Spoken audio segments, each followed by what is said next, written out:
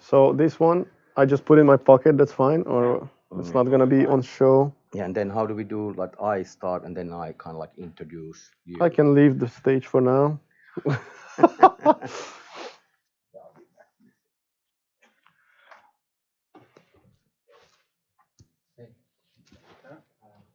This is, look, what is this? I don't know. It's from your probably some testing thing. Should I update the title? There is no cable anywhere on me, right? You don't see. I didn't push any like description for them, so Santa's Christmas page online. We have one of them already, like Santa's Christmas speech in today. Like, but 15, 16 December. What with this meo, it's like. Yeah, well, you have to edit that online now. I want to stop. Though I updated the title, so I'm not sure why that's still there. Maybe it was a description. Yeah, but I still like left the description empty.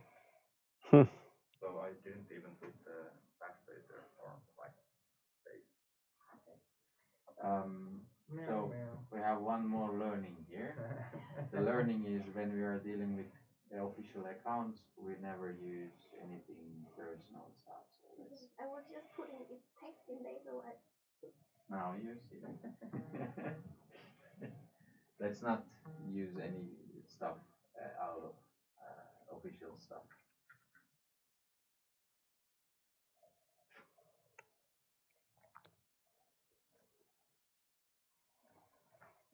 Maybe we could play some. Okay, so our sound is live as well. Okay, you will get strike down this fast.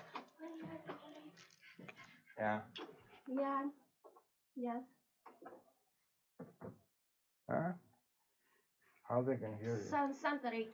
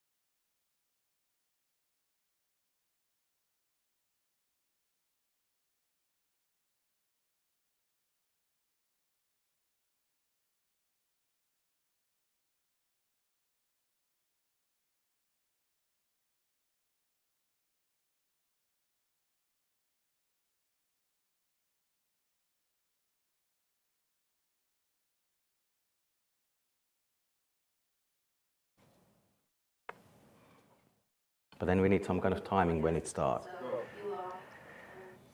Hello, hello.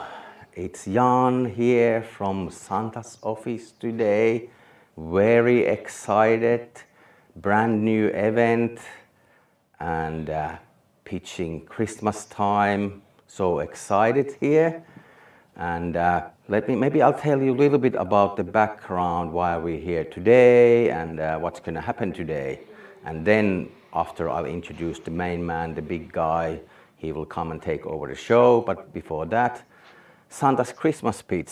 We were thinking a while back after Arctic 15 online was done, that what could we do? It's been a tough year for many people in Finland, in all the other countries too, and seems to be still be challenging. So we just, hey, let's come up with something positive and something fun to wrap up this quite odd and unique year, and invite the Finnish startup ecosystem to join and international investors to join, and then let's group up together one more time before the Christmas and a good spirit. And then we were thinking about, okay, is there something more meaning we could put into this event and bring the community together? And then we were thinking and we thought, okay, hey, I think it would make sense because the Christmas time of giving, so let's kind of like find a charity target and do something good while we're having fun and entertaining ourselves. And of course, we still have a think of the business because business needs to be going on. But today it's more about enjoying ourselves and having fun.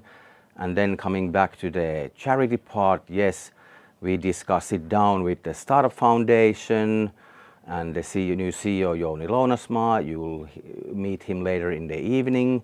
And we discussed that down and that, hey, is there something that we could do together and find kind of like a good target for supporting and hopefully create this like a yearly thing. Let's see how this first one goes out. And then we discussed with Jouni, and in the end, Jouni advised, hey, it's been a tough year. Corona's been playing around a lot, and there's a lot of things change in the world and how people behave. And there's a lot of isolation and not the normal social connections like it used to be. So it means like that there's a lot of anxiety and worried in the world. People are worried about, of course, now a little bit better. So then it was okay. And who are the most vulnerable ones?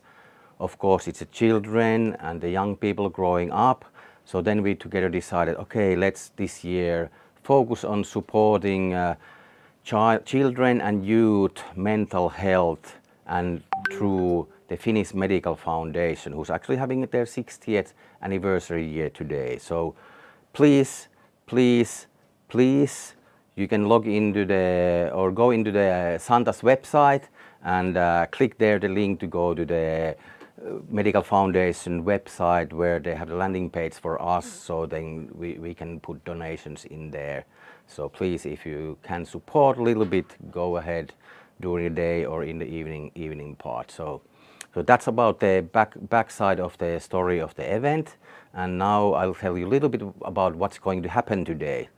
So it's going to be non-stop 6 hours of pitching. We have 34 companies pitching, and every session have different companies. Every session have different judges who will give feedback, international investors giving feedback to the companies. And then that's going to be going until 5 p.m. today. And then 5 p.m. it's time to party. It's going to be very fun and entertaining, exciting stuff happening. So definitely check out the pitches, tune in for the party. We're going to have stand-up comedy. We're going to have magician or mentalist. I have no idea what he's going to do, but I'm guessing it's going to be something amazing. And then in between there are some artists coming, and we will be calling, or the Santa will be calling with his elf, that's me here today. We'll be calling different special guests from the startup community here and around, and we'll be hearing from their news and stuff like that. But so that's the way to go today. And then of course you can go log into the Deal Room events platform and the book for tomorrow. We're going to have the Santa's office hours full day from 10 a.m. to 6 p.m. Finland time. we have like 20 something investors holding their office hours. So basically they sit down on a virtual room for 1 hour, some even 2 hours, and they're open to your questions. So I highly, highly recommend you to go check out from the Deal Room platform. You have received an email connection to there, and then go book your seats there for tomorrow.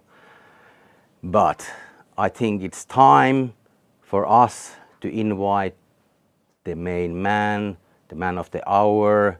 Everybody loves him. The children love him especially. So he's come here to our studio all the way from the Santas village in Lapland, Finland. Ladies and gentlemen, let's give a big up for Santa. Welcome, Santa. Ho, ho, ho. Hello, everyone. Merry Christmas. Good to be here. Hey, it's a great pleasure to have you here today and taking over the control of the event. So I'll be your elf. If you need anything or if you need a backup, I'll be here for you. But otherwise, the stage is yours. But Thank you. maybe you can tell me a little bit about how have you seen it from the up in the North Pole in the Lapland. You know, how has this year been from your view, and what do you see the Christmas bringing for us?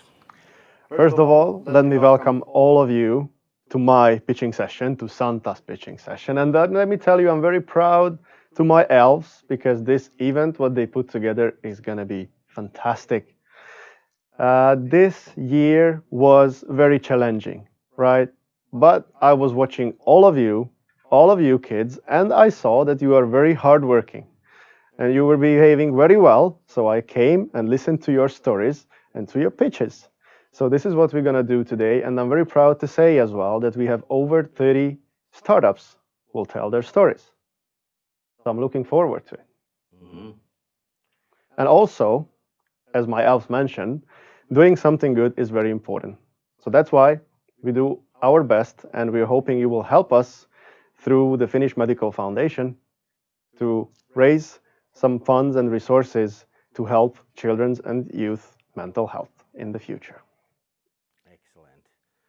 So I'm gonna also, I have to tell you guys that maybe some of you have been asking already what's gonna happen next year. Is it gonna be Arctic 15? What's going on? Are you gonna go to Stockholm?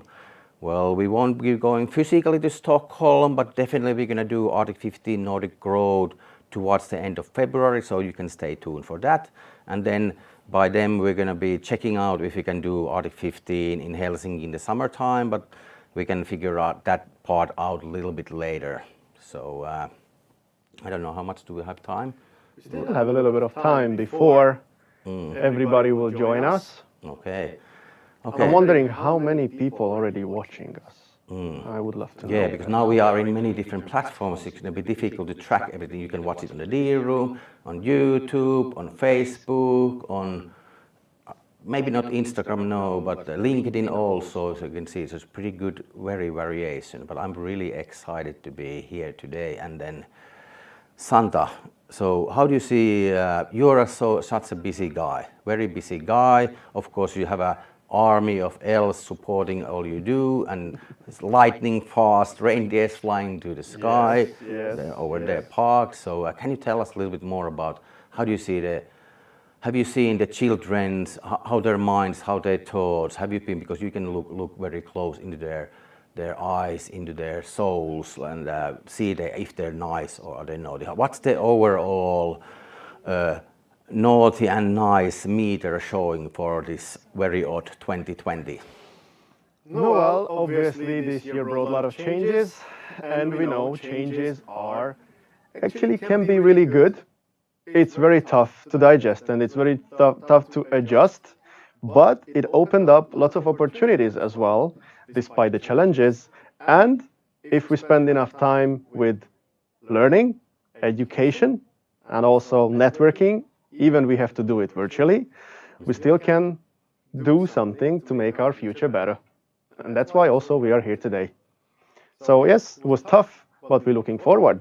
And you can see I lost a little bit of weight because I was so busy going to everybody and visiting really everybody to bring the happiness all over. So yeah, Santa can get fitter a little bit. Yeah, I heard that Santa's been going into gym this year quite actively. Oh, yes, yes, yes. Wow. Had to. To keep up with all the, requirements to visit all the places, traveling 1,200 miles per second in this age that I have, 1,750 years old this year. So you need to keep up, and that's why you have to go to gym. Wow, wow. So that's maybe after the Christmas when we get all the candy and delicious foods, and then you start feeling, oh my God, I might have overeaten. I need to get back fit. So maybe you can kind of like follow Santa's rules and get fit for the next summer or the next Christmas. You can eat plenty And I'll again. definitely give more gifts to the ones who are getting fitter. That's for sure. For the future. Okay. Do we have the judges ready? Do we have startups coming ready? Not yet. So Yes, because we can already say that the first session is going to be the FinTech session, powered and sponsored by the Helsinki Business Hub. Thank you very much for this already. yes, Helsinki Business Hub, very great organization supporting any international investors or companies who want to land into Finland. And actually, there's interesting news coming, and they are joining forces with the Helsinki marketing. So, City of Helsinki is joining two different units. So, we'll have even more stronger Helsinki Business Hub joined with Helsinki marketing for next year. So, very much looking forward to that to happen, of course. So.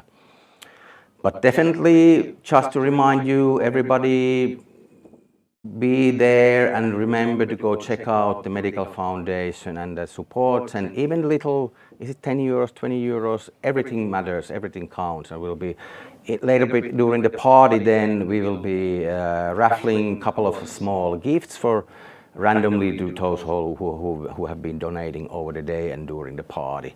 And then I forgot to mention actually, the party is from 5 to 7 p.m., but then there's going to be a secret after party after the party starting. But then for that, you'd have to be online for the party to find out the location of the after party. It's going to be obviously virtually. We're going to be mingling around and continuing, but definitely stay tuned for the party part starting at 5 o'clock.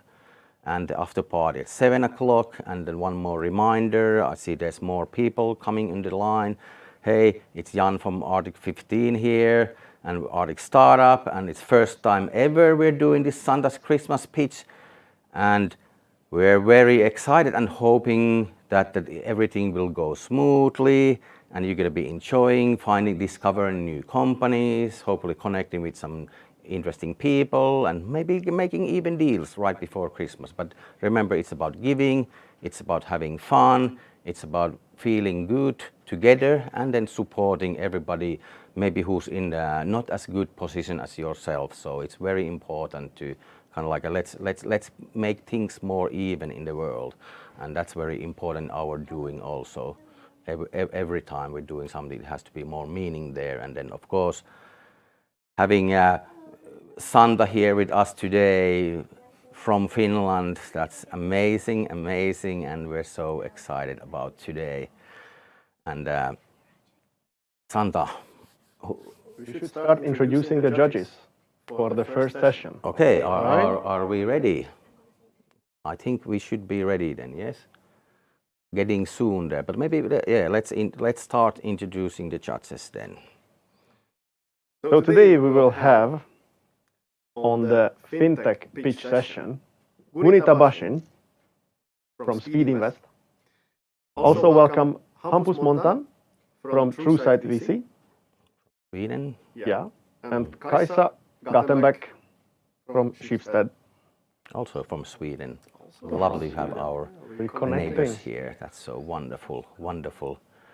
But Santa, I think it's time for me to step aside and you can You need to go to work now, right? 100%, absolutely. And then, just snap your finger and I'll be back here, help you, whatever you need.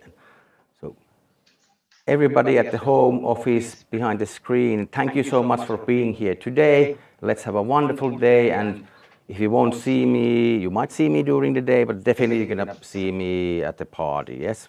Okay. Thank you so much and enjoy the day. Thank you, Jan. Thank you. So, kids, just have a seat around me. Feel free to get comfortable. I make my office a little bit more comfortable for myself. And I'm looking at my elves. How we're doing? Are we connecting our judges in there? Yes. A little bit of patience, please. They're all busy working, running around, and actually a couple of them right here around. So we're waiting a couple of minutes. Meanwhile, I can say that we will have companies from gaming, we will have education technology, food technology, we will introduce marketplaces.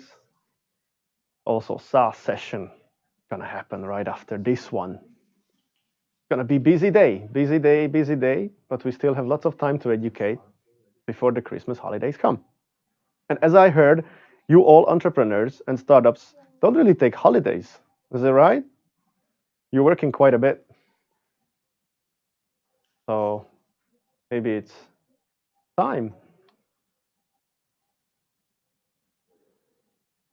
Thank God I have some candies here as well on the side because this is meant to be a long, long day.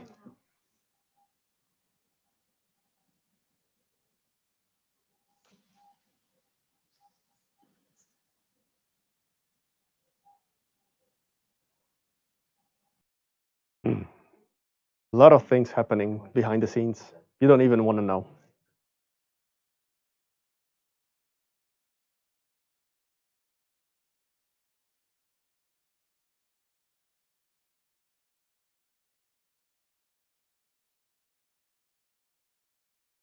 Okay, so I'm getting the information that we will go with Sven Martinsson from the first company, Valega Chain.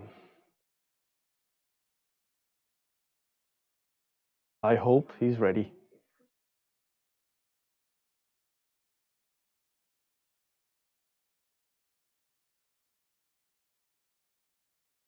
I hope you prepared lots of cookies and milk for me as well because I'm gonna come and collect after.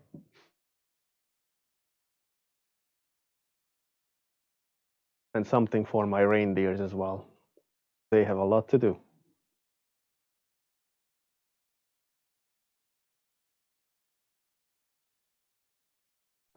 Hello?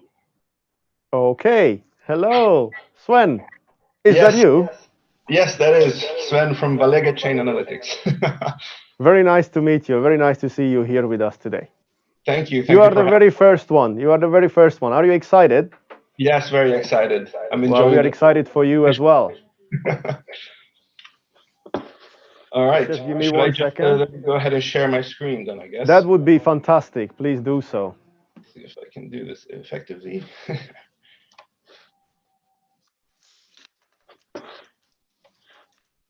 Okay, getting there. I can see your screen now. Great. Beautiful. All right. Should I just Give me a jump in? second. I will do a countdown for you as soon as my elves are ready. All right, perfect. I know it's nerve-wracking, but give me a couple of seconds. Okay. So I'll give you a countdown from 3, and then you will have 3 minutes to go before the 5 minutes Q&A with the judges. Okay? Sounds So good. 3, 2, 1. Stage is yours. Hi, everybody. My name is Sven Martinsson. I'm the founder and CEO of Valega Chain Analytics. And we actually failed our first blockchain company. We were very naive. We had entered a very wild west, which was very unregulated. And it was felt by the rise of criminal activities within virtual currencies, lack of effective tools for compliance, as well as it was putting banks and other financial players at risk. However, this changed with the fifth anti-money laundering directive. It made sure that financial institutions had to actually monitor and know where their money was coming from. And this also played into the virtual asset providers. So we decided to pivot our entire company and build a financial compliance platform where customers could connect to our service and get automated risk scoring, real-time transaction monitoring with a unique database that we've built over 2 years, as well as doing reporting towards financial authorities. On top of that, we also built a Pathfinder, which is a decentralized transaction data graph, which allows us to do live investigations, track the flow of assets, or really follow the money trail on the real blockchain data. We actually tested this during the Twitter hack in the summer. We were the first company in the world to provide information about what was going on and where the money was going, as well as the most recent Vastamo hack. We have been quite key to actually showing what's been going on there. Business model is simple: software as a service for B2B and banks, white labeling it for consultancy companies, as well as we do case by case for cybersecurity companies, as well as government professionals. The market is really growing. We're looking at something like 60 billion in the next couple of years, as well as World Economic Forum has mentioned that Bitcoin and blockchain will be household names in the coming years. And we're seeing more and more banks enter the sphere, both in Europe and in Asia. We do have a few competitors out there. We do feel that we're a bit more user-friendly and low-cost, thus fostering mass adoption of the technology and the currencies out there. We have some pretty cool achievements as well. We were the first company that was working with crypto backed by Business Finland. We have Fortune 500 companies in the pipeline. We were part of the prestigious Accelerator Frankfurt this year, getting new clients every month, as well as we were one of the top 15 innovations in the Hong Kong FinTech Week this year. Team is built up of digitalization experts, sales, tech, as well as we have compliance solution experts, internationalization experts, and world-class cryptographers with several patents behind them. We actually closed a successful round this year with investors from 3 different countries, both FIBAN, Germany, as well as the 20 European seconds. Investment Fund. And we're looking for 12 months for the Series A, where we're looking to raise something between 10 million euros so that we can gain more partners, as well as make a more aggressive expansion into Asia. And that's about it. Thank you very much for listening. On time. Thank you so much. Great, great, great pitch. Thank you. And now I pass the word to the judges, and you have 5 minutes to stand their questions. Yeah, so I can kick it off if everybody can hear me. So Sven, thanks for the presentation. I thought it was interesting. We haven't really been that active in definitely not in crypto, but not in blockchain either. We've done a few things on kind of the supply chain for physical goods using blockchain technology. But so please shed a bit of light. So this is for crypto only, is that correct?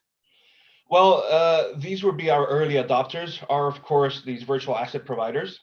They are really falling into this whole scene when it comes to financial regulation as well nowadays. However, what we're actually building as well is this whole fiat to crypto, then including banks, because banks are still at risk regardless of how the platform is accepting crypto users or not.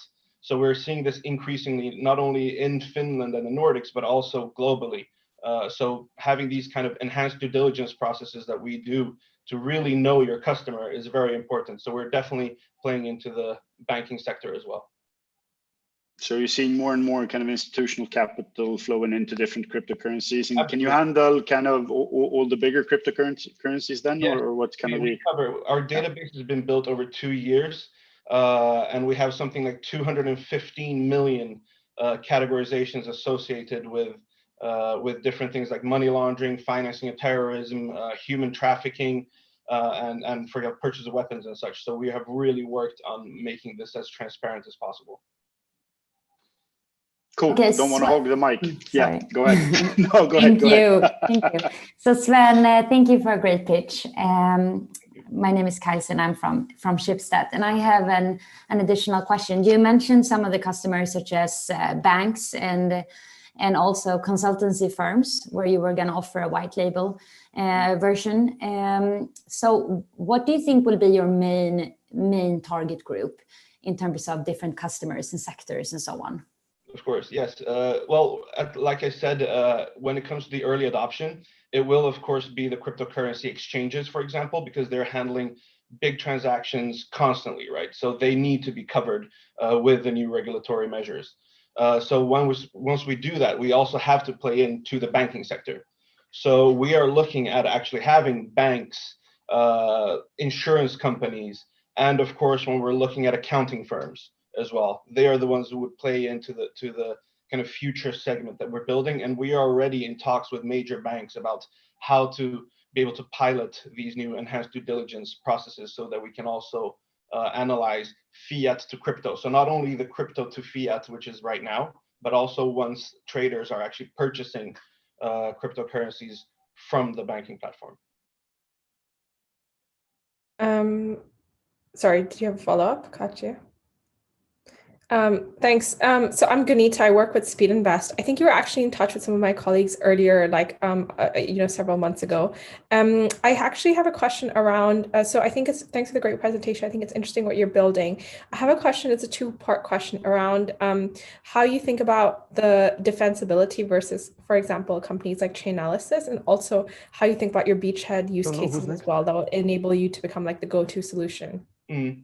That's a really good question, actually. It's the first time I've ever had that question in this form. Well, actually, when we're looking at Chainalysis, Elliptic, ScoreChain, and other companies like that, what we're seeing is a tool and a solution that is built specifically for professional investigators, right? And people who are really professional when it comes to cryptocurrencies. This is not going to foster mass adoption, right? This is not going to be the standard case handler at a bank who will be using those tools. So what we're looking out to do is actually be able to not only cater to SMEs because of how we price ourselves as a software as a service rather than a 3-year contract, but also having this mindset that if we're looking at what the World Economic Forum said, that 2027 Bitcoin and blockchain will become household names, then we're looking at insurance cases and banking onboarding agents who are not experts within cryptocurrencies, and they're not professional investigators.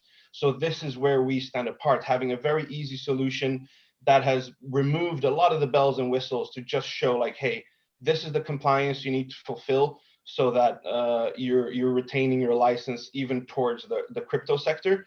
And this is what we're offering with a very simple risk scoring solution. Thanks. I think if one more question is coming from the judges, that's it allowed now, because I'm so generous in the beginning of the day. So go ahead, have another question to him. I have an additional question. You briefly mentioned the Series A you were planning on raising. So where will that take you in terms of new markets and customers and so on? Yes, so we just raised our seed fund with the 3 different syndicates, one being FIBAN, then we had the Accelerator Frankfurt part, which was from Germany, and of course the European Angel Investor Fund. And that is taking us then to 18 months, and we have already used up a few of those. And what we're looking at then is the Nordic expansion, development of the product itself, as well as adding to some of the machine learning algorithms that we have been building so that we can automate the investigation part of things, right, for this enhanced due diligence. So once we hit the 12 months, we're already looking at having a pretty solid expansion within Europe. We're already gaining more and more customers. But then we have been getting a lot of interest from the Chinese market, Singaporean markets, even Japanese market. So we are looking then to have that expansion happen. So we're looking at something from both local investors as well as international from Asia coming in for this 5 to 10 million, where we can actually really expand into Asia and really scale up on a much grander scale, right? Thank you very much. It was a great session, fantastic discussion. I hope the judges got all the answers they needed. Thank you very much. And so Merry Christmas, we thank you, Sven. Have a fantastic day. Happy holidays. Thank you. Bye. We'll see you around. Thank you. And ladies and gentlemen, kids, the next one will be Ville Nurmi. I'm calling Ville from Lovo. Ville, are you with us? Yes, I'm here. Okay, I can hear you and I can see you. Welcome. Can we start with sharing your screen, please?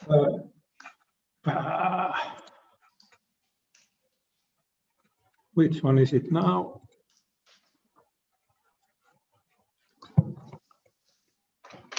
All right. Now. I can see it now. Great. So I'll do a countdown for you and then you will have 3 minutes. All right? 3, yes. 2, 1. Here you go. Hello, I'm Ville Nurmi. I am the CEO of Lovo. Payments made easy, finally. We will bring onto the market a standard device and software to replace every payment terminal and cash register in all in-store brick-and-mortar stores globally. We will disrupt the payment terminal and cash register business globally. We will enable all merchants to accept payments from their customers every possible way and make the customers feel good to pay. We will bring to brick and mortar stores a savior, bring all the good things from e-commerce to them. Customer knowledge, purchase habits, all payment methods. This is what I wonder why it hasn't happened before. All payments methods are separated and nothing has been brought together in one device. That's what Lovo will do, even the before mentioned cryptocurrencies. Where we place ourselves in the market is between the small MPOS service providers who cannot serve the big chains and the big giants of the world who cannot serve the small stores. We are scalable, robust, and modern. Our team is ready and has vast experience from payments, cards, mobile payments, sales, hardware, and even law. Where we are now, we have formed our company Lovo as an LTD in Finland. Our team is ready. We have signed an LOI with Swedbank, who is the biggest acquirer in the Nordic countries, and we are in the talks with another Central European or global acquirer. Via the Swedbank, we have already been offered to Kesko, who is the biggest retail or second biggest retail chain in Finland, to be their POS in 2022 onwards. We have written a cooperation agreement with Business Finland regarding Dubai World Expo 2020, and we are in the middle of our seed round. We will be able to bring our devices onto the market middle of next year and be commercially ready at the end of 2021. We are looking for 500,000 euros or for 20% of equity of our company, and we will use it to develop our prototype, prepare commercial scale pilot, and a Lovo merchant cloud. From Lovo with love.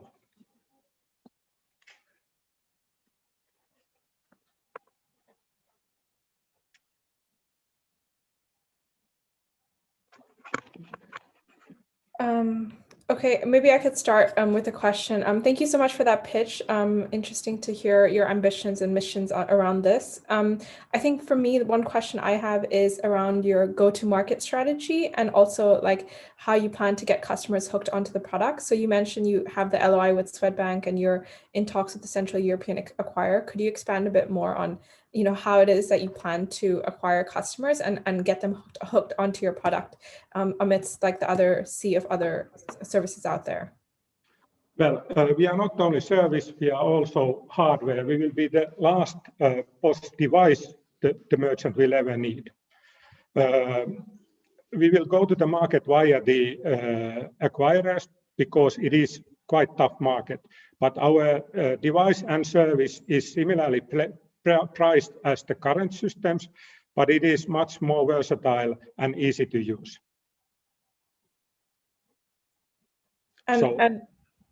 Sorry.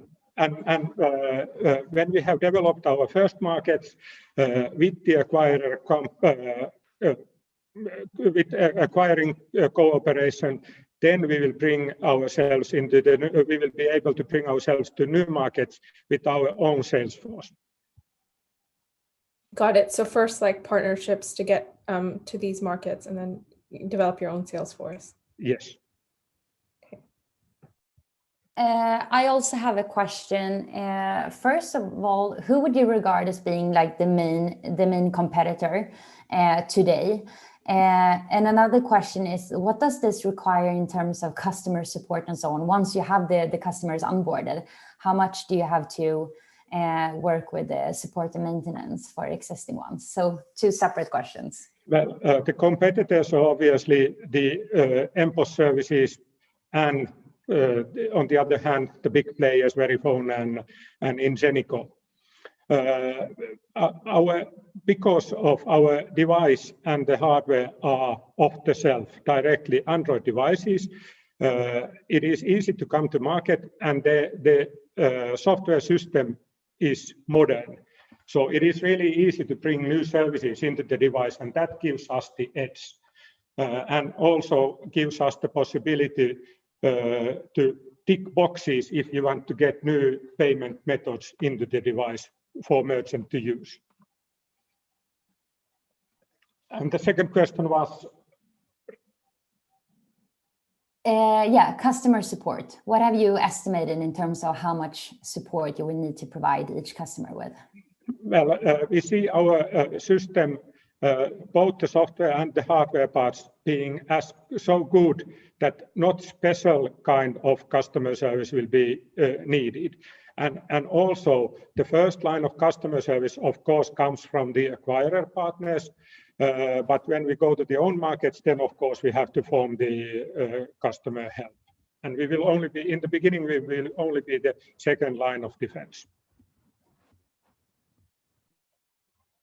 Very interesting, Vision. Can you elaborate a bit on the team as well, and kind of team background? It's an ambitious project that you're that you're setting sails for. Yeah, Sami is one of the leading payment experts in Finland, even maybe in European scale. He is the backbone of the ideas. And Petri has been working with fintech, payment, and mobile operators and their payment systems for the last 15 years. He used to work for Luottokunta, which was purchased by Nets 10 years ago, something like that. Also, we have sales experience from around the world, and maybe I'm the weakest link with only legal knowledge or administrative knowledge. So the papers are supposed to be in order.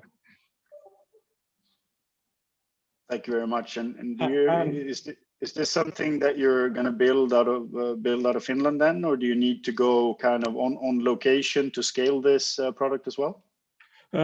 I think we can do it mostly from Finland. Of course, when we go abroad first, then we can use the acquirers' customer service also on the if one needs to go to the place.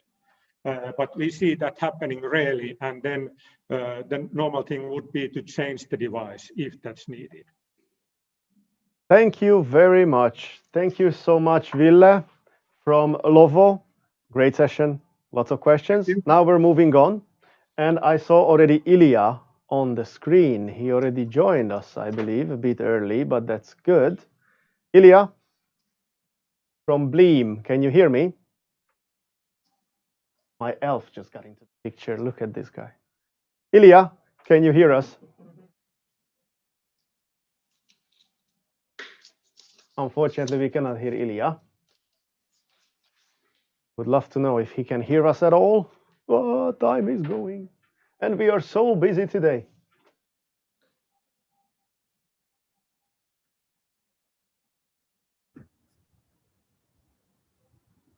Okay. I think I have a discussion with these elves after all, because this we don't have time.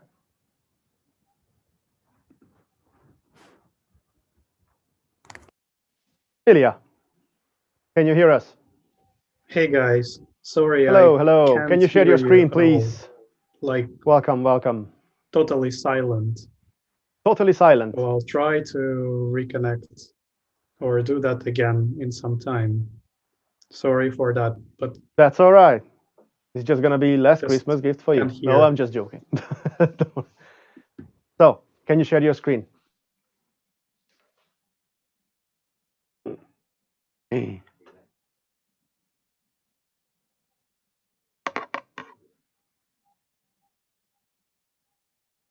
Okay, can we maybe get someone else on the line? Another. At the end of the day, I need to do my pitch.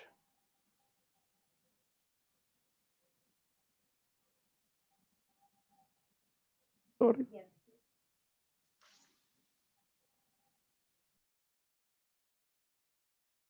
Okay, so we're gonna get back to Ilya later, and now we're gonna continue with Balint. Sounds very Hungarian guy. From Domu. Hello, Balint. Yes. Hi, everyone. Good morning. Super, good to have you. Please share your screen with us. Yes, I do. I'll do a countdown for you, and then I'll tell you when you have 30 seconds left at the end, okay? Yeah, thank you very Let's much. do that. 3, 2, 1, good luck. So good morning, everyone. I'm Balin, the co-founder of Domu. So what Domu does is we make the home renting process smooth and effortless. So what is the exact problem that we want to solve? Basically, the renting deposits are expensive, and this is the core problem that we want to solve. People in the UK need to put down 5 weeks of rental deposit as well as their first first month's rent. So basically, they need to have a big pile of money just to rent a place. So that's the core problem that we are addressing.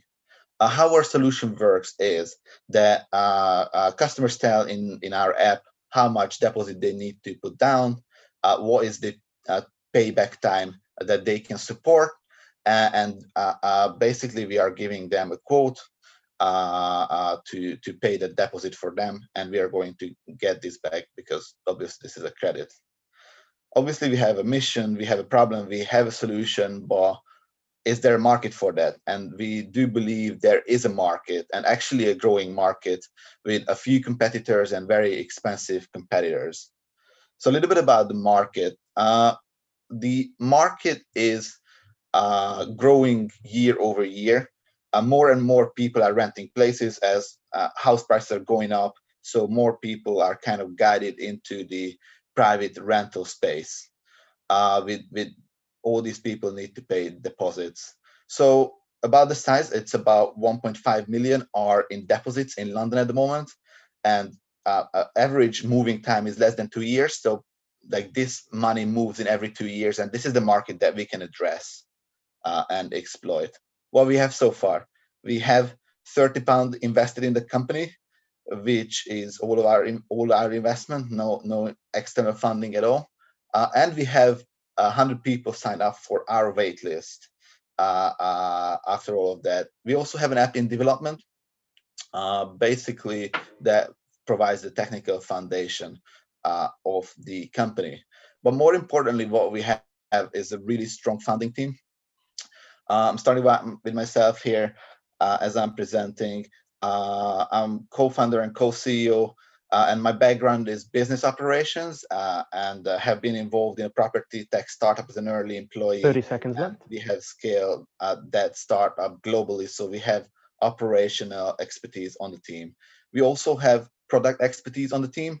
My co-founder has been an early employee in an investment platform, which has grown to be the biggest platform in the UK, from hundreds of users to 150,000 users at the moment, as well as our technical co-founder who has laid down the technical part of that platform. 3 minutes. Similarly, from hundreds of users to Sorry, Balin, but I have to cut it. It was 3 minutes. Thank you so much anyway, and now passing on to the judges. 5 minutes for Q&A. Thank you. Can I start, Gunita, or were you gonna? Okay. Yep. So 2 quick questions. First of all, I'd like to understand better the interest rate. So your revenue for each renting deposit, and also what does the approval process, or like what customer requirements do you have in terms of when I apply as a customer? How do you filter out the good ones? Yeah, so we are a pretty new company. Our product is not on the market yet. How this works is basically we don't try to be a financial institution. So we are looking for a credit partner at the moment. We are talking to big UK banks like Barclays, Nationwide, Starling, to get an API solution and plug it into our platform. So the interest rates will be mostly based on our credit provider's interest rate. Basically, like our revenue stream would be the commission on those credits that we are selling. How we filter out the good people, we have a system in the UK called open banking. That means that approved financial institution can get access to the financial data of customers through their bank account, so we can judge if they have monthly income, if they are paying their bills properly. Also, in addition to this, we have the technical capability to push them through a KYC process through a KYC provider like Onfido, Experian. We can plug those into our system. May I ask what markets you're focused on for this one? Obviously, the UK market is quite different from a few of the other European markets and so forth. What's your view on that? Yes, so our main market is the UK, London now, because for a couple of reasons. Our target market is like young professionals with generally good income, so they are happy and can use financial products. Sure. They are usually in 20s, early 30s. There are other opportunities across Europe and actually across the world, because the private rental sector is just really exploding. So basically, the next two big opportunities in Europe is Paris and Berlin, both of them with significant amount of people and private renters. All of them need to pay quite high level deposits. Gotcha. Thank you. Thanks for the presentation. We've seen a couple of this is a growing space. We've seen a lot of rental deposit alternatives. Some of them are structured in different ways. Some of them are structured more as like an insurance, and some are structured more as like a deposit loan as well. And we've seen this in the UK market and other markets as well. I guess I have a few questions, but I guess to start with, just to clarify, your structure is it a deposit loan or is it an insurance guarantee on? Yeah. So that's a deposit loan. We don't want to pursue the insurance part because it is so expensive for the users. So most of them are marketed as like zero deposit, or like you don't need to pay any deposit, but actually the fee is like £200-300 plus an annual fee. So it adds up almost half of your deposit. So we think that this is why none of the competitors could actually crack the market so far. It's just too expensive. So what we want to do is providing a convenient and cheaper solution than the competitors. And to do that, that's basically the deposit loan way. Yeah, okay. So I guess my two questions are, how do you think about expanding the customer base in the UK without kind of getting the adverse selection problem, so getting the less credit-worthy individuals as you expand your customer base? And my second question is, how do you think about making what will potentially be a very transactional relationship, which is basically to pay off the deposit loan, into a more ongoing, longer-term relationship? Yeah, so the first question, in terms of the credit-worthy individuals, we would like to focus on the people who are credit-worthy, so basically could get any other financial product. Second is to make this like an ongoing revenue. We have like two strategies there. First is that, as I mentioned, those people are moving quite often. If we provide a good service, it would be worth going with that service. Second, we have like credit-worthy people there, so we can sell other products, upsell like other products like home insurance, cleaning, other things that are kind of generating a lot more steady revenue stream. Thank you very much. This was 5 minutes for the Q&A. Balint, it was a pleasure to meet you. Thank you so much. And now I'm calling probably Ilya again. I hope we could sort out his technical difficulties. Yeah, thank you very much. Thank you, Balint. You too. Happy holidays. Cheers. Bye. Ilya from Bleem. And Jan is in the picture. Hello. How about now? Can you hear us? Okay. Okay. Doesn't sound like you can hear me? my voice. Can you share your screen? The 3 minutes about to start. Share your screen with us, anyways, please. I think that we'll do it in this manner. As in Murphy's Law, anything that can go wrong will go wrong. So I'll do a countdown for you if you're ready. Almost the last, and so should be the first. Anyways, I'll share my screen now, and we'll try to do this way. That would be great. And your pitch starts in 3, 2, Hi 1. there. My name is Ilya. I am a CEO and co-founder of Blim. And Blim is a physical web platform for frictionless payments. Payments in general are expensive for merchants. They also give not the perfect user experience for the end users. Payment terminals are expensive. Mobile payments are twice as expensive as payment terminals, and they don't improve the user experience that much. So we decided that we can solve it by making it cheaper and frictionless with what Blim platform can offer. By bypassing the intermediaries such as acquirers and processors, we can charge only 0.2% per transaction by combining digital identity and PSD2 PIS. Also, we're able to do 100% service automation. We authentify customers automatically, providing the total frictionless experience. For example, one of our customers, Neste, is using it for automatic car refueling at their fueling stations. Not at all, but we are working on that. Our platform has two parts. So one part is a physical web part and authentication part, and other part is identity and payment part. So we enable our technology with Bluetooth beacons and mobile SDK that we provide to our customers. And we also provide a mobile SDK for payment initiation and user identity. We have a lot of customers, have already paying customers, have pilot customers.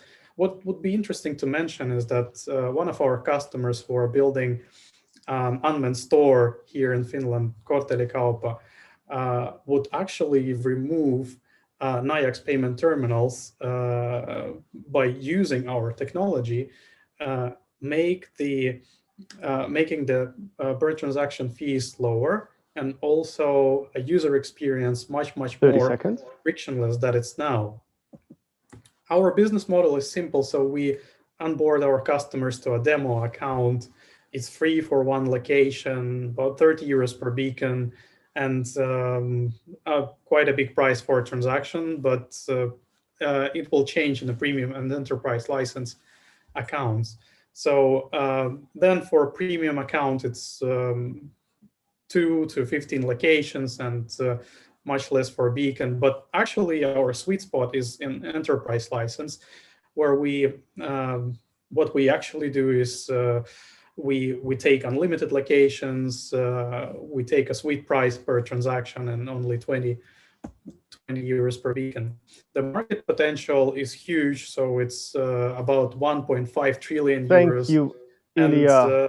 And we defining this category of frictionless payments, and we like to Ilya, thank you very much. Sorry to interrupt you, but that was your 3-minute pitch. Better tech. Thank you. Sorry for that. Now it's time for Q&A. And I think the problem is he couldn't hear us, was it? Let's make it like one quick question from each judges. Sorry, what again? Something went wrong. Ilya, can you hear us? Can you put a message in the chat, please?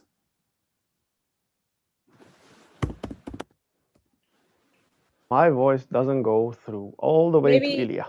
Maybe we can write our question in the chat after, in addition to saying it out loud.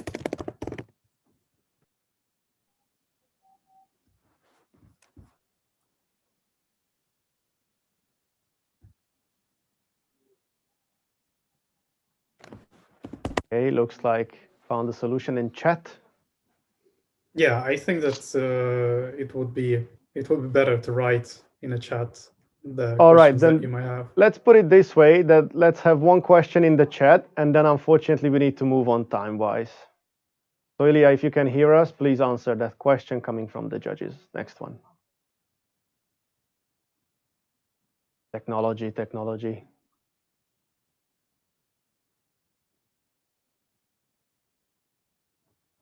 Yeah, so the question is about go-to-market strategy. So how do we go to market?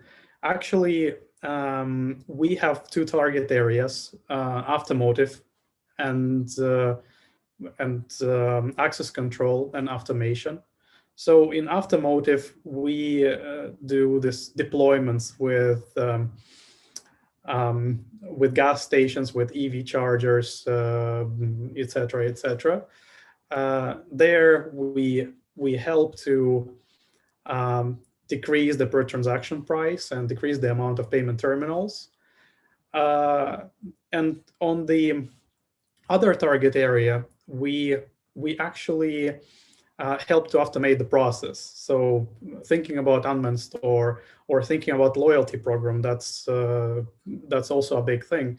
So we, in a frictionless manner, checking that, for instance, the customer is here in the shop. We know the customer's location, we know his or her behavior, and we can follow that. So we can do a totally frictionless transaction based on goods that were consumed or services that were consumed. So that's the beauty of the concept. So in a nutshell, we are going to the market through this frictionless loyalty programs and frictionless services around us, such as refueling and so on. So this Ilya, is, thank you very much. That's all time we had. We have to move on to keep the time schedule for everybody. So thank you very much. Wish you happy holidays and good luck. And now, next one in our session, Ida. Okay. Ida Menti. Hi everyone, Can you hear us? me? From ROI Financial Technologies. Please share your screen with us. Oh, there. Beautiful, we can see it. I'll give you a countdown and we go. 3 minutes, right? 3, 2, 1. Good luck. Hi everyone, my name is Ida Mänty. I'm the founder of ROI Financial Technology. We are enabling investing and financial well-being for the rest of us. The gatekeepers of Wall Street have been keeping the masses at bay, meaning females, low-salary workers, average people like me, and millennials. The answer is ROI. With us, the users gain knowledge from everyday budgeting to trading. We do this together with personal coaches and influencers and sell it to B2B and B2C starting from €5 per month. Oh, sorry. Later on in the future, we also enable investing. This means direct trades, monthly ETF saving, and team trades. In team trade, users form teams to lower the trading fees. This, of course, gives them the cheaper trades, but it also enables them to make more trades with smaller amounts. And for ROI, we believe that the social interactive investment experience will activate the users that usually fall into the passive ones. Users will do social sharing while they have a clear benefit, and they will have a clear benefit when they get team members to lower the trading fee for themselves and for others. We also incentivize with different free trade lotteries, for example, to activate people. This social twist that we integrate into the traditional investment experience will be attractive throughout Europe and even globally. Through social sharing, users are sharing the investment options to similar-minded people or similar kind people, people with same financial background and even same investment strategy. This will significantly lower our marketing cost. With our potential partners, we are able to offer a vaster product universe than our competitors, but still have the competitive pricing. We feel that ROI is one-stop shop for financial well-being and investing. 30 seconds left. Yeah, okay, thank you. Our team is a team of 8. There's multiple serial entrepreneurs in the team. It's also inclusive. We're looking forward to raise our seed round now. There's a funnel of people waiting to join our team, including a compliance officer with 20 years of experience in the field. I would love to schedule a meeting to go through our growth plan and traction. And if you are an investing beginner and you don't know where to start here. So take the QR code, download our app here, and join our betting. Get the investment. Perfect finish. Thank you very much. 5 minutes Q&A. Q&A, you can continue in the 5 minutes Q&A. Thank you. Judges? Who want to go first? Yeah, I can go first. Okay, hey, hi, Ida. Hope you're doing well. I'm doing fine. Yeah. So thank you for this pitch. It's great to see that you guys, we have met before, and this team is really making great progress. So I was just wondering, you mentioned you will have a B2C and a B2B focus. Yeah. So which one do you think will be your primary one in the future, in the long run? And then related to that, you will also start with more of an ed tech kind of financial literacy product with these learning modules, and then move over to trading and so on. Yeah. Which do you think will be your primary focus in the future, long-term future? Okay, thank you, Kaisa, for great questions. I start with the latter one. So for us, the beef is the trading platform, but we have recognize that the beginners, the focus group that we are focusing on, they really want to learn the basics before that. And we of course know that it takes time to get the regulatory licenses and so forth. So we need to gain users already before we have the trading platform. So that was the thing why we started to do the EdTech. When it comes to what is the focus in the EdTech, then it's consumers. It's always been consumers, but we know that the customer acquisition cost is huge. The team trade model will help us lower the customer acquisition cost. Doing partnerships with influencers will help that, but also selling this product to businesses will help that, because it's B2B2C. So we get users using it through businesses, and then we get them to invest through that trading. That is the strategy at the moment with why we are in the B2B. Of course, we also want to make an impact in the world. So we know that, for example, if you look into people with debt problems, there are more people now than after wars. So it's a huge global problem. People don't know how to handle their finances. So that is another reason why we want to grow to be as broad and as in many phones as possible. Thank you, Ida, and it's great to see your vision for creating this like one-stop shop for like well-being and financial well-being and investing. My question is around basically around like competing with other players in the space. So I guess obviously probably part of creating this EdTech platform is that it helps like create an edge, so that rather than just trading on the platform, you can also learn something from the platform. Do you also compete with other players based on like price, or like is there any other sort of kind of price comparison or something that you do versus other players? I think we need to be able to compete with the price as well. So yeah, we recognize the competition, and we understand that we need to be competitive in that matter as well. But at the same time, we notice that there's a lot of trading apps in the market. And then there's overly simplified solutions that only you choose the risk level and that's it. And then you can start investing into one bond or so. And there's a lot of people that are somewhere in between, and we don't see that many solutions there. So, well, if we look into our user base at the moment, we have 3,500 users at the moment, and 70% of them are females. So I think we're doing something different than others, and attracting females to investing and taking financial well-being in their own hands is, I think, it's a unique approach that we haven't seen.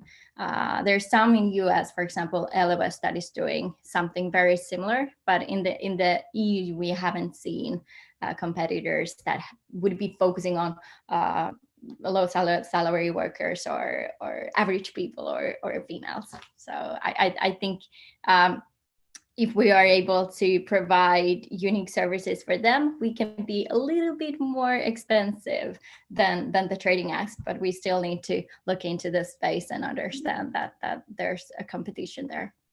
Ida, thank you very much. Thank you so much. It was a pleasure to meet you, another hardworking kid from the startup world. We need to move on. Thank you so much. Happy holidays. Thank you. Bye. So, calling the last but not least in this hour, Otava Strastovski. Easy name to pronounce. Otava, are you with us? From Solint? Can you hear us? We'll have a few minutes to finish this 1 hour session before we move on to the SaaS pitch. My elves are working, busy, connecting company Solint to our chit chat.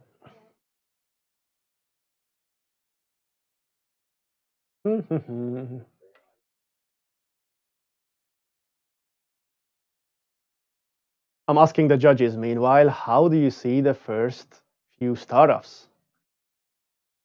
Busy guys, right? Quite exciting companies.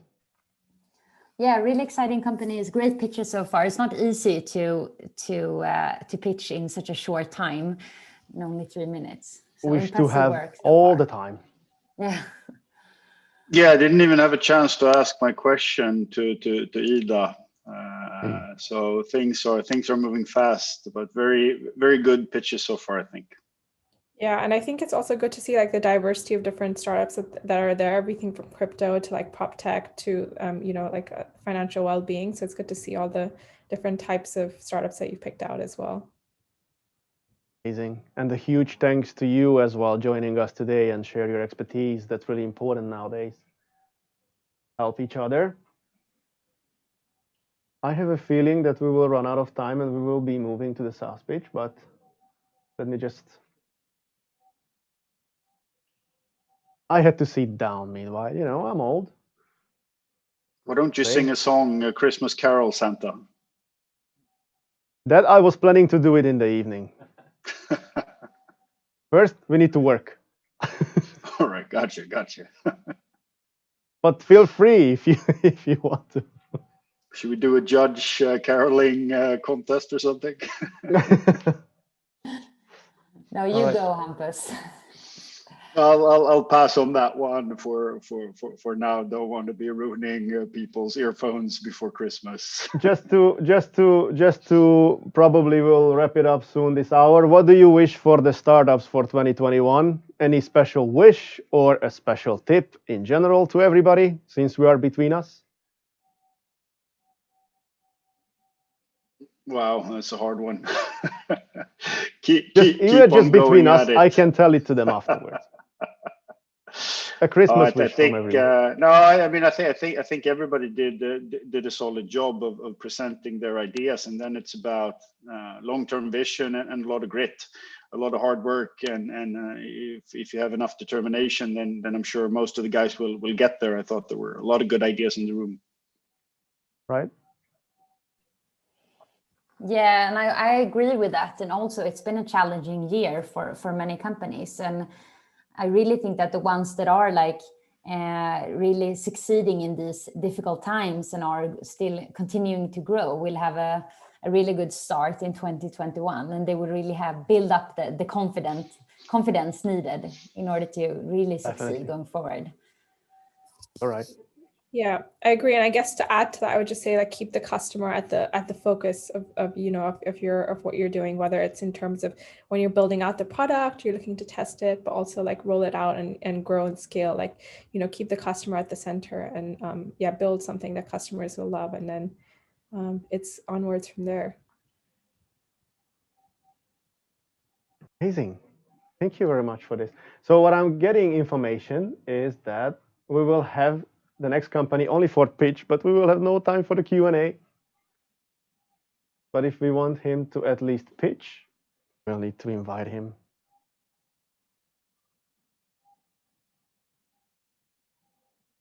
Santa would like to give the chance to everybody. But if there is a technical difficulty, we're just gonna move on. And I visit this kid separately, listen to his pitch.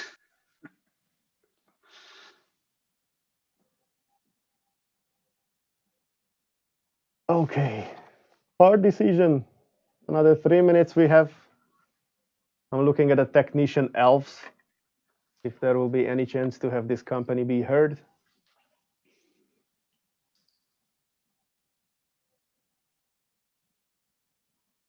But anyway, a huge thanks to Helsinki Business Hub to sponsoring this session. It's been amazing. Really nice companies been lined up. And I'm really thankful for everybody's flexibility, because I can tell from behind the scenes that the order of the companies was a little bit different than we wanted to have. So thank you. Thank you for all the companies being on time and being precise. Okay, so that looks like that the last company will not be part of this session. So thanks again for Helsinki Business Hub sponsoring this first one, and we are moving on. We are moving, and for the judges as well, of course. Thank you very much. Thank you very much for the judges. Gunita and Hampus and Kaisa, thank you so much to all of you. And now we're moving on to the SaaS pitch. And I have another 4 judges to introduce for this 1 hour. Are you still with us? Okay, now next session. Thank you.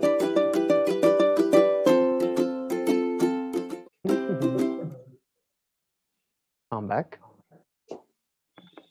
Okay, so I would like to invite the judges for the next 1 hour for the SaaS pitch session. Helga Walfels, Crowberry Capital. Can you hear us? Hello. We also have David Efradi, TrueSight Hi, VC. nice to meet you, Santa. Hello, hello. Good to see you around. Jan. Hello, everyone. Hello from Berlin. Hello. Good to have you. And Magnus Bergman from Luminar Ventures. Magnus? Hello. So we're missing Helga. Helga should be with us today.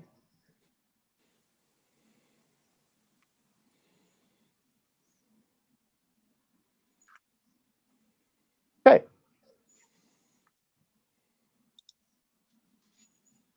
How are you today, judges? Good to have you. Thank you very much for joining. Everybody happy? Super.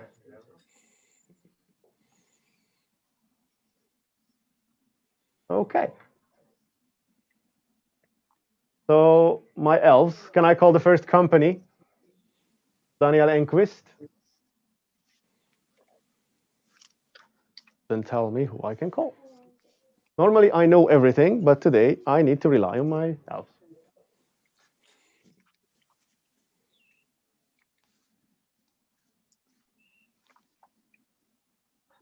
Give us a little bit of time, please. Is anybody on the line from the companies? We will have today the company Rona, Medio, Deal Sign, Nurse Buddy, and Friend App, Porta Post. And as far as I know, Rona. Daniel is with us, and we are waiting him to be connected.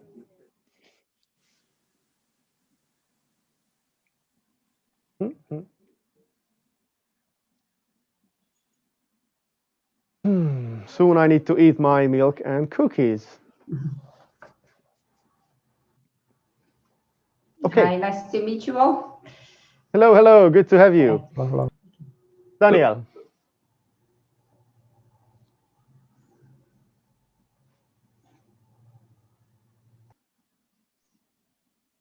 So, Friend App. Do we have him connected?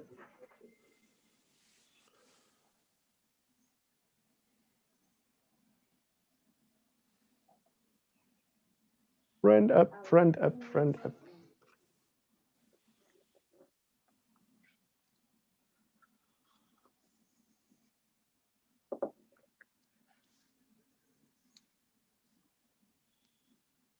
Actually, we have Frank Sandquist already, so we can start with Medio, right? All right, an honor to be able to go Wait, first. Frank, can you hear us? Yeah, can you hear me? Fantastic. So you're going to be the lucky one starting this session. All right. Can you share your screen with us, please? All right, I'll just put my headphones on. Yeah, take your time.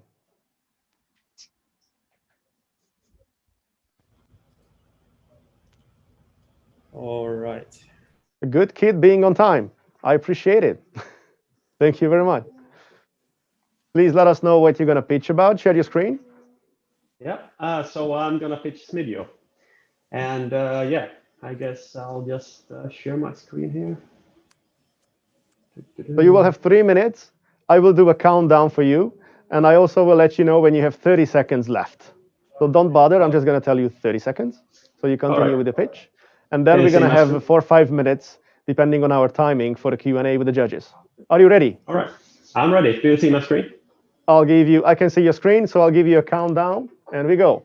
3, 2, 1. Good luck. All right, Smidio, sell your services as a product. So a product, like a t-shirt, it's quite easy to sell online. You have a fixed sales price, which you multiply with a quantity. You can pretty much just sign up for Shopify and you're good to go. But a service, on the other hand, like a manufacturing, construction, or translation, it's a bit of a different story. You got a lot of more factors to take into account. The delivery time, how complex it is, what is it that you're doing. You got to go back and forth with your customers to gather all this info first, and then you can make a educated guess or use some tools to manually estimate the price based on that. So me and my co-founder Patrick experienced this firsthand when we were running a manufacturing business. Calculating quotes that might not even result in an order leads to a lot of wasted hours for us. So we started Smidio. It's a branded pricing portal where their customers can enter their info and be presented with an automatically generated price. The business owner can decide themselves if they want to sell it like a web shop or if they just want to use it as an internal tool for their team. And this can increase sales because it's less of a hurdle for customers to place orders and ask quotes. And of course, it saves times on both ends for seller and buyer. And the trends, they're on our side. It turns out millennials and Gen Z, they don't really want to pick up the phone call. So if you don't offer easy online ordering and transparent pricing, you're going to be missing out on sales, and even more in the future to come. And Smidio is a low-code based platform. We can easily enter new verticals and reuse existing solutions between companies. And we're currently working on a low-touch onboarding process, which allows customers to sign up themselves. And we're really targeting here early adopters and innovators in their field. Since the platform is made this way, we can target this particular persona in smaller niches within a larger segment. So we're currently doing renovation, laser cutting, and translation. But the thought is we will grow horizontally into adjacent segments as we go along. Once we have the early adopters, the late adopters will always follow. And we're doing this through highly targeted landing pages, which address their pains and needs directly. And we offer 3 pricing plans depending on the level of support that the users require. Basic support, it's low touch, they set up themselves. Premium support, it's for more custom setups. 30 seconds. For us. We're coming out of a research and development phase right now. We've been on a couple of accelerators, and for 2021, we're going to ease the onboarding, ramp up sales and marketing, and reach 50 customers by Q2. And then we're going to seek funding. And the team consists of me, Patrick, Kept, Alexandra, and an external contractor. And I believe we make a really good complementary team here with a lot of experience. And yeah, that's it for Smidio. And I'm happy to 3 minutes. All right. Thank you very much. Thank you very much, Frank. That's now time for the judges for the next 4 or 5 minutes Q&A. Who's going to start? Please go ahead. Hi, Frank. Very impressive. Very cool. Quick question. Were you able to have a prototype been used by some customers already, or and when will you be able to launch the first vertical?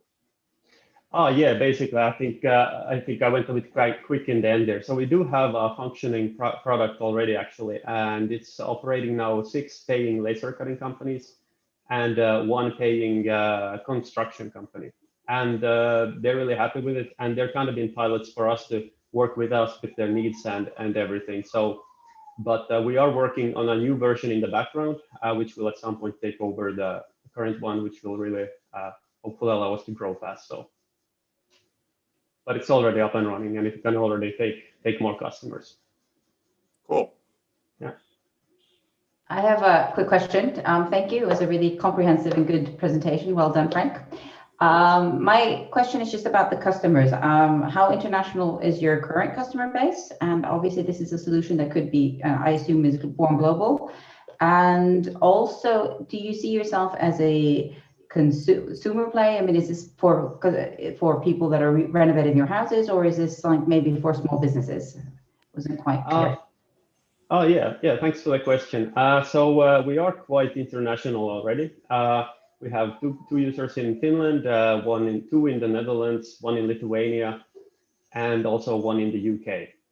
So we are spread throughout Europe, which is our target group at the moment. We try to target countries where English service works best, so Nordics and so forth. And as it comes to the business versus consumer side, it's kind of 50-50 on the current user base actually, because they can set up multiple channels, but they want a web shop aspect for small consumer-facing orders, or they can also let trusted customers log in and ask for quotes.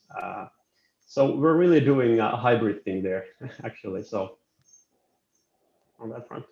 Yeah, Magnus here from Luminar Ventures. My question is, where do you see yourself and the company in 7 years? Well, our long-term vision is really to become sort of the Shopify, but for services.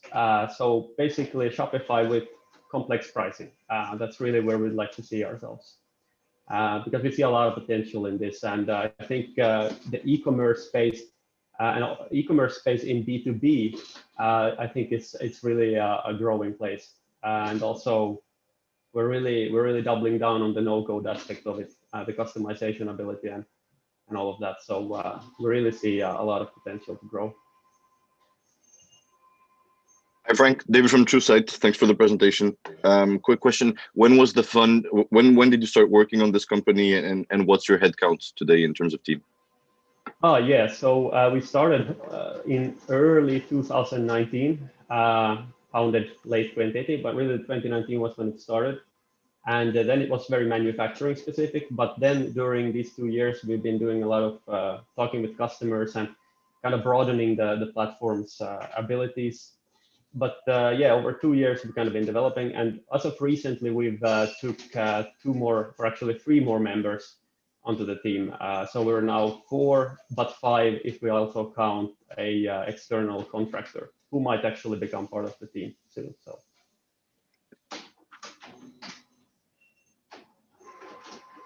Do we have any more questions from the judges? Or we're going to say thank you to Frank? All right, Frank. Okay, sure. You go. Thank you so much for being with us today. We wish you happy holidays and the good luck for the future. Yeah, see you around. See you next time. Thank you so much. See you all. Mikael. I'm calling Mikael from Sportapost. Apparently, he's on his way.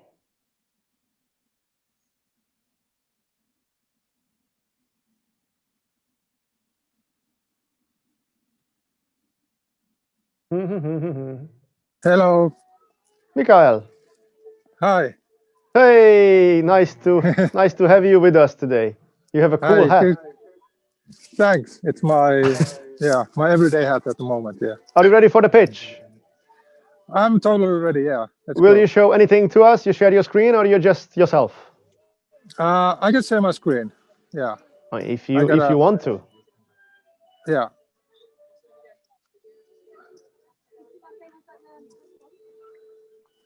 Okay. Oh wow.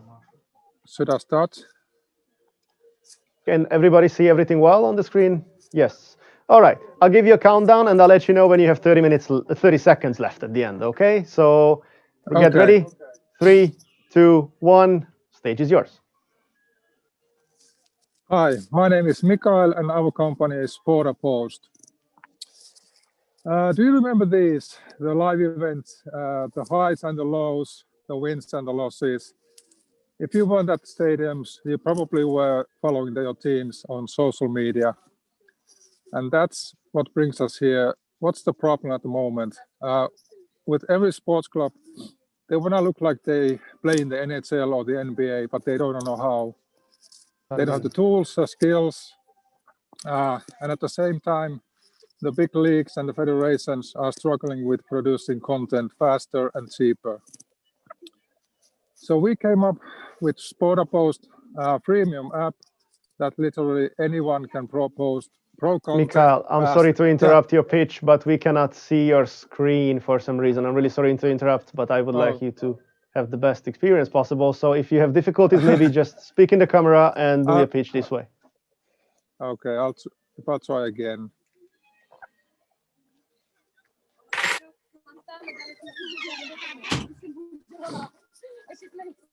Just a minute. Now it's getting better, yeah? Open a different. Okay. So I'm asking my elves, do we start from the 3 minutes again? Yes, okay. So now we'll be all right if we start from 3 minutes again. 3, 2, 1, let's go. Screen now. Okay, that'd good. be great. Time is going. Pinch it into two. So, okay, thank you.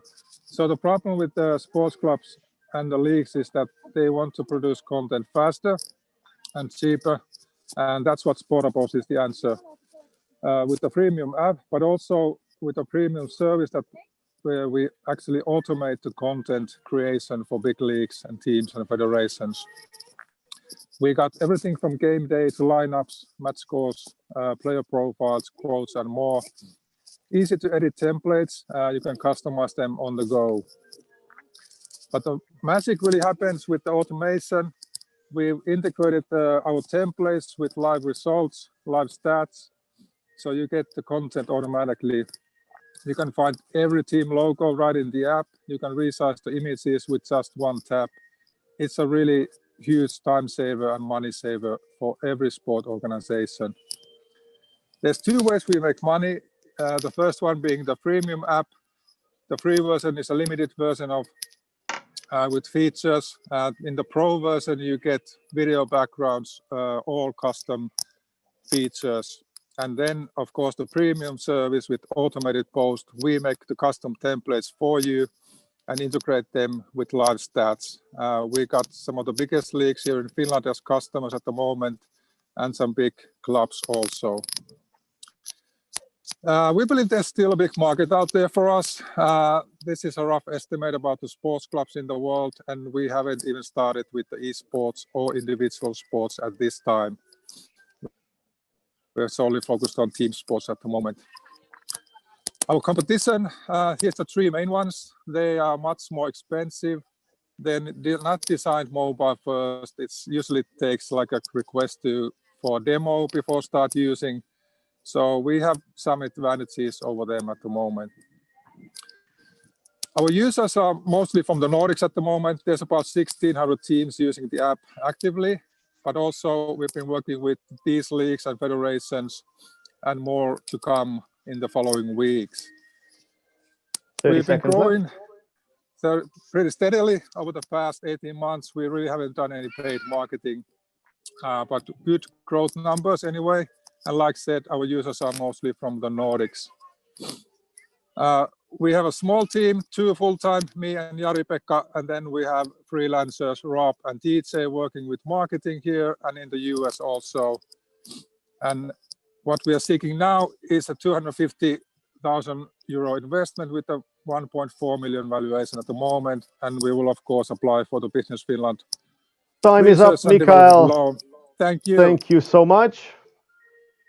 Thank you very much. That was 3 minutes. And now the judges coming up with all their tough questions. Let's give it a 4 or 5 minutes. Judges?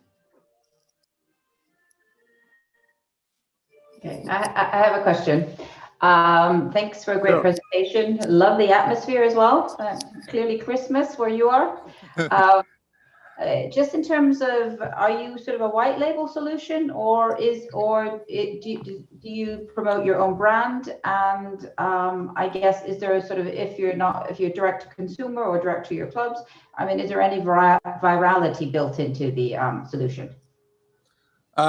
We do white labeling, yes, with clubs and leagues and federations.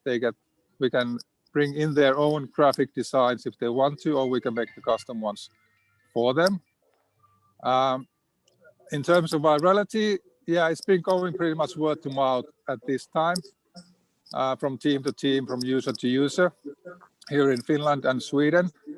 So, but we really haven't had the resources to start big marketing campaigns at the moment. I have a question on the tech team. How I saw on the slide there, I didn't see your tech or product person. Jari-Pekka, he's the CTO and the co-founder. So he's a full stack developer, like front end, back end, cloud, handling all at the moment. And then, it's a really small team at the moment, but. I have a question. Sure. Go for it, Jan. Thank you. What's the best way to differentiate in this market? Is there anything you can do product-wise that the others cannot do? I think the automation part is something that the others aren't doing. They do pretty much the same thing, like custom templates, but none of them have the integration to live stats that we have. And that's really the selling point that we have at the moment. Cool. Any more questions? Yeah, one for me quickly. Did I hear this correctly? Did you say you had about 1,600 clubs using you at the moment? Yes, that's correct. I wanted to, how does that translate in terms of revenue? It's about €1,000 a month in MRR. And then we've been doing about 1,500, 2,000 for the custom templates in the last 6 months. So we're not break even yet, but we're getting there. And considering these times that almost every league is in lockdown, and we've been still able to grow in the past 6 months. So it's a good sign, and we're just waiting for the leagues to start again. So yeah, as we all are. Yeah. And maybe a last one, if I can, how did you proceed with reaching your customers so far, and is that the plan for the future too? I think heavily on social media, and we use teams as influencers. And then, of course, when we got these like bigger leagues and federations, they market our solution to their respective teams. Thank you. Thanks. Good questions. Any more? Anybody else? We're all fine. Mikael, thank you so much for tuning in, joining today. Thanks. We wish you happy holidays. Happy holidays. And a very successful future. Wow. Thank you. Good vibes. See you there soon. Thank you. Bye-bye. Thank you. Bye. Bye. Okay. Moving on. Moving on. Shall we try Friend App again? Is he in the line? He really should be. I'm really waiting for Daniel Enquist from Friend App to come and tell a story. Not Daniel. There's Buddy. Well, I'm happy with Simo as well, if Simo is on the line. Yes. We're going to get back to Daniel later. Simo Hannikala, can you hear me? I can hear you. Can you hear me? Fantastic. We can hear you as well. So what would be great if you would share your screen for the pitch? Yeah, sure. Let me know when you're ready, because I cannot see you at the moment. Yes, Okay, getting it there. should be coming. Just a second. And now, yes, turn on the camera, please. Yes, you're sharing it. Okay, I'll give you a countdown from 3, and I'll let you know when you have 30 seconds left. Okay? Yeah, can you see my screen? Yes. Now, and sorry, let me just double check this is in presentation mode. Yeah. All right. Go. 3, 2, 1. Stage is yours. Hi everyone, my name is Simo. I'm the CEO and co-founder of NurseBuddy. I believe that we are working on a huge neglected opportunity. Sorry, now my slides are not working.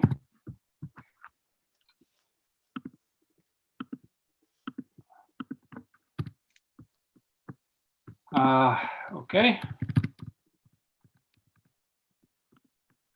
No, well, since the time is going, maybe I would recommend just to move on with the pitch part, and there's going to be questions on after that. Yeah, sure. I believe that we are working on a huge neglected opportunity. This opportunity is home care coordination. How it works. Home care companies hire care workers to help vulnerable people in their own homes. They have clients in different locations with different needs, and they have care workers with different skill sets and means of transportation. And the situations change all the time. Clients' condition changes, carers call in sick, and so on. Home care entrepreneurs are very stressed and worried. Do we have everything covered? NurseBuddy changes their lives. Coordinators can easily plan good care and schedule the home visits. Carers are well prepared and confident, and even family members of the care recipients are informed and involved. Luckily, we have competition, but we outrace them in 2 important aspects. 1, NurseBuddy is so intuitive that everybody can, even non-tech-savvy users, can use it to full potential. 2, NurseBuddy helps them to provide high-quality care, which increases their company reputation and their profit margins. And as we know in business, these 2 are everything. We charge a monthly fee based on the size of the company. We have 2 pricing packages and our first paid extension modules. Our team is super motivated about solving this problem in the society, and we truly care for what we do. The team has proven success.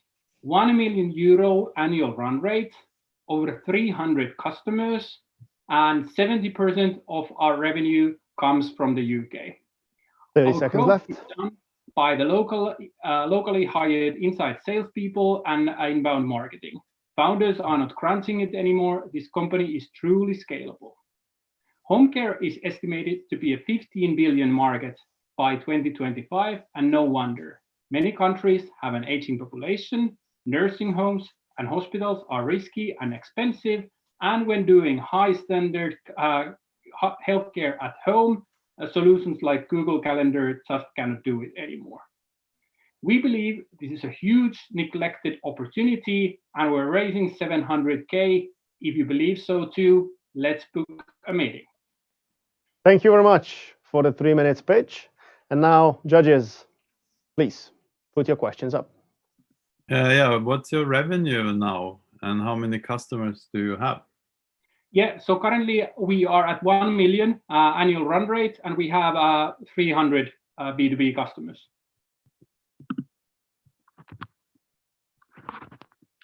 Yeah. Hi, Simo. I really like the problem that you're solving, and I think many have tried to solve it. And I think sometimes this is an industry that's very resistant to change, and hopefully COVID will have changed that. But I've seen a lot of people try to solve this solution. Why are you the team to succeed, and why now? Good question. We believe that because of the reasons I explained, why now is that it's kind of the last minute that this industry has to change. We know that care homes and hospitals are not in good favor at the moment. It's much less riskier to do healthcare at home. And why we are the ones who will win this is that we have a very strong user-centric approach. How we started this company is that we spent a lot of time with the care workers in the field work, and we also observed the care coordinators in offices to truly understand the user needs. And that's how we have built the most user-intuitive, most intuitive product in this market. And this being intuitive is everything, because it means, as I explained, it means that they can truly use it to full potential. Simo, on the side of the receptors of care, how does it work? Do they get, every time they get care, and if it happens to nurse buddy, do they get someone else coming to their house and taking care of them? And does that matter at all? Do people who get care want some stability in that sense or not? Sorry, can you repeat? Like, what do you mean? Does somebody? So the people who receive care through Yeah. through nurse buddy, is it the same nurse that comes to their house repetitively, or do they get a different care provider every time? Yeah. The nurse or the care worker changes, and do they care? Sorry. Do they care about this? The change or? No, I mean the people who receive care. Is there a certain angle where they want to have the same nurse providing them care all the time, or are they indifferent to the fact that it's going to be someone different coming into their house? Okay. Yeah. Based on research, well, continuity is of course important for them. If it would be so that it's a different carer every time, they will start to get worried because they don't have this kind of certainty in their lives. But research shows that when 60% of the care visits are done with a small group of carers, then they feel, typically the care recipient feels safe and feels that there's continuity of care, and it's the same people visiting me most of the time. So it's important to kind of balance this flexibility in the workforce and the continuity of care by kind of making sure that the main responsible carers will do at least 50% of the visits.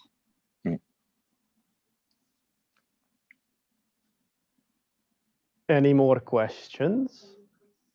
We're fine. Timo Hanikala, thank you so much. Thank you. Thank you for joining us from Nurse Buddy. I wish you happy holidays as well and all the best. You too. See you around. Thank you so much. And if I'm correct, next company is in the line, DealSign. Correct? DealSign, give me a sign that you're in line. Tero Valkiala, can you hear us? Can you hear me? Another difficulty. Technology is busy today, it looks like I am normally. Give him a couple of minutes and he'll be here for sure. So we still have 3 companies for this SaaS pitch session. That would be the Friend app, DealSign, and Rona. And I'm really keen on to listen to all of them. I really hope that they can be here with us. Somebody else? I'm here, Any volunteer? Željko Bošković from Rona. If you like me, I can. Perfect. Hello there. How are you today? All good. Okay, so well then we can go with you, and if you share your screen with us, yes, then I can give you a countdown. Perfect. Sure. I can see it at least. So 3, 2, 1, and your pitch is on. Hi, Željko Bošković from Rona, Finland. So this is the problem we are solving. So large companies have lots of issues with cybersecurity, as we all know. And one of the things is how they actually deal with the incidents and then sort of quite complex setup, which is actually in place. So there's a large number of actually incidents or some kind of indications of compromise. There's also lack of the cybersecurity professionals, and there's very slow way of responding to incidents. Because of sort of players which are involved from the Security Operations Center, internal team, help desk. So usually it takes 5 to 6 hours for the simple thing when there's indication of compromise, when somebody is logging from unusual location, until actually that alert gets to the security team, to the help desk, and then employee. So we have solution for this, which is engaging employees directly to cybersecurity, and employees are actually sort of the weak link in the cybersecurity. So solution is called RONA, and it's SOC in the pocket. That's what it does. SOC comes from the Security Operations Center. So it's a SaaS solution where employees have a mobile app, RONA, installed on their devices. And basically what solution does, it reduces the number and impact of the cybersecurity incidents, business disruption, loss of revenue, productivity, and reputation. And there's sort of three key elements of the solution.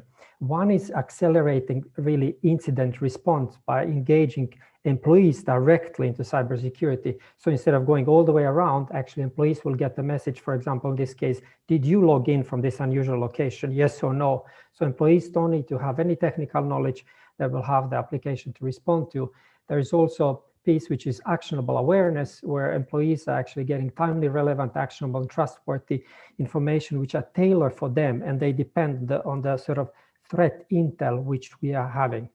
And then also there's a third piece, which is emergency communication. When there's a break glass solution, when there's a major incident, usually the network is compromised or email is compromised. So with the RONA, Security Operations Center can actually send the messages step by step what users need to do. So this is basically our solution. We have live customers from a large sort of manufacturing company with lots of employees and all around the place. 30 seconds left. To the big four company, to actually healthcare company. We have a big partnership with Deloitte to actually get the service globally. Lots of things were happening over the time since we started the company. We're looking for 2 million with the 15 evaluation. We have a team of the sort of professionals and entrepreneurs tested many sort of things behind and some of the hard lessons learned. Working for the both side of the ocean and sort of joy to work with sort of smart cookies. Thank you very much. That was 3 minutes for the pitch, Jarkko. Thank you so much.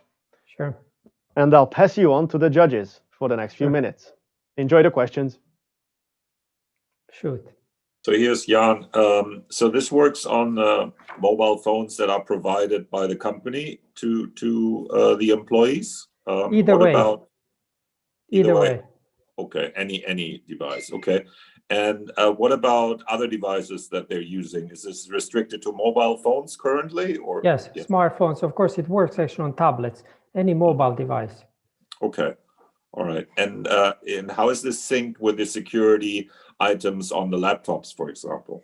It's not secure. So we are getting actually security from Security Operations Center, which is monitoring the network, monitoring all kinds of things. So we use the data from all sources, as well as the data from the threat intel, which is specific for company, for the user. So for example, there's HR user, and we know there's ongoing HR sort of a malicious attempt. We will notify the users not to fall for them.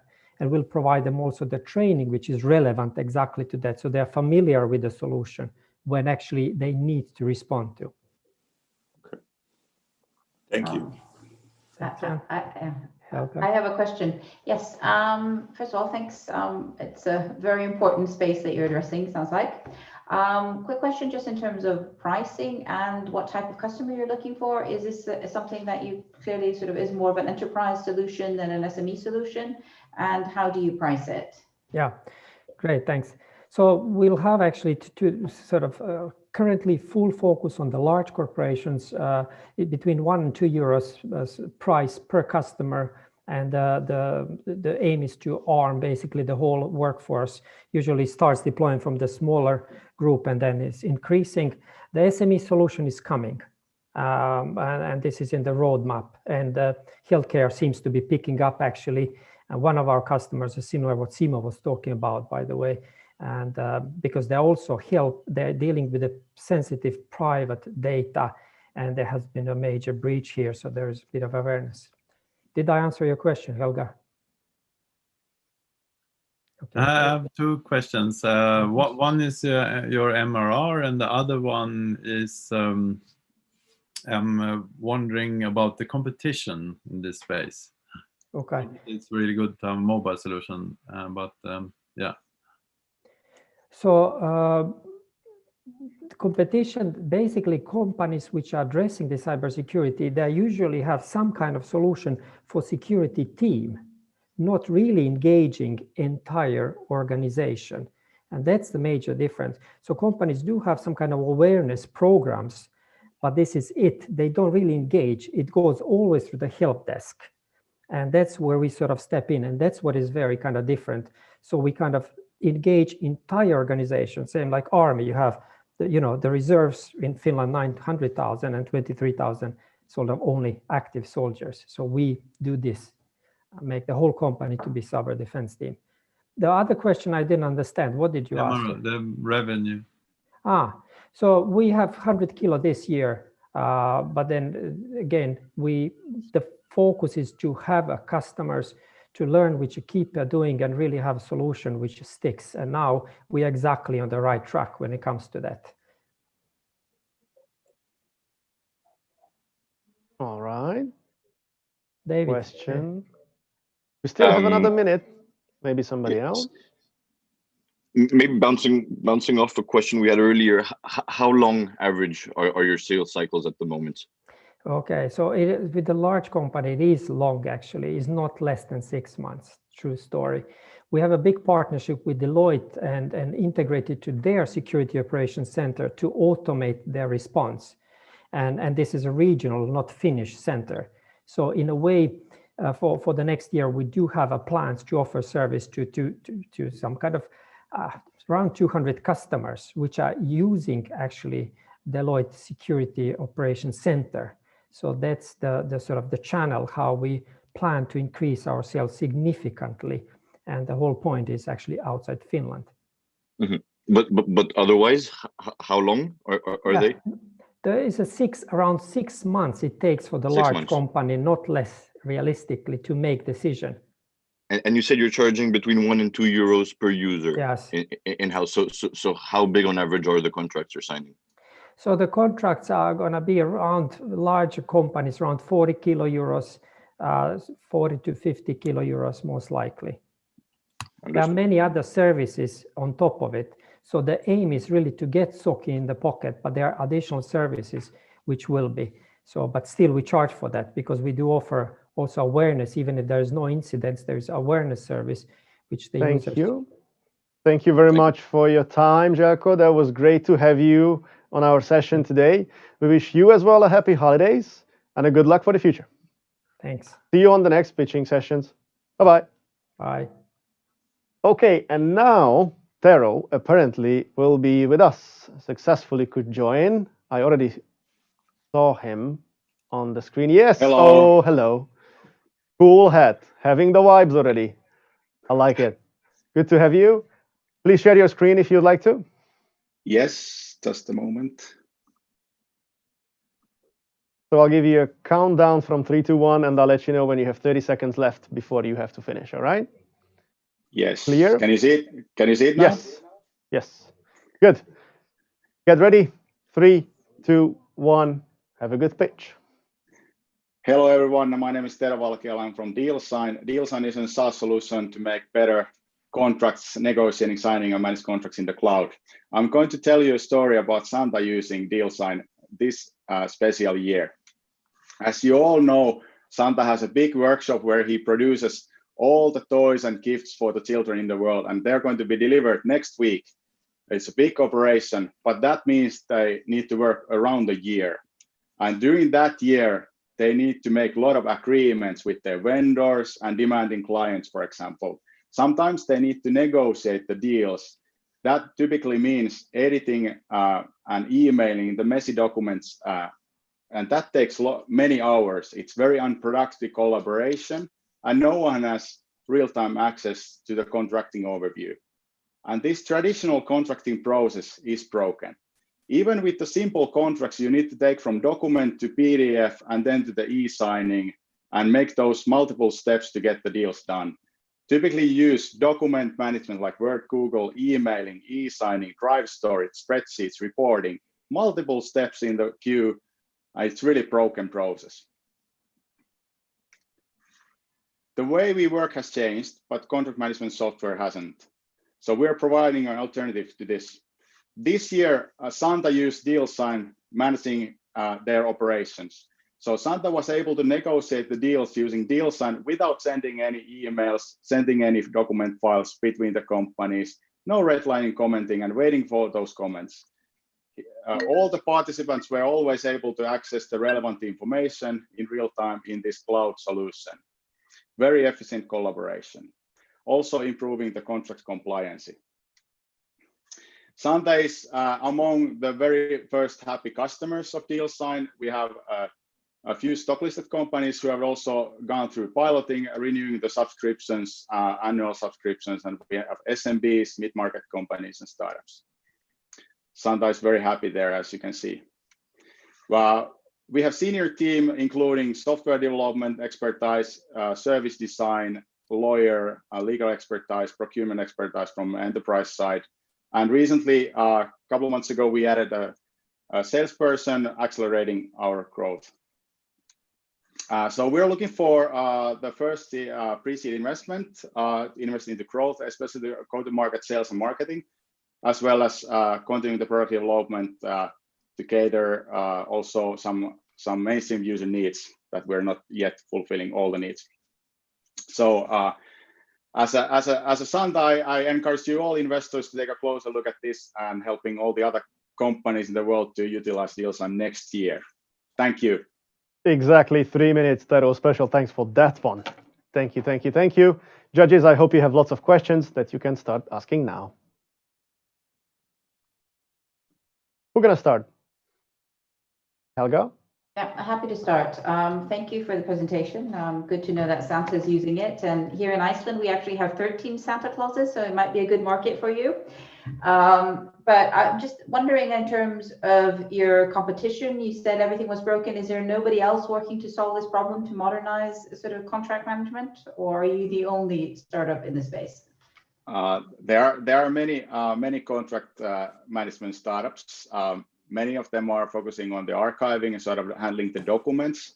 Then there are also a few startups changing the way to manage contracts in the life cycle in a digital format like us. There are a few other startups doing that as well in Europe and in US. They started earlier and mainly focusing on sales, and from the sales manager point of view, get the signature fast. And we are providing an alternative, sort of collaborative alternative where especially fit for service agreements that needs to be negotiated between and there's several people collaborating along the life cycle and negotiation phases.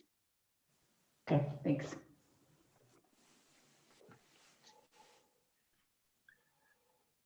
Good. So how does it look on the revenue side and our customers and the product also? Is it have you found product market fit, or is it some time later? We have seen some product market in certain categories. Initially, we started more as a legal tech and towards enterprise software, but especially during this year, we pivoted to be online SaaS and also changed the commercial model, pricing model. So we initially had a different model, but now it's a seat-based SaaS model. We have a few large companies, so three stock-listed companies subscribing, and then some mid-market and SME startups. There's the one user license is 39 euros a month, which means 460 euros a year annual license. So that if you have a 10 users team, so it's like 5,000 euros annual subscription. Currently, we have more than 10, we have 10-15 customers subscribed. So initially we had we tried different piloting and commercial models, transaction models, and this year we have now found the way to serve the subscription customers. And regarding the product, it's the core features already built with the existing stack. However, we're still lacking a few sort of mainstream use cases, so we're looking forward to develop those next year. Sort of like being matching more with the Office suite. We're not going to replicate all the Office suite features to the product, but there are still some things that we need to be on par. So we have catered more for the sort of a first early user, early stage use, sort of like early adopter users taking the advantage of the negotiation or fast clicking signing. So because the signing is only a few clicks in the same system. So that's very competitive also against the e-signature solutions. Thank you. And in terms of product roadmap, what's next? We have sort of like a long list and a short list of the features, more enhancing the collaboration, alternative ways for the sort of security levels for the signature. That's for sure. We have a very robust model currently, but some customers are sort of requesting a lower level, finding the alternative ways for that. Then APIs and integrations to Google Workspace, for example, and utilizing that gateway also to the market, Google Marketplace and other marketplaces. Thanks. We still have time. Let's use it wisely. Anything else to ask from Tero? Then I'm gonna ask. If nobody else, what would you like to have for Christmas, Tero? Snow. I'm taking notes. Snow. I live in Espoo and we had snow in the morning, but now I see that it's completely gray here. So looking forward to get snow. I can arrange that easily. No problem. I'll fix it for you. Well, if nobody has any more questions, then I thank you very much for joining us today and giving this great pitch. I'm sure the judges are happy with your answers. That was quite a smooth discussion. Thank you for joining us. Happy holidays, and we'll see you around. Thanks. Thank you. Thank you. Bye-bye. Thank you so much. Bye. Bye. So this was the SaaS pitch session. Am I correct, elves? Yes. So we lost one company in the thin air, unfortunately. So continuing my line of questioning, now is the time to ask the judges what they would like to have for Christmas. Helga, what would you like to have for Christmas? Let me know. Vaccine for the world, I think is. Thank you. Magnus? I agree. To be selfish and say. Sorry. Sorry. Go, Jan. Well, we wish ourselves a better next year, right? I guess. I'm on it. I'm on it. That's fine. Okay. What else? Yeah, I was gonna say I'm gonna be selfish and say I want to see the snow this year. Okay. Hopefully, it with helps some me skis if more kids want to have the same thing. It helps me a lot. So that's actually a good line. Well, all right. Helga Walfels from Crowberry Capital, David Efradi from TrueSight VC, Jan Borgstad from Join Capital, and Magnus Bergman from Luminar Ventures. We really appreciate your time for helping us out in the SaaS pitch session with your expertise, opinion, and questions. Thank you very much for your time. We wrap it up now. We wish you happy holidays and Merry Christmas. Very happy New Year. Bye. Come to the party in the evening. Don't forget about the party in the evening, all right? Tune back in, even if you're busy during the day. And I'm saying the same thing to our viewers and guests as well.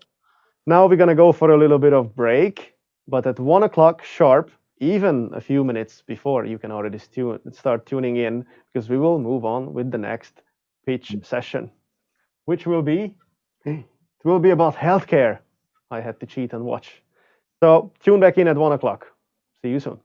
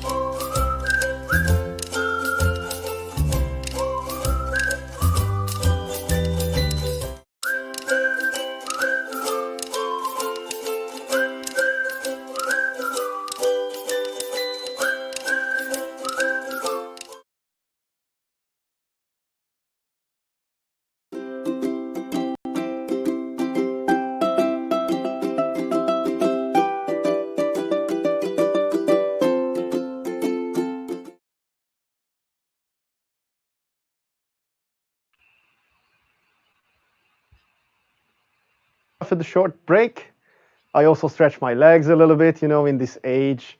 It's very important, and especially that we are moving on to startups being active around healthcare. Even more important to have some movement around. We're waiting a little bit, everybody tuning in, coming back from coffee break. And I'm also going to start calling our judges. We're going to have Tekla Amardottir with us, Kaisa, welcome back Kaisa from the first session, Leon G, Pavel Shapiro. Are you with us? Can you hear me, judges? Yes. Fantastic. Okay, I cannot see you yet, but I'm sure I will. Hello. Nice to have you. Good to have you back, Kaisa. Long day for you as well. The second session you're going to be judging with us. But someone is missing. One judge is missing. Who is missing? Just give us a second while we collect everybody. Yes, I can see. Hello. Hi. Welcome, welcome. So welcome everyone on the health pitch session. We're going to have companies such as Rehabu, Medicube, Ute Scientific, Medified, Kamu Health, and AUVC Tech. 6 companies for the next hour, all very exciting. And I hope the judges, you're going to have lots of questions and a lot of expertise to share. So I'm asking my elves if I can call the first company to this pitch. Rehabu and Peter Green from Rehabu should be the first one. Peter, are you in line?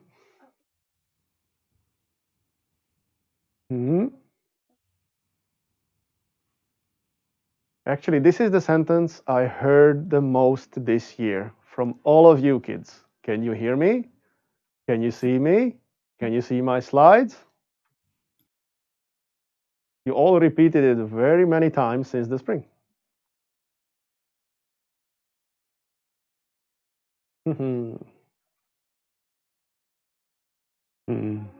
Yes. Hello there. Hi. Hey. Everybody's getting the Christmas vibe. I love it. Okay. Are you ready? Promise we are not singing, but we are ready once we do the screen share here in a second. That would be great. Yes. And super. We can see you. So how it's going to go, I give you a countdown from 3, and then I'll let you know when you have 30 seconds left. Okay? Right. And then Q&A. Yes. So as soon as you're ready, I'm doing my countdown. Here, I don't see my presentation. Just a second.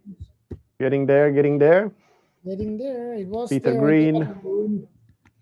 It was there on the other room, but now I don't get the presentation. Give me a second. Now it's sharing. Sharing. All I need to do is open the right presentation, right? And I don't have it right here, so let's go to the recent. Sorry about this. And now we're gonna see all your secrets. Yes, you are. There's not Good. many. There's not many during Christmas. Okay, so let's do it. 3, 2, 1. Stage is yours. Ree-ha, ho, ho, ho. Hello, everybody. I'm Peter. I'm Katju, and we are the founders of Rehabu. We create exercise games with AI. Power breaks make people move, can be used on a laptop and totem setup as well. Your body is the game controller. The problem is physical inactivity, and we are solving it via gamification. We are focusing on these 3 target segments: prevention for workplaces, activation for care homes, and rehabilitation for hospitals. We make exercise games for B2B. Our business model is SaaS, software as a service, and here's a few of our customers from these segments. All right, let's play some games at the same time. So Katju is going on right there. You can most likely see her using the totem version of the game. Games, yeah, well, we wanted to say that at the moment we have a great campaign going on only in Finland for Finnish sports clubs. As there's a big isolation and everybody's not being able to go to exercises, we are doing giving the game for free for the duration of the lockdowns. All right, so the game is based on real-time motion sensing for any device. We are using cloud-based AI, so it's an NVIDIA GPU on AI algorithms, and it's on the AWS cloud. So basically, any camera can do motion detection and depth sensing. No need for any external devices anymore. This is our technical secret sauce. We are based on real physical therapy. So PhysioTools library here, gamifying that. And this is our gamification secret sauce. We have a multi-talented team doing this on the top part, and below part you see our great advisory. Have some universal stuff from Tommy, have the West Coast Silicon Valley from Pekka, have Joni for the tech and Ika for the business stuff. 30 seconds We left. are on the round looking for €500,000 for scaling and international growth. We want to continue developing the existing games, make new of these mini games like the boxing here, and main focus will be on the workplace segment. And as said, this game works perfectly on a laptop. You can try it out, rehabu.com/download. So thank you very much. And now let's do some squats. There we go. Almost hit Thank me. you very much. Thank you, guys. Thank you, Rehabu. Well, one thing I cannot complain about is a physical inactivity. It's been a busy year, and my busiest time is still ahead. So, but now I'm passing to the judges. Reindeer. The happy helpers, right? Hi. First question, please. I have a question about, you said you were looking for funding for scaling and international growth. Have you already found your product market fit? Because you seem to have a lot of different customers, both hospitals and elderly homes and then, children. That's a very good question. We see currently in Finland, and this is very scalable, that our newest target segment, the workplaces and the HR people to make the sort of the work activation better, is a very global thing. Good scaling there. We already have operations going on in Denmark and Singapore, and both of them are in a hospital level. So we start always with where we came from, the professional physical therapy for hospitals, especially children's hospitals. But we will scale fast to elderly care homes and to the workplace segment also in our target markets. But the market entry is meant to do, at least in the beginning, via the professional services. Okay. Thank you guys for a great pitch and a fun pitch indeed. I had a question regarding the business model. Could you just briefly explain what the business model looks like? Right, we are monthly or annually based on the model. The game itself, the software, costs for a small target audience, roughly 10 players, cost €100 per month or €900 per year, so 25% discount. This scales up to the next level for a medium-sized companies or care homes for 50 active players. The cost is €300. That includes the software and a little bit of more background statistics and data for the leaderboard, so you can challenge each other. It doesn't require yet the totem, but for the medium, you can also buy the totem as extra for $150 per month. And then the large is $600 per month. That's over 100 players or up to 100 or over 100 players. We are not really calculating each player because we are looking at the rough estimation of active players. And that includes one totem. And then we have a couple of clients who wants to have 5 totems and 500 players. So then we are looking roughly around €1,200 per month. And Peter, thanks for sharing together with your colleague. Sorry, I forgot your first name. Sorry about that. But congrats on the development in Singapore as well. I actually moved from Singapore to Europe in 2019. So great to see folks expanding to Asia. I have one quick question, given the limited timing. How do you solve the paradox of, in a workplace that some of the parts that get super fatigued were actually eyes, right? Because we're looking at the screens all the time. Now we have to do the exercise, which is good for the body, but we'll have to kind of refocus our eyes on the screens again. Do you have feedbacks on that, and how do you think about it? We don't, to be honest. In the official team that we had, we also had a person who was studying the optics. And we've discussed briefly about this, but unfortunately, until now, we haven't really tackled that problem. But thanks for the hint. We'll look into it. All right. Thanks for the transparency. Thanks. Anybody else having a question? Pavel, anything to ask? Yeah, maybe just a quick one. Yeah, thanks also from my side for the great pitch. A lot of fun just to watch you guys. Wanted to ask if there is any competitor, like if you had to name like one or maybe two competitors in that space, which one would it be, and how do you plan to kind of tackle them? Thanks. All right. Well, let's start with the big and beautiful. Nintendo has a great game called Ring Fit Adventure. Of course, far out competitor, but also at the same time, they are paving the way, opening the market for exercise games. There are a few Finnish companies, a few Romanian companies, one Romanian company, a couple of US companies that are doing rehab games, but they are more workouts. We want to make this fun, empowering, and measurable. So the fun part really is in our game. Also, we are basing this on the real physical therapy, so that makes it a little bit different. I would also say that all the sort of break exercising apps, Ergo Pro, Kuku Workout, or even doing the sort of a keppijumpa break activity with the stick, they are all our competitors. Thank you very much, Peter and Rahabu. Thank you so much for both of you for the great vibes and presentation. We wish you all the best and have a Merry Christmas. You too. Thank you for being here. Bye-bye. Thank you. Bye-bye. Thanks, Moving on. Medicube, the company, and Vili Kostamo. Are you with us, Vili? Yes, I am here. Hi, Here we can with see you. and, Good to have you. Yeah. You're going to have some slides to share?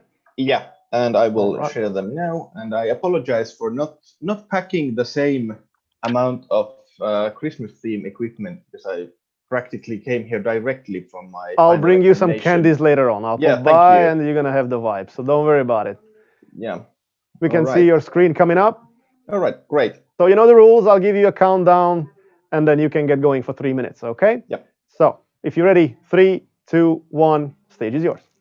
All right.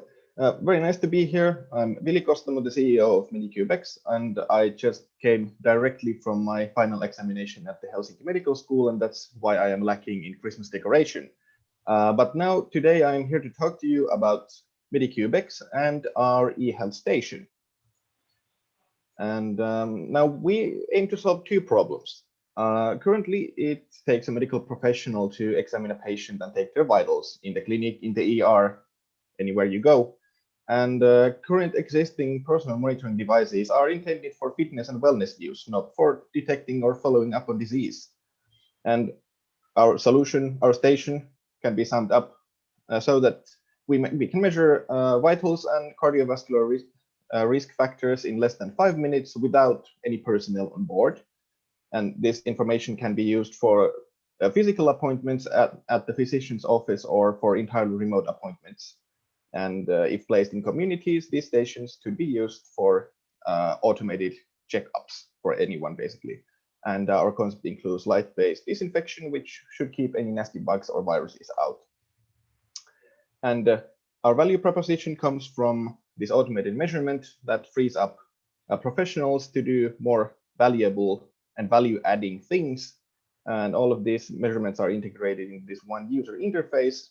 The measurements are standardized, fast, and reliable between users and devices, and this information can be directly entered into electronic healthcare records for ease of use. And since our station is built into an acoustic booth, we have the best possible top-of-the-class privacy and microbial safety coming from the lights. And our station can measure heart rate, blood pressure, oxygen saturation, respiratory rate, and body temperature, then some risk factors for screening purposes mostly, and more can be added as technology matures. And we get to use the world famous Framery acoustic booth with the best soundproofing on the market, and the lights will be coming from Signify, formerly known as Philips Lighting. And there will be a companion application for the user to track their health if used in this health checkup manner outside of 30 seconds use. And for target markets, healthcare, following with community use, and here's our team members, some partners. And we are looking for investments in the range of 300K to further our product development. Right, so that should be. And here's some financial forecasts based on the assumption that the European health kiosk market will catch up with the North American one in the following 5 years. Vili, thank you very much. Yeah, sorry to interrupt your pitch. That was the 3 minutes. You can now catch up with with your financials in a Q&A. So I pass the word to the judges. Yeah, all right. Yeah, maybe I can start. So this is a booth, isn't it? It was went so fast by. So it's that is placed anywhere, and you as a patient or as a person, you can just go into the booth anytime and measure your vitals. So our station is a very physical product, and it is built into this booth. And for starters, we intend to place these in actual existing clinics and points of care to be used sort of as a checking point. And when validated in this use, we intend to spread these for remote appointment use outside of clinics. And the soundproofing and compact design allows these to be placed pretty much everywhere, because you don't need thick walls to keep like people private and separate from each other. So the users of the product are people that are going have an appointment with the clinic, or basically yes. Okay, I understand. Yeah. Thank you. And Vili, just to understand a little bit, there's a trend of minimalization and the fact that sensors have become smaller, so that today the newer version of Apple Watch or portable sensors are able to detect and track a lot of things. What are the metrics that you are able to track and measure that are vital, but that are not yet possible to put it in a compact let's say in the next 5 years? Yeah. So of course it's possible to measure almost everything with a camera and some peripherals, but the accuracy and replicability of the results is not sufficient, at least in the foreseeable future. So we intend to use medical grade devices, registered as medical devices actually, and the replicability and ease of use and the standardization and integration are the things that we are going for. And for example, blood pressure can be estimated based on other things, but the physical examination with an actual cuff is definitely the gold standard for that in non-invasive measurements. And that's kind of like the logic we're following. Maybe I can follow up with a question right after, because I had the same question regarding blood pressure. How do you actually make sure that the patient is measuring correctly, right? Because I imagine even something simple like blood pressure, you can do things wrong, right? Yeah. So basically, we are for this exact measurement, we are going to be using this sort of like fixed blood pressure cuff, where you just insert your arm and then press a button, and then the device basically can sense whether it's correctly seated or not. And we'll be using an animated video and voice guidance. And of course, demented people or children cannot really use this service, but they most often need a more hands-on approach anyways. So we intended this to be used by most patients, and those who need more attention will need it anyways. So that's our approach. Thank you for this pitch. I have a somewhat related question to Yeah. that.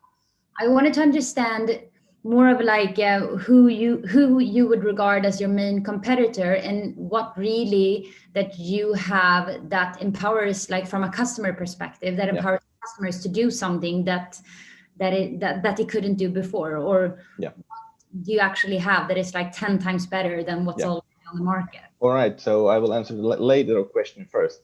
So our actual customer would be the healthcare provider, and their customers would be our end users.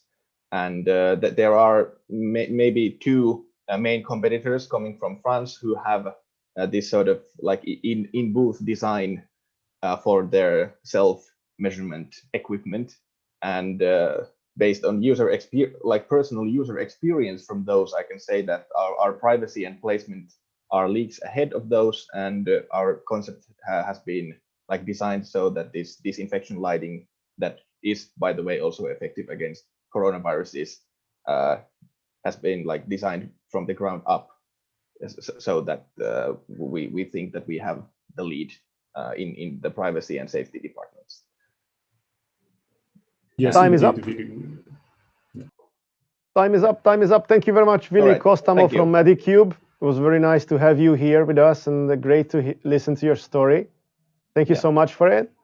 Okay. We wish you a Merry Christmas. Wish you happy holidays, and be good and behave and be hardworking in the next year as well. Keep it up, okay? Yep. See you around. Thanks. Thank you. And the next company that we're going to hear about is Ute Scientific. Am I correct? Kari Sinivuori should be joining us just now. Kari?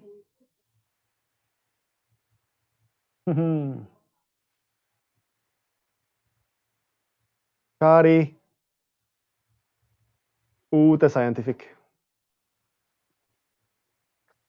All right. Hello, we can see you.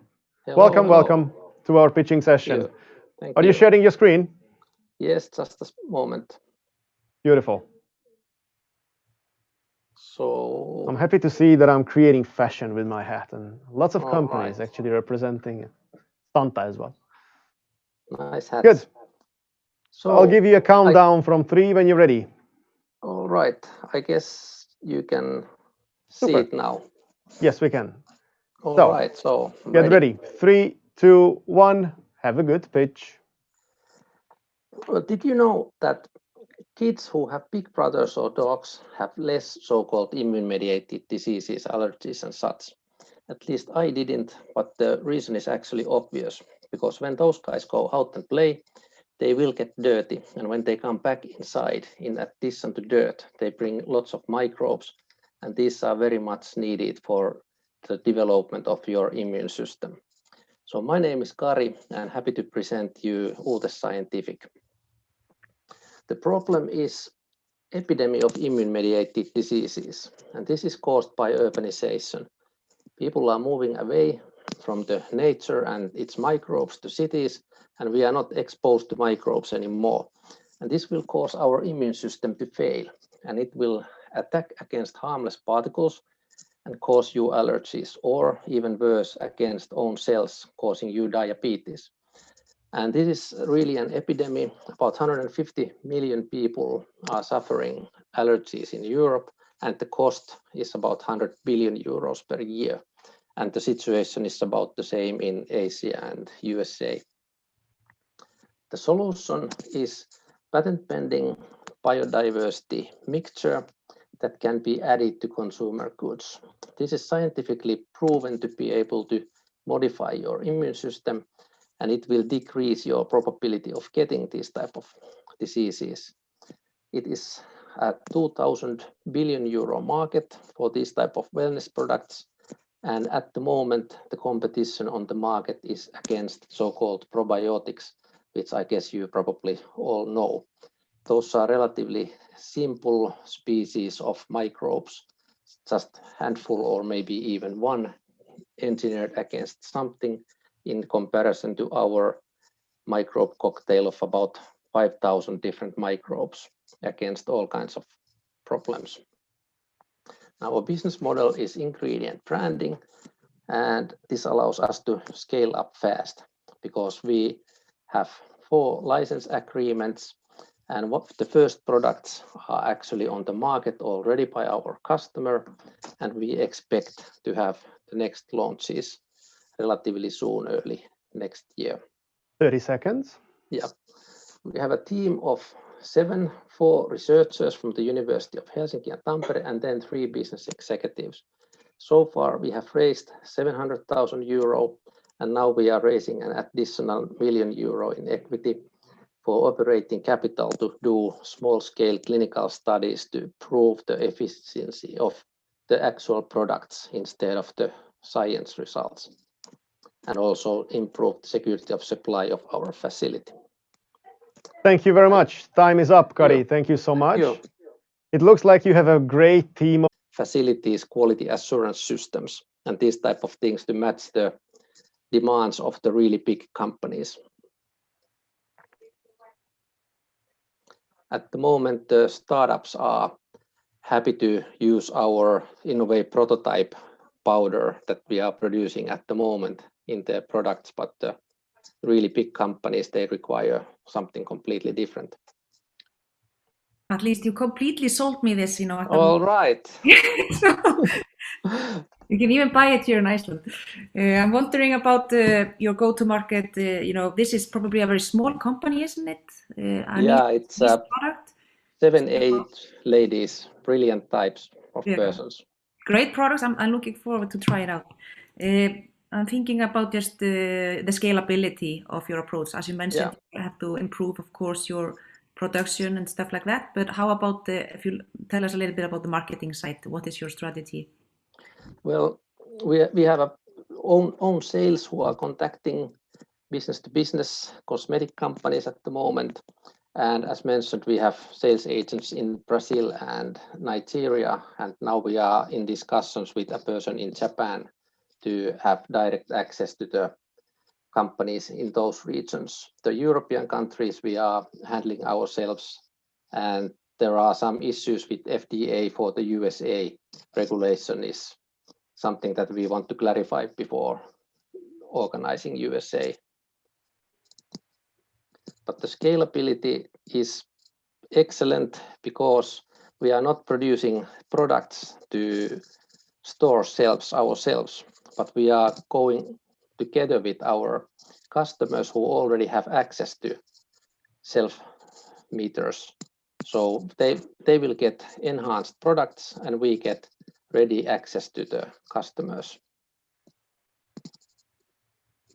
The ingredient will be used about 1% of the weight of the final product. So at the moment we can deliver maybe 1,000 kilos per year, but at the moment we are only selling tens of kilos. So we will be quite happy for the next maybe year, and after that we'll just add capacity machine by machine. Thanks, Kari. I have 2 quick follow-up questions here. Is number 1, if we take a step back, how did you decide that you're going to go with the cosmetics? What about the food products? And number 2 is how do you control the propagation or the multiplication of your microorganisms within the products so that they don't become overdosed? Well, first, the cosmetics was chosen because regulation. We are not a medicine or medical device, and in cosmetics it's enough if we are safe, and the safety is assured by inactivating the microbes, because the human skin doesn't really need to have live microbes on, it just needs to have pieces of microbes to have the effect. So it's guaranteed that the microbes are not growing because they have been killed before adding to the consumer products.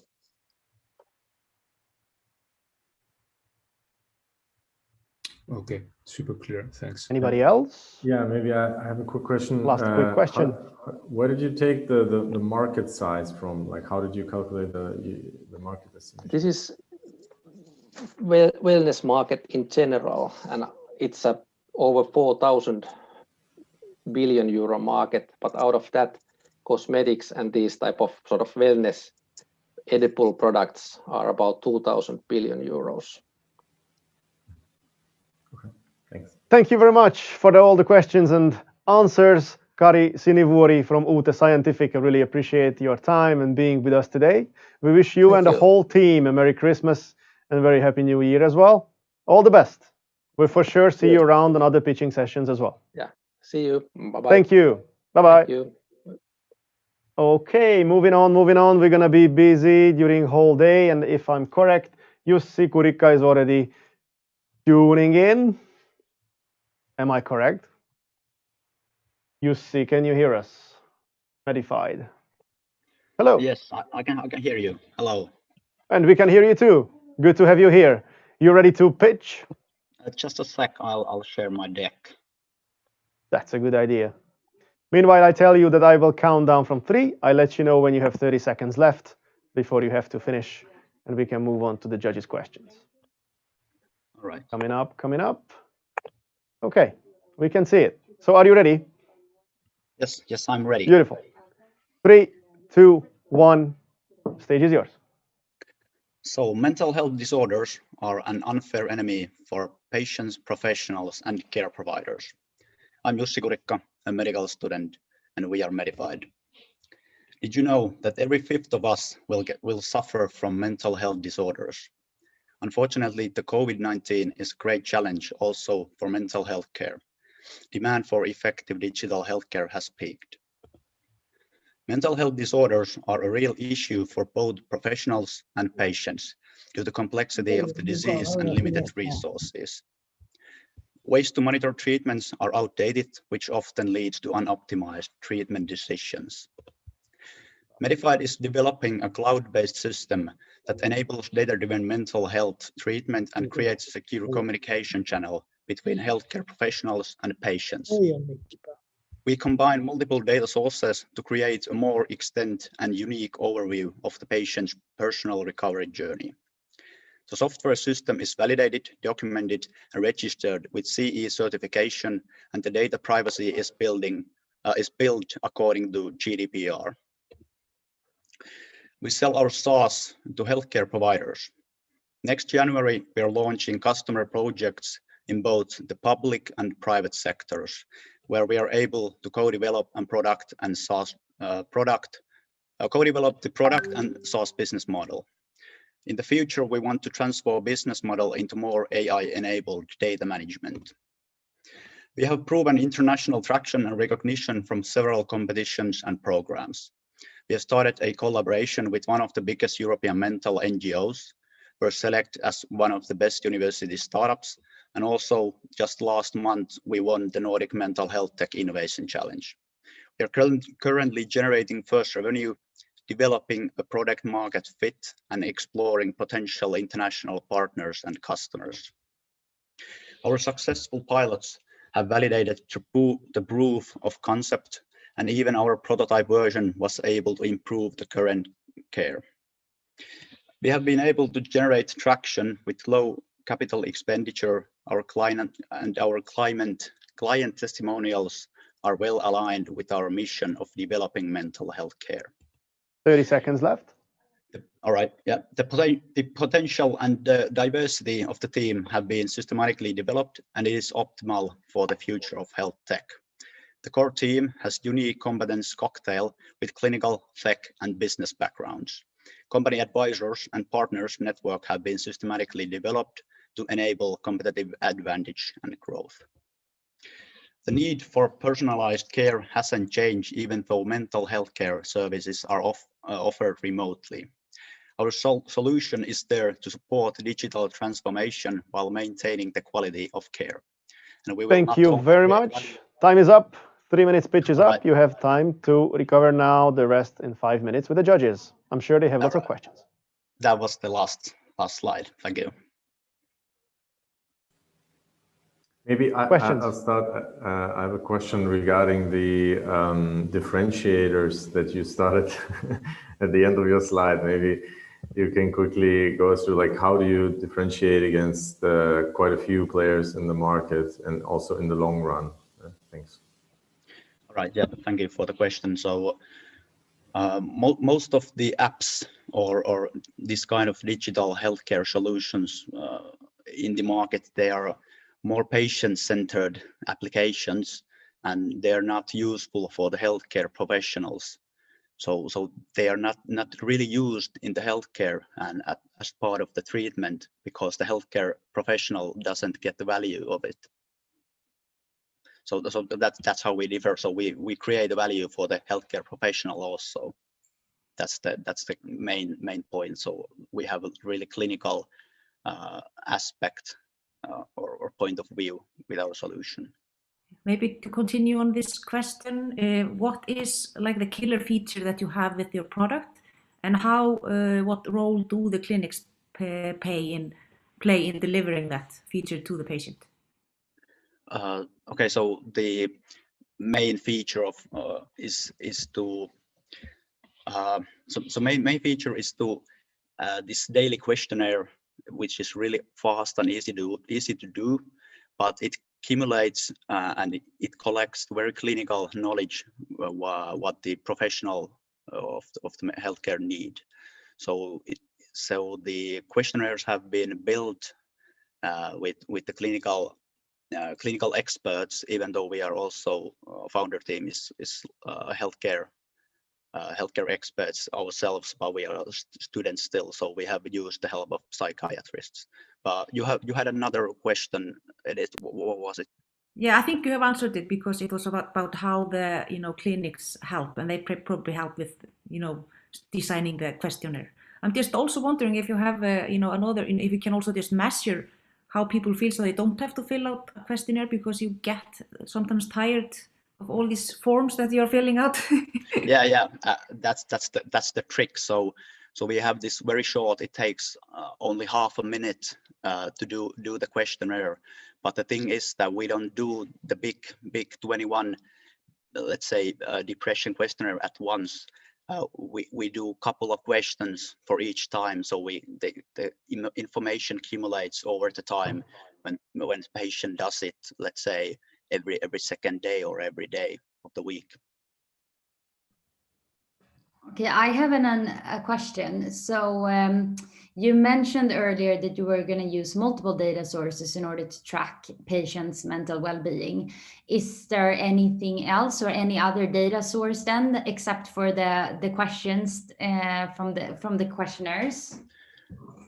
All right. So right now we have the application on its own, and it uses the medical base of lääketietokanta, lääketietokeskus, and their medical base. We use that as part of the solution, but it's built technically so that it is possible to bring, let's say, sleeping data or aura's data to the solution, and bring the information to the healthcare professional to have a more exact overview of the patient's well-being.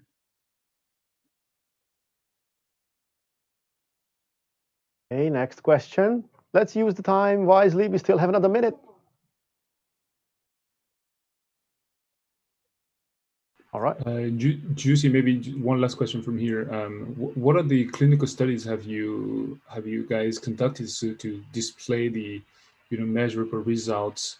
What are things that you've found less easy to track, and what are the breakthroughs that you see that you're easier to display the impact of your product? Okay, so clinical studies we have conducted by far. So we have done a couple of pilots, and we have done questionnaires, so kind of white paper research out of those, and the results have been very good. But we are starting a very clinical, very research-based, science-based research this January. So we will get the validated proof and the efficiency, how it really works. But by far we have the questionnaires out of the pilots, and they're real good. And now our time is up. Jussi Kurikka from Modified, thank you so much. Thank you for being with us today. We wish you all the best, all the success for the future, and have a Merry Christmas. You too. Thank you. Thank you, thank you. And I'm inviting join us Seppo Salorinne. Hello. Seppo. Hello, hello. We can hear you already. Excellent. Good. You have So- some slides to show Yeah. us. Let's get Okay. cracking. And it's very fast. Not the first time you're pitching, right? I can tell. Hopefully not. Hopefully not. Thank you very much. So I give you a countdown and you'll have 3 minutes, okay? Yeah, So excellent. get ready. 3, Yep. 2, 1. Good luck. So my name is Seppo Salorinen and I'm the co-founder of Kamu Health. At Kamu, we help people with chronic illnesses to manage their condition and collaborate better with healthcare professionals. Our first focus are respiratory illnesses, such as asthma.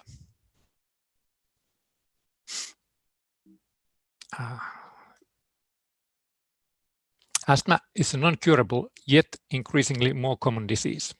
The symptoms cause a lot of uncertainty and worry for the patient, because an asthma attack can even lead to death. It also becomes costly for the society through sick days from work and hospital visits. But it doesn't need to be that way. Experiences from Finland's national asthma program show that when nurses were trained to guide asthmatics manage their condition better, the patient's quality of life improved and the economical burden for the society was significantly reduced. Kamu now works with the same people to implement the same stuff, but this time digitally and globally.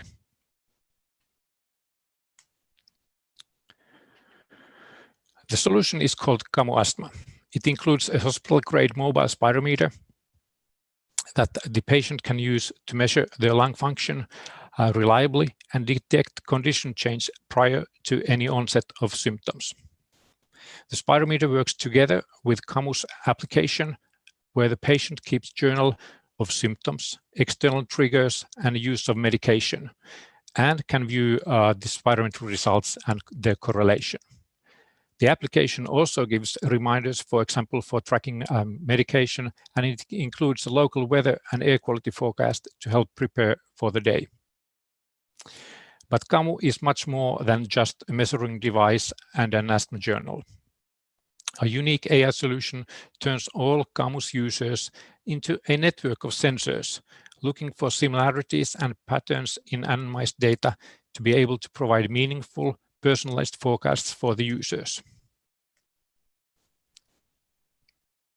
Kamu also makes the collaboration between patients and healthcare professionals much more efficient and straightforward. 30 seconds left.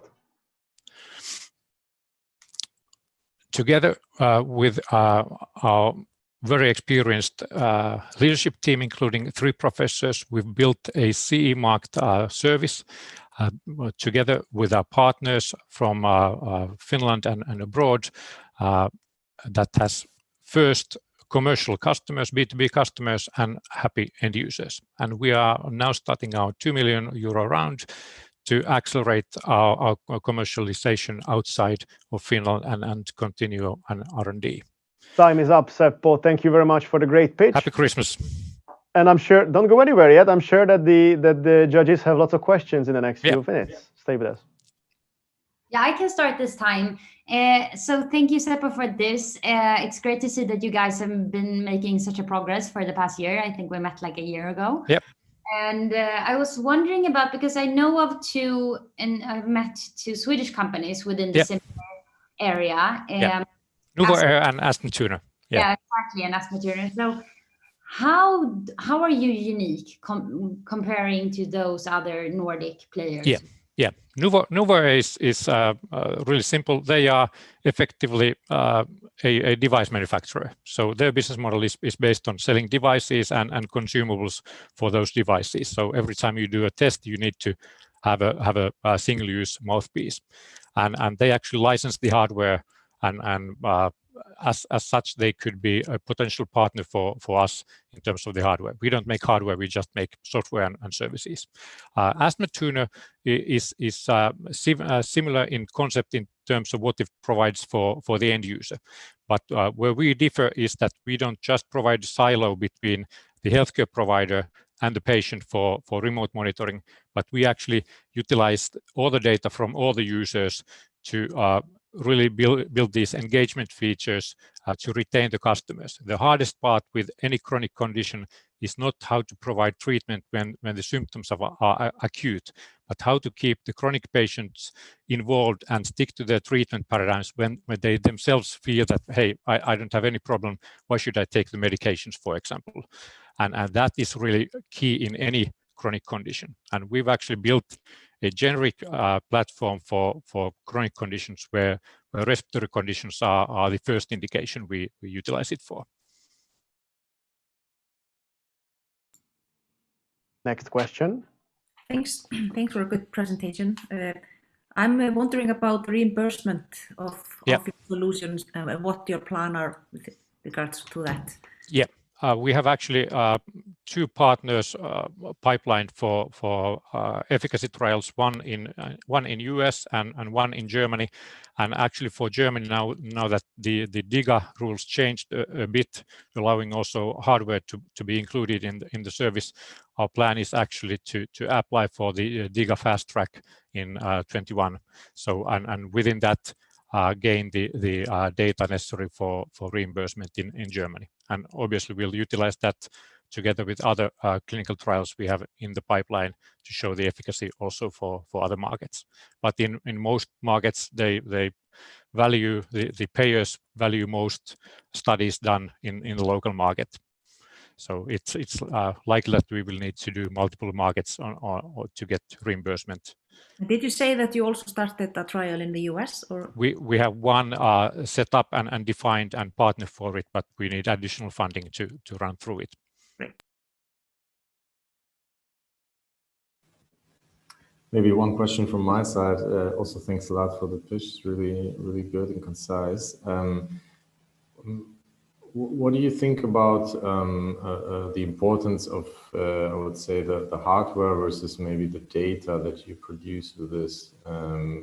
Well, yeah, good question. Hardware is really the necessary evil in case of respiratory conditions.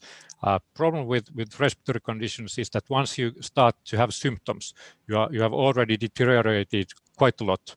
And our value for the patients, or one of the key values for the patient, is that with the clinical grade spirometer that has traditionally been available in clinics only, you can actually detect the deterioration way before you get the symptoms. But in an ideal world, we would detect that automatically from, for example, changes in your voice while we speak on a phone.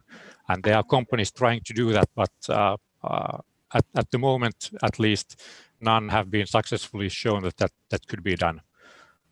Really, the gathering the data and utilizing the data for the benefit of all is of core value for Kammu. Thanks a lot. Maybe one question from Kaisa, kind of follow up from what she talked about the competition. Prosper Health was acquired and is considered as one of the Propeller Health. Propeller Health. They also have the means with the big pharmas with the relationships, etc. How do you think about your concepts being how do you build a moat so that you are properly defending yourself against the much bigger players who have a base to develop, but that doesn't necessarily have the same products, but maybe they can evolve to catch up with you? Yeah. We have time for a very short answer, all right? Please, very short one. Propeller Health value prop is based on IoT sensor-enabled inhalators. Challenge with just tracking the medication use is basically providing prognosis based on looking at rear view mirror.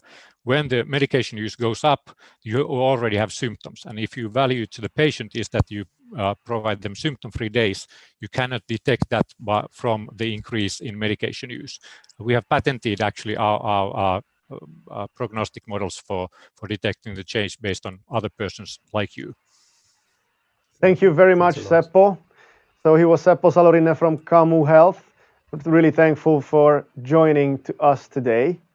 We would love to listen to this more and spend more time with you, but we need to move on. And actually, we will have the last but not least company coming to the health session which is AUVC Tech.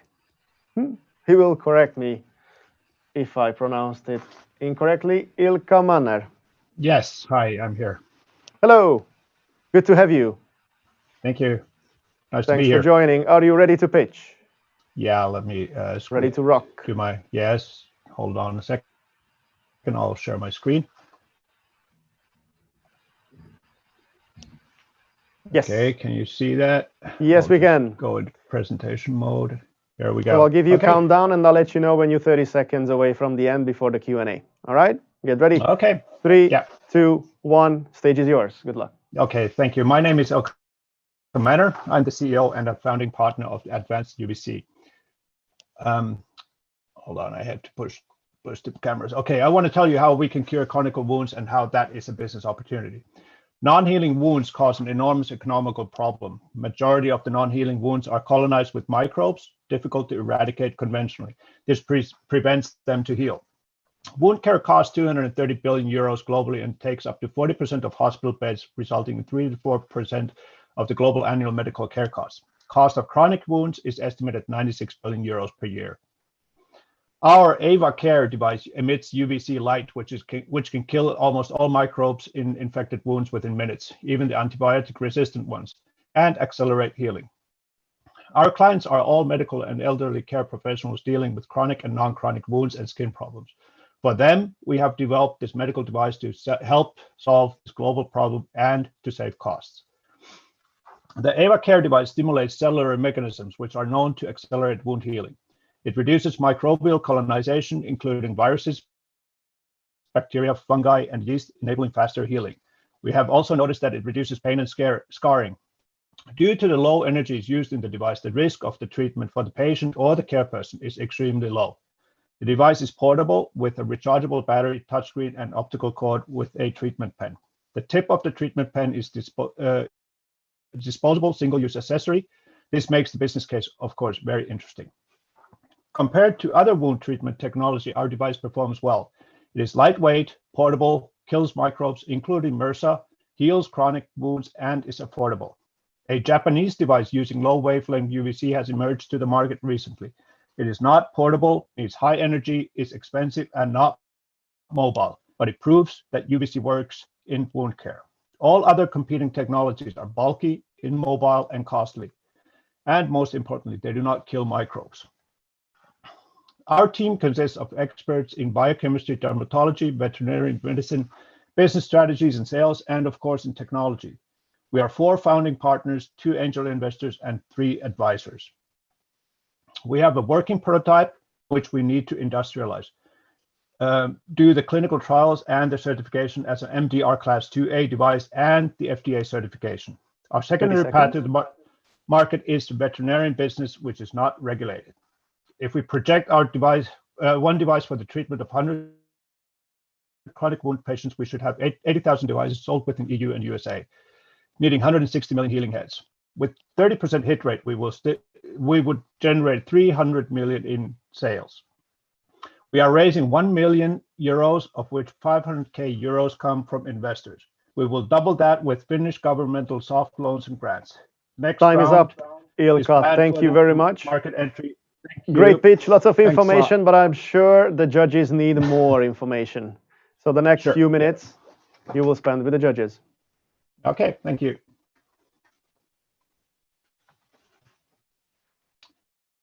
First question can come. I can go. So thank you for this pitch. I'd like you to elaborate on the go-to-market plan, just so I understand more in terms of timing and so on. When do you think you will be available on the market? Yeah, well, our plan is, of course, once we have certification financing, we will start with the certification process and the clinical trials, which of course take time. Once we start the clinical trials, it would probably take 1.5 years until we are then certified and ready to go to the market. Okay. Did you talk about the patent? I didn't see that. Do you have a patent pending? Or? We have patents. We have a patent pending, yes. And another question about the regulation. Did you say that this product is not regulated or? No, I said that it is not regulated for the veterinarian business, but Yeah, it is yeah, of course okay. Okay. it is regulated as MDR class 2A device. Of Yes. course, yeah. And Ika, what are the evidence that you guys have collected from doing your trials about the efficacy? What is the sample size? You know, how do you? Well, we tell us have a little bit done about a lot of testing on volunteers and of course also on volunteer animals, and the results have been very surprisingly good. I mean that we have had a carpal tunnel patient which was operated and he returned to work after 10 days of after the surgery. Normally it takes 8 to 10 weeks for these people to get back to work. So enormous acceleration. We have time for a quick question still, even though our timer restarted for some reason. I'm following and I'm tracking the time, so not full 3.5 minutes, but if any of the judges have still anything to ask, let's have at it. Nothing else? All right, well, then I assume Ilkka gave a fantastic pitch that there is no question left without answer. Okay. So Ilkka, thank you so much from AUVC Tech.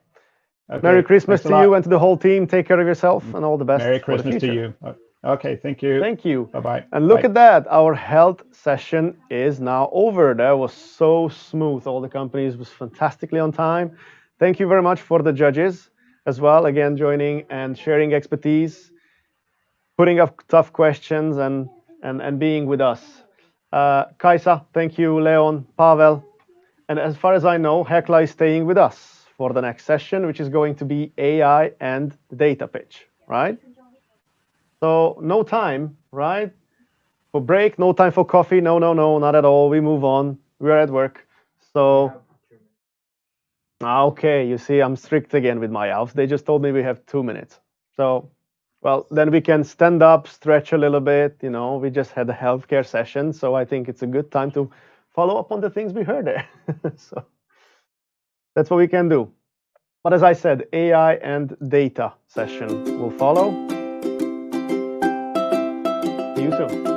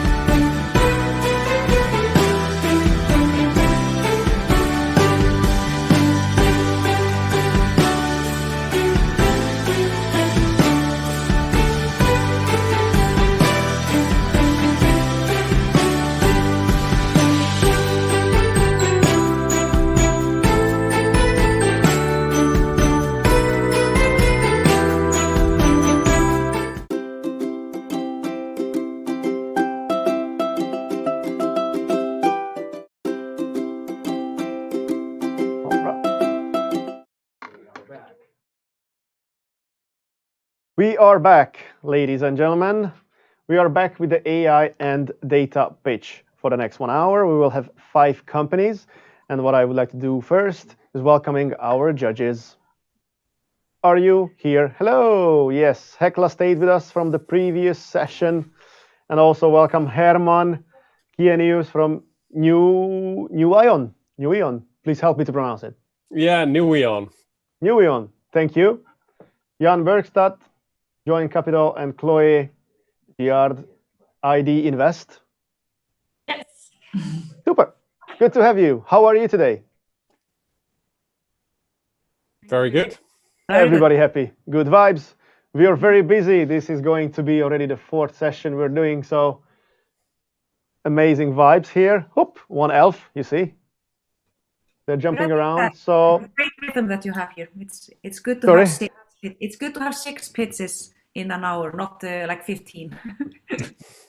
No, well, we still have a lot to do after, so there will be many. Okay, but here we are for the AI and data pitch, and I would like to ask if Harri Santamala is joining us. Yeah, indeed I am. Here you are. Hello, welcome. How are you feeling? Ready to pitch? Yeah, he's ready to pitch. I Okay. hope I'm well. You have slides to show? Yeah. And share? Yes. Beautiful. Hopefully you can Super. see it. So I just Yes, we can see it. So let me give you a countdown and you'll be ready to go for 3 minutes. Okay? 3, 2, 1, go ahead. Okay, so good afternoon. I'm Harri Santamala, I'm CEO and founder of Sensible4, and we do self-driving software for last mile applications. And we've been around since 2017, currently about 95 people, first year's revenue grown and profitables. And early this year, we took in our first capital investment to scale the development and go to market in 22. Although company is 4 years old, we've been actually doing this quite a while, since the mid-80s, when my co-founder started the research of outdoor mobile robotics in Finland. And if you have been here, you know that we have a truly exceptionally terrible weather, and this was always the de facto in our sort of research and development of the solution. And what is our solution? It's a really combination of the full stack software, which can make sure that the vehicle knows where the road is, even when it's covered with snow and no GPS available. The vehicle can see through the noisy rain of different kinds. And lastly, we need to be able to control the vehicle in difficult conditions.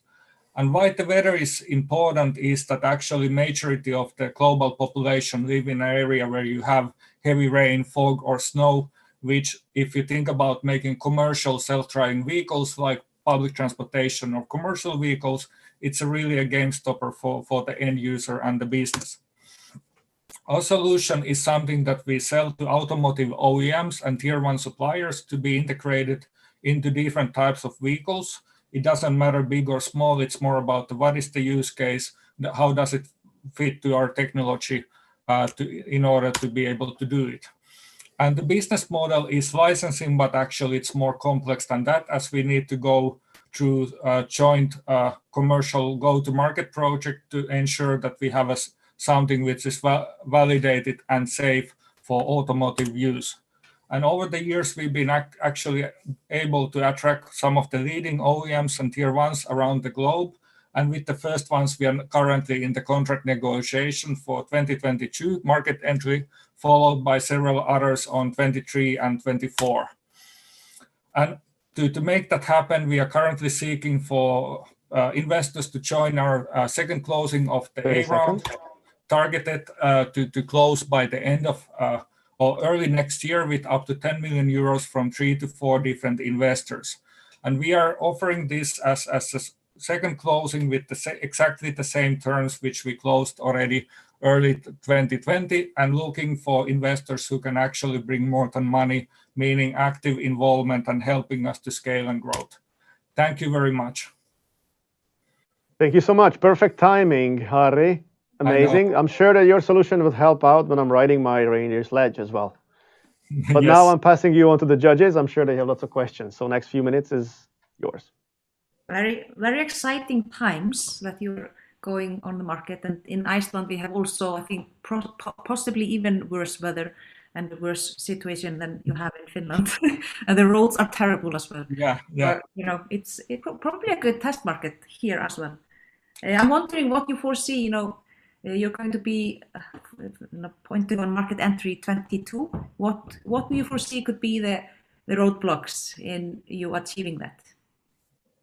I think we have the core background technology, which is currently in the maturization and safety validation. We have the customers and even the agile ones who seek to do this timeline with us. I think it's about that we need to secure this second closing in order to have a sustainable runway all the way to mid 2022. Okay. Hey, maybe I have a question. I'm Herman from Amsterdam. I have a question on the technology. Are you providing only a software solution, and are you sort of using LiDAR equipment or other equipment for that? Can you explain a bit more about the technology itself? Well, our solution is software only, and we use the full stack of sensors combining the LiDAR, radar, and cameras. We don't provide them, but we can help on choosing them. Normally, the OEM has a purchasing power and certain preferences, and we work with the data. Okay. And maybe second question, you said you want to focus on the shuttle segment as a less competitive segment first. Mm-hmm. When do you think you can be live with a shuttle service? Well, live with the service meaning no driver in the vehicle. So that's the 2022 in our first operational design domain, which will be expanded to more complex scenarios by the year. Okay, thank you. Thanks.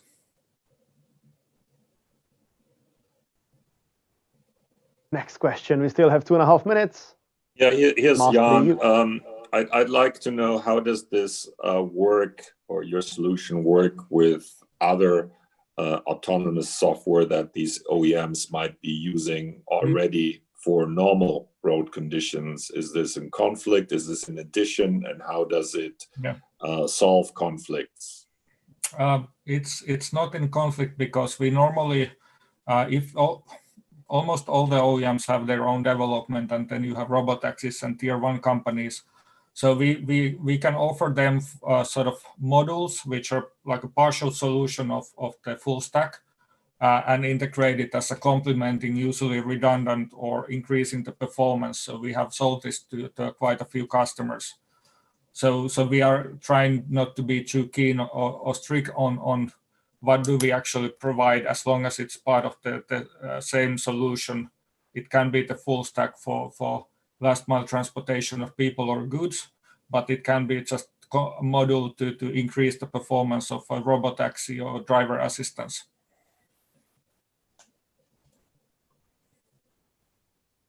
Okay. So who are your closest competitors? I would say that our closest competition in Europe would be 2 French companies, EasyMile and Navia, although they are also making buses, but they are software companies. In the States, I think May Mobility might be the closest competition. Sometimes we are competing against the customer in the sense that some of these companies have a very strong do-it-yourself attitude to develop everything themselves. Anybody else? Nobody. Okay. Maybe a last question. So what partners do you want to work with to bring this to market? And do you see an opportunity to sort of do that faster if you have the right partners on board? Indeed. We are sort of, for example, what we are now doing with the Toyota in Norway, and this was just on a press release yesterday. We are trying to work throughout the whole value chain. Yes, Toyota is OEM, but this is a new kind of a product and solution for everybody. So So we are also working in the Norway with the public transportation agency and the public transport operator. So basically with the end user, the vehicle manufacturer and the software developer. And this is really the type of partnerships we are seeking to build in order to make this happen faster on a commercial level. Thank you very much. Our time is up right now.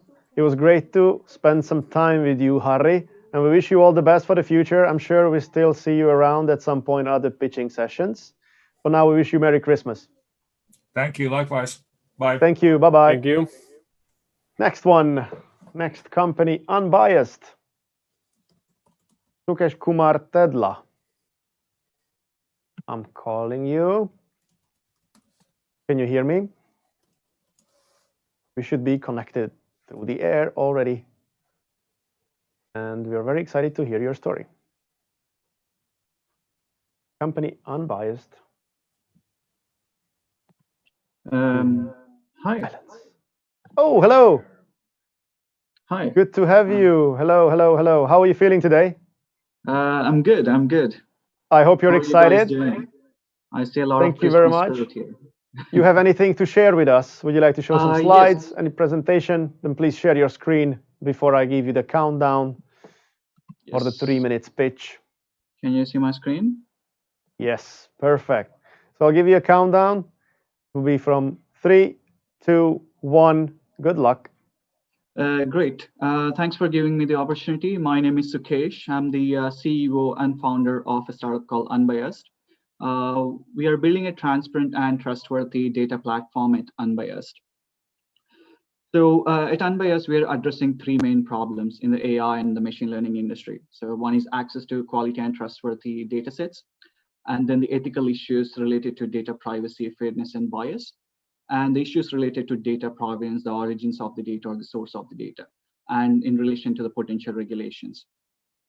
So why is there a need for this at this point in time? So today, in addition to GDPR, there are 2 other regulations that are being drafted in EU today. So one is ethical AI regulation focused on the impact of AI on societies. And then there is Data Governance Act, which was the first version of the regulation draft was just released 2 weeks back. So what we are building with our solutions is basically addressing these issues and to support these potential regulations that will impact the industry in the near future. So today we are building a one-stop shop platform. So as you can see on the screen, it kind of represents a traditional AI pipeline, starting from the data collection step to actually deploying a model on a very high level.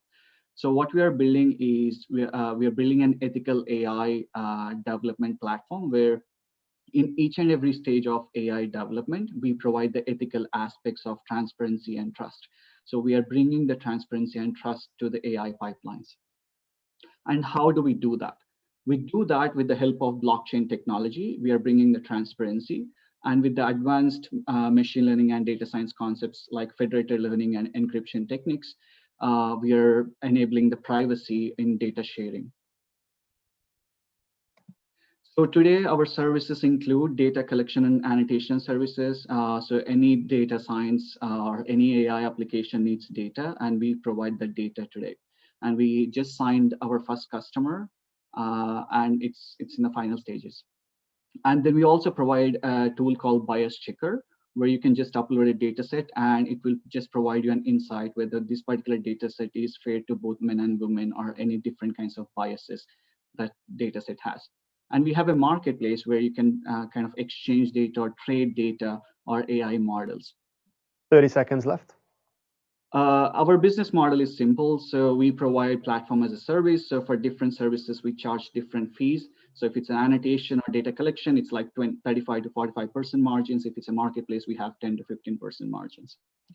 Our advantage, we provide a one-stop shop solution. We support privacy preserving tech, and we are also in support of potential regulations. So that kind of sets us apart from the industry. That said, we recently got the recognition as AI startup, trusted AI startup. Sukesh, time is up. Thank you so much. Great pitch. And now I hope you're ready because the judges are on fire to put questions up, I'm sure. Yes. Right, hello, start. Herman from Amsterdam. Thank you for the pitch. So just to understand the model itself, you're basically an intermediary between people that provide these services and companies that need them. Is that how you work? And who are the persons that provide these services then on your platform? So if it's a data collection or annotation service, so we do have independent contractors in different parts of the world, but also we have our own platform where anyone, even you can sign up and just work on contributing to different data sets. So it's a crowdsourcing, but also we have the independent contractors. Okay, and how much of these contractors and users or service providers do you already have on the platform? Yeah, so today we have more than 1,000 people in total working on the data collection and annotations. So on our platform using crowdsourcing, we just launched in October. We have more than 300 people on our platform that are signed up.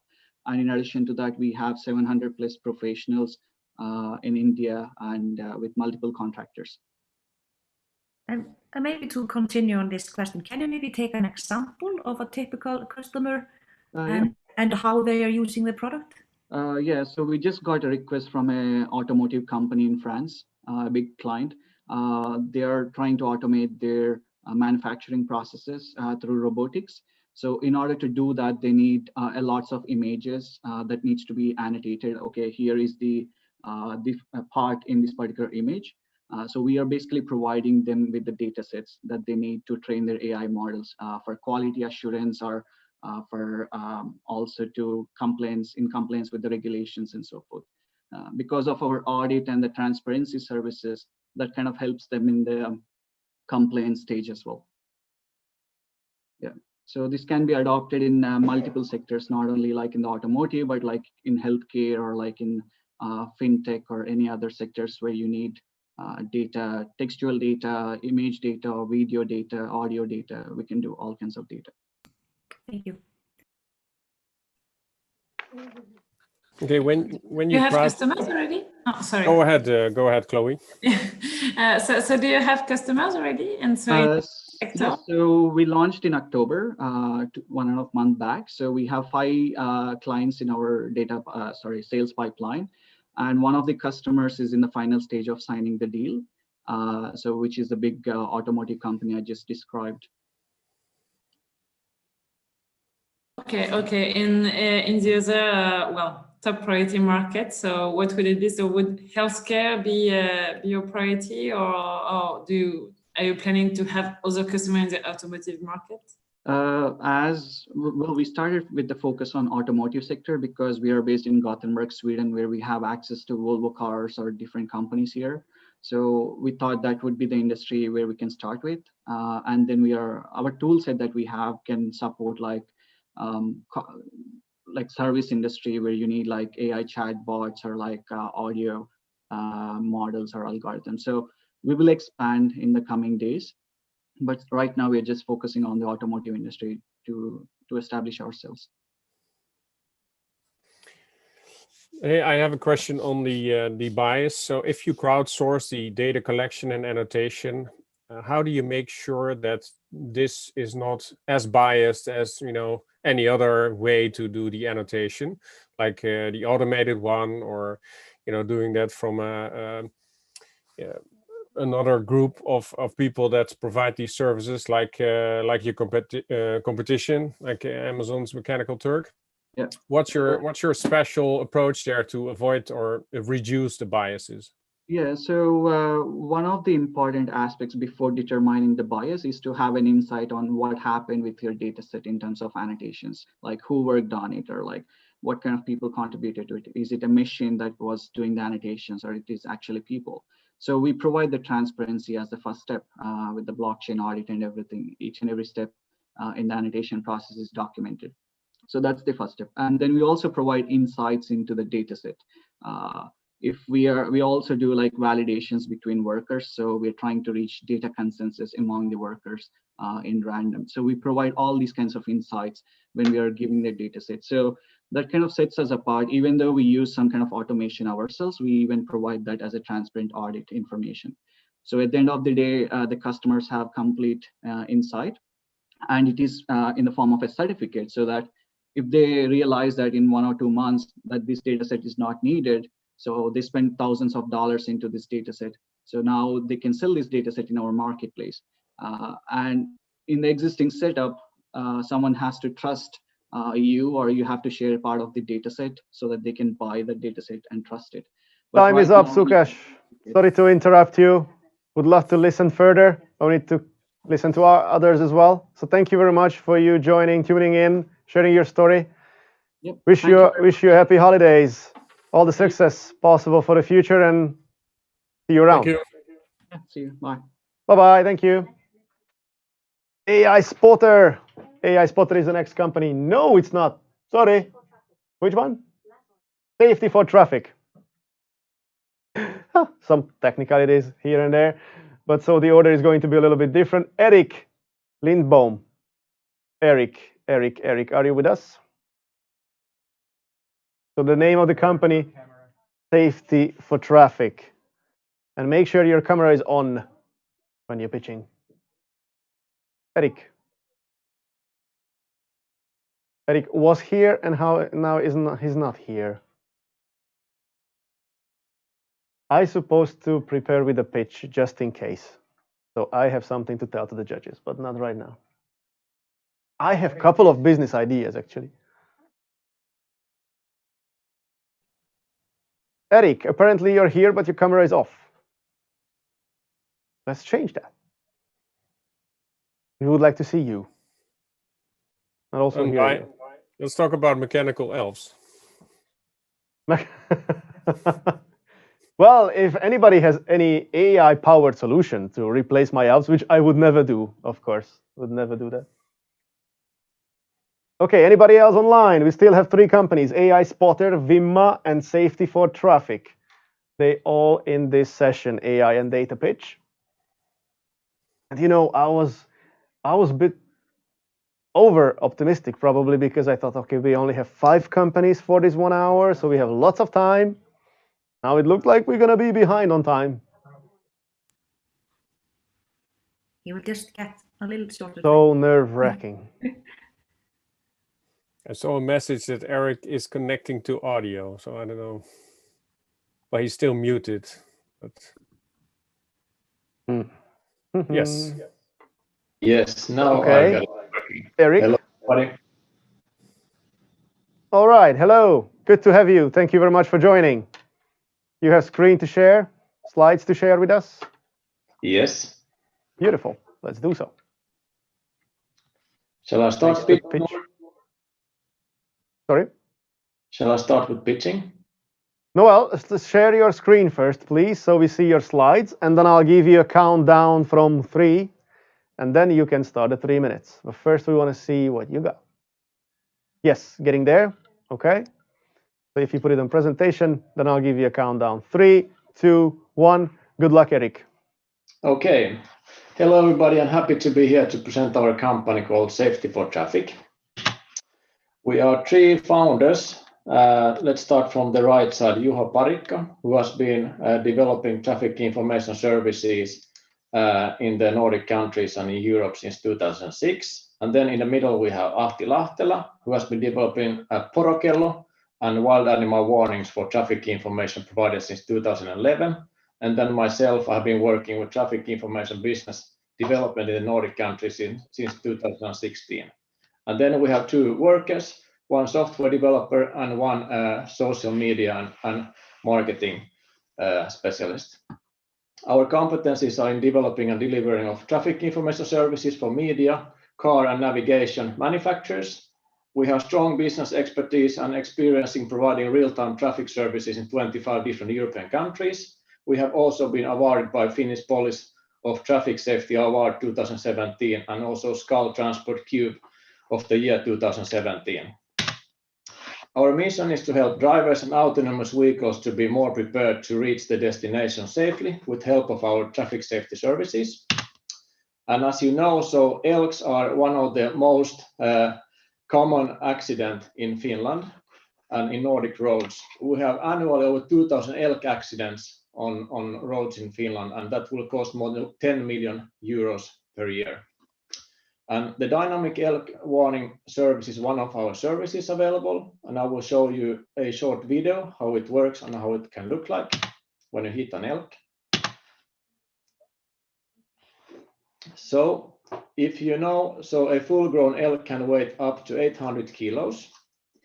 We have also discovered that the highest risk to hit an elk is during the sunrise and sunset. And elks are using the same route and cross the road often at the same spot.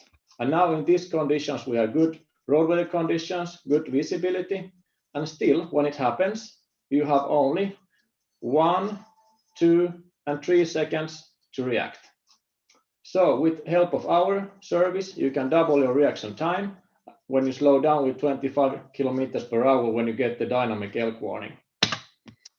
Other service types which we have available are the reindeer warnings, and reindeer accidents are approximately 4,000 per year in Finland. Then we have deer warning service, and at the moment we have almost 10,000 deer accidents in Finland. And then we have road weather service warnings, which alerts for the sudden changes on the road conditions. And then we have also crosswind warning service that warns of strong crosswind affecting to the vehicle, especially on the heavy vehicles. And then we have accident warning service and road work warning service, which also warns of the road workers on the road area. And then we Eric, have... time is up, unfortunately. Sorry to interrupt, but the pitch time, 3 minutes, is over. Okay. So now you can have a discussion with the judges in the next few minutes. Thanks. Maybe you can just quickly tell us more about the technology and how you are, how it is applied in those situations that you mentioned. If we think about the elk warnings or the animal warnings, so there we are providing 2 different technologies with the algorithms which we have developed by ourselves. So on the bottom we have historical data. We have big data which we have analyzed, and then we have data of animal movements. So we know where the animals are moving, and then we have real-time data on top of that, so which are based for real observations in different data sources. And those are mapped with different standards like TMC or oval air standard directly on the map and put on road segments. And we have also analyzed the length of the road segment on different type of roads, so that the alerts are coming on right time before the alert, the area, and also that they're not coming too often. So basically we are using 10-kilometer segments on highways where the speed is 100 kilometers or more. So then the alerts are coming every 6 minutes. When you drive 100 kilometers per hour, you're approaching 6 kilometers per minute. So using that base principle. And then when we have reindeer warnings, so there are different types of animals, but there's also a lot of big data in the behind, which we're using for several years to analyze the movement of the animals. And then we have launched a service which is called Porokello. I don't know if you know the brand, but it's very popular in Finland and the Nordic countries, in Sweden also. So where you can, when you see a reindeer on the side of the road, you just hit a button on the application, and it will alert the vehicles coming after you that there's a reindeer on the road. And then we have the deer warning service, and deers are totally different animals than reindeers, which are herded, and also different from the elks. And they are all over the places, and there's a lot of those. So there we have more big data and more, how do you say, because there's 7 different types of deers and how they behave. So we have also put it in different regions, how they behave. And then we have the road weather service. There we're doing it actually in collaboration with Finnish Meteorological Institute, where we cover Finland, Sweden, Norway, Denmark, Baltic countries, and Poland. And there we're using a 24 hours forecast, and then we're combining with the road, how do you call it? The road weather stations where we get the local temperature, humidity, and wind speed and direction. And then we also combine it with the temperature from the road. There's sensors in the road. And then we have road cameras, where we can analyze the outcome of it. And everything happens in a milliseconds. And then we have one resource which is double checking if there's some issues with the outcome. But basically the road weather changes in every 30 minutes. So it goes quite smoothly anyhow. And then the other services we're using also public sources when it comes to roadworks, for example. And then we are having collaboration with media. So when people are calling into radio, we can also pick up information from there. And we also have media platforms, so which media can use directly in the radio studio. For example, Radio Nova was using our service last 6 years, and they won the most popular radio channel in Finland, the Radio Gala, thanks to us 3 years ago. Hey, ideally, I would say you will. It would be great if these alerts get distributed right to the car. Are you sort of? What do you see as the main distribution channels to get the alerts in front of people? Main distribution channels are the OEMs, of course. And then we have a lot of different customer segments. One of the biggest, which has just raised up, is actually the insurance companies who want to provide additional value for the customers. But OEMs, of course, are huge customer, have been. Actually, we have had, only in Finland, we have had 1.5 million users, 17 OEMs using our service. And now when, for example, here has their marketplace, so we can also expand the service to the here marketplace. And then we have, for example, Rightware, which has more than 80% of the premium OEMs, and they are using the connected Kansi platform. So we can also share our content and services through Rightware Kansi connected platform. So there are different. Thank you very much for your participation. The time is up. It was a great pitch, lots of information. We wish you a Merry Christmas. And thank you very much for being here with us. And we'll see you around for sure. Thank you. All the best. Take care. Thank you. Bye. Bye. All right, moving on. Lots of startups to listen to still. So next one's supposed to be AI Spotter. And I'm calling Andri Kivimäki to listen to his story.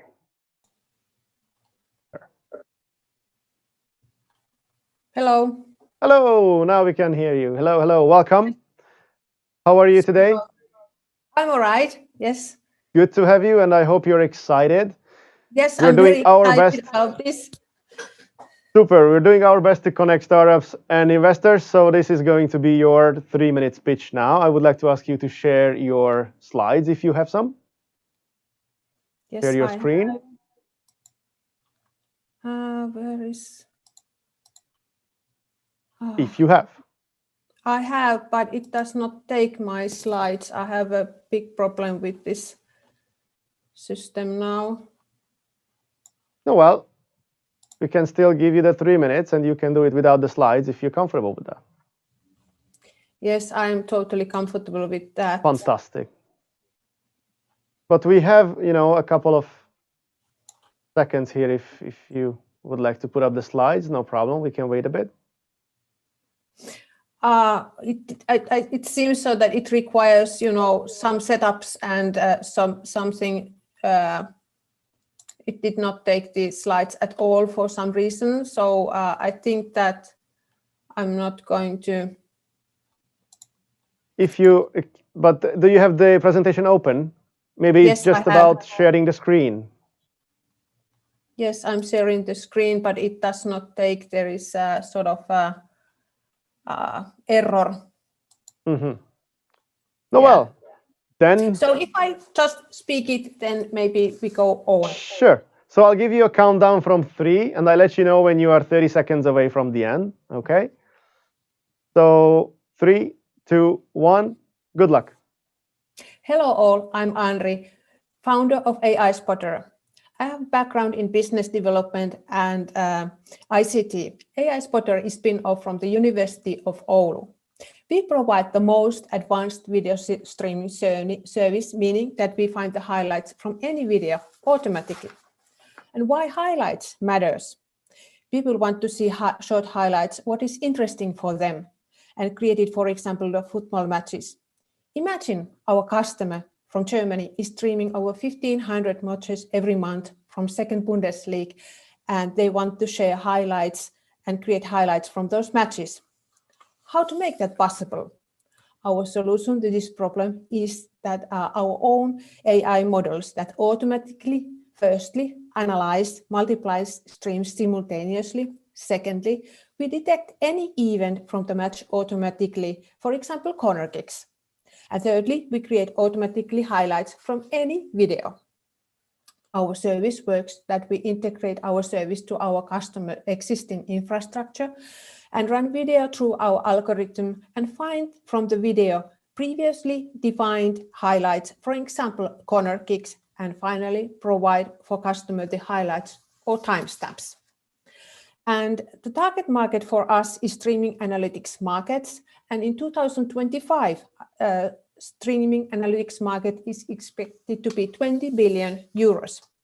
And we do have competitors, and we differentiate with competitors at least two ways. Our service does not need metadata or own service platform to create the analysis and the highlights. And our go-to-market strategy is that we sell our service and to broadcasting and streaming companies. And the distribution channels for our service are straight contacts to customers, and we use social media for our marketing our services. And our service is based on SaaS model. We charge our customer subscription and setup costs. And our service is scalable to other sports, documentary, and even to news. And there is a huge business opportunity because every year we watch 88% more videos from phones. And our founding team composes Sami, who has PhD in machine vision and developed our intelligent algorithm and has experience about computer vision from the last 15 years. And I, Andri, having PhD in information technology, having background in SMA funding, business development and project management with companies over 20 years. And we have Timo, who has extensive experience working with large IT infrastructure sales and development in over 30 years. And we speed up to our business and expansion, we need funding. We're seeking 500,000 seed financing for 18 to 22 months. And we will use that money to ramp up our sales, broader marketing, new AI features, and hire 5 new experts, our team. Thank you, Andri. The time is up for the 3-minute pitch. Thank you so much. And now I invite the judges to ask the questions they have in mind. May I go? Hi, thanks for the pitch. Well done, just on time. Look, I was wondering, why did you start this company? What was the trigger? The trigger the original trigger was that we had a great technology in University of Oulu in computer vision, and we wanted to apply to business. And we started that with sports because that makes us to use computer vision in specific framed area. And yes. Okay. And you're the founder and our shareholder in the company? Yeah. Yes. Okay. All right. And the university, did they give you all the IP, or are they a shareholder in your company? They have small portion, very small portion in our. They don't have any, they don't use any talking rights or anything. They have given all IPs to us. Great. Well done. Yeah, that was my question. Thank you. Maybe a question on the analytics. You say you can sort of analyze the corner kicks or see what is happening in a game. Yes. Is that broader? Is that for all kinds of activities like goals, passes, etc., fouls? So are you generating also the analytics and the data for the game itself?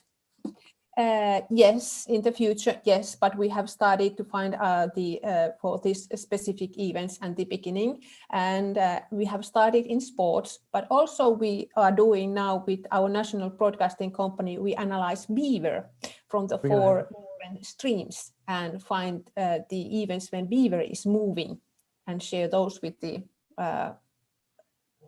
audience. Okay. And are you analyzing this in real time, or is this sort of Yes, after a broadcast? Yes, In we real can do time? that. Yeah, in real time. Yes, and also post analysis also. Okay. One question about the product market fit and how far you are with finding that, and maybe also about how you are doing that. What kind of experiments you are doing to come to the conclusion that you have a fit?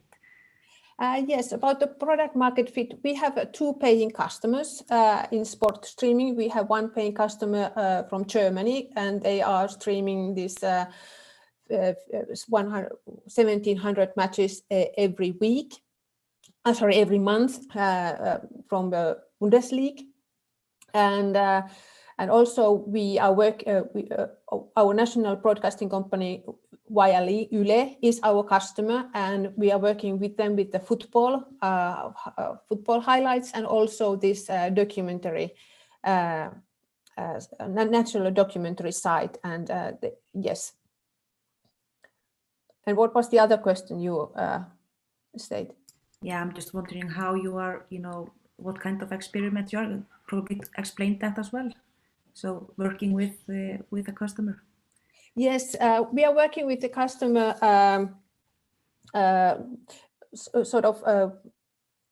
we have found out our product market fit, yes, by working with the customer, and also we have done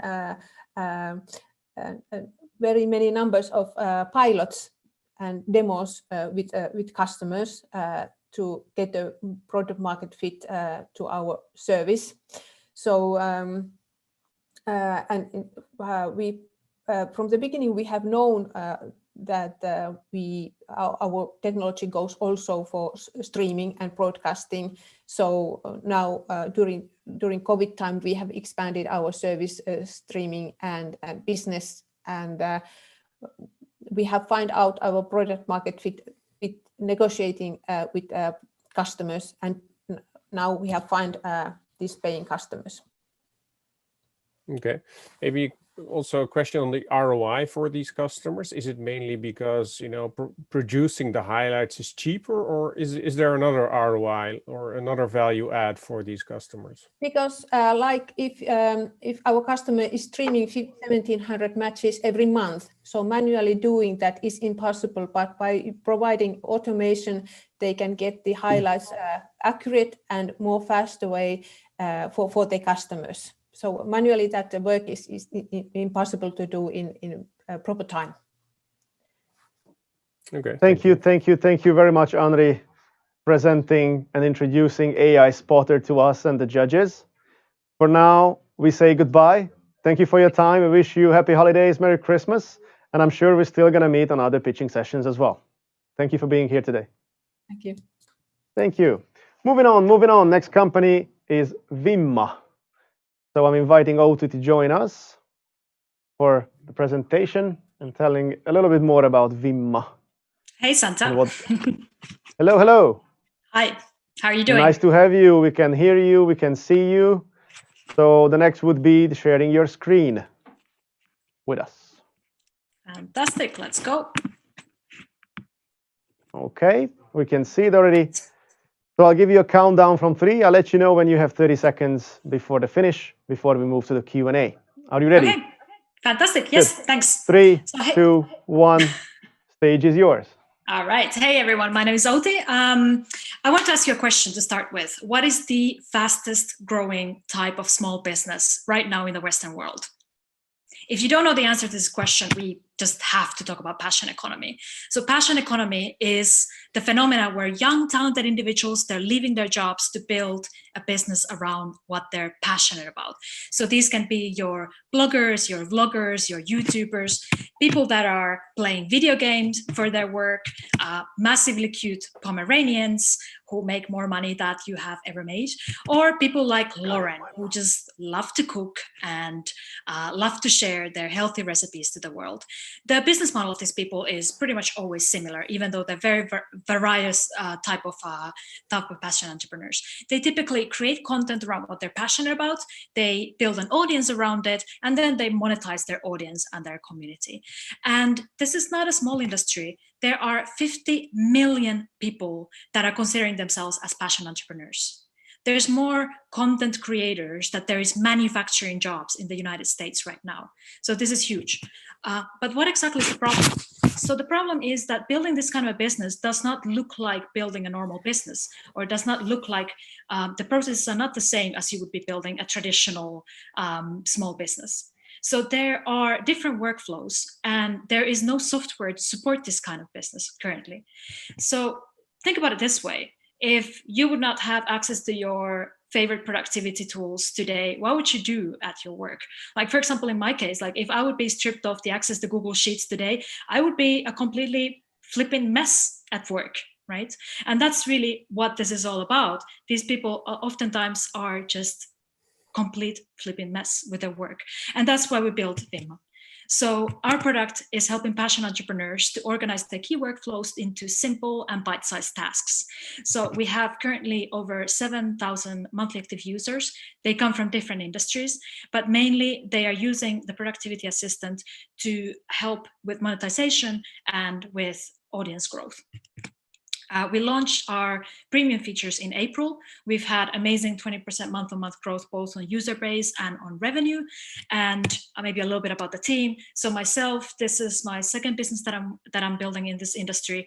My co-founder and CTO has been also building businesses before. We just were announced today as regional winners of the Techstars Rising Nation competition. And we're currently also raising a seed round. I kind of rushed this through. I still have 15 seconds, but that's it. If anybody's interested to talk about this, here's my email address, and I guess we're ready for questions. Thank you so much, Oti. Thank you very much. I think Santa might become your customer very soon to organize a workflow better, because there is a lot to do here. Before that, judges, please help us out with some questions and expertise. Hi. Thanks for a very energetic presentation. It was great. And just maybe first question about where AI comes to it. Did you mention that, or? Yeah, I might rush it through because of the time limits. And maybe you can tell me again, because I exactly didn't get it. Yeah, well, the first thanks to Santa to assigning me for this track of pitches. We're more of an applied AI company, so we have a couple of machine learning models in production, but obviously it is mostly a software as a service play. So our business model is to sell software, productivity software for these people. The machine learning, where it comes into play, is in organizing the workflows. So we've been collecting data from these simple bite-sized tasks from passion entrepreneurs. So we have over 2 million data points of what actually makes a passion entrepreneur grow. But as you might understand, this is a productivity software where there's machine learning is a minor component of it, right? We're not an AI company per se. Okay. Thanks. Hey, Uti, yeah, great pitch. Can you share some of the metrics about conversion to paying users, and how much are they paying per month? Yeah, absolutely. So currently it's about 8% of the users that onboard on the free version, onboard on the premium, right? And then they're paying a subscription of $20. It's a typical monthly subscription, and yeah, that's about it. Those are the simple metrics. Okay, and where do you see like key segments or types of users that you have traction with? Yeah, absolutely. So we started with segments where I have experience because of my previous company. So I've been working in this industry for a while. So we started in very female-focused, US-based. There's a lot of food, fitness, fashion, and cosmetics type of bloggers and vloggers. This is mainly just because of my own very deep understanding of these people, but we're obviously building it towards more universal productivity set. Okay, and so you're providing productivity workflow software. Are you also aiming to help them, for example, with their marketing or with sales? Are you providing web shop software as well, or can you explain a bit the breadth of the software? Yeah, so currently, as it's an MVP stage, so we launched the paid feature set in April in the middle of the pandemic. So the current features are. You could say it's almost like a lead gen tool for passionate entrepreneurs who are looking for deal flow, right? So you use AutoClose or similar software for closing normal B2B deals. You would use Vimma to close your sponsorship deals with email automation, right? And then the other side of the equation is the growth part, where you get customized tasks, what you need to do every single day to grow your audience, optimized for your stage and for your industry. But then obviously when it comes to, there's 3 different things that you need to do as a passionate entrepreneur. So there's content creation, there's monetization, and there's growth. So those are the 3 areas that you need to excel in your trade. And there's a lot of subsegments what needs to be done afterwards. We're not looking at becoming the Shopify or anything like that, but there are different flows. For example, the financial and accounting and invoicing, those kind of like administrative tasks that kind of take much of your work that is not really value creating as a content creator. Those are the things that we want to streamline and automate. Okay, cool. What do you see as your main competitors? So there's a segment for it. So for the content creation part, there are Canva and Later. For the deal flow side, there's multiple platforms that our users are currently using. It's really fragmented because there's no one-stop shop right now. And then for the growth part, there is no single market leader, but there are, for example, agencies who kind of manually help people to work on this. Okay, thank you.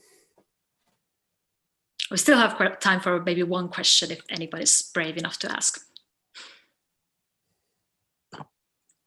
Yeah, I'll go. So these partnerships or sponsorings or paid posts, etc., is there a structured process how they enter your, let's call it, machine, and you link them automatically, or how does that function? Yeah, so we do not take part into the, let's say, contract negotiation, because usually that is very custom process. So what we want to do is we want to make the first connection where the passionate entrepreneur gets the deal flow, and then from there to notify people like, hey, you have this deal in your pipeline that you haven't worked on or you haven't contacted the company. But when it comes to the actual opportunity, those are negotiated between the creator and the brand themselves. So we want to stick to the most automatable part of the process, which is the beginning of the pipeline. Thank you so much, Outi, for being with us. Thank you so much for sharing information and telling more about your company and your activities. We wish you happy holidays as well. You too. Thanks a lot. And we'll see you around for sure. All the best. Take care. Thank you. Bye. Thank you. Bye. And believe it or not, our AI and data pitch session got to the end. So thank you so much for our judges. Thank you for being with us. Thank you for sharing expertise and putting up all the questions. I'm sure we helped these startups as well for the future. And I'm proud to say that since we started this morning at 11 o'clock, we heard about 21 companies. That's quite a number, and we are not even over yet. But now we're going for a few minutes break, and sharp 3 o'clock we'll be back with open pitches. Okay, so get up, stretch, get a coffee, and come back and listen to the rest of the companies. See you in 5.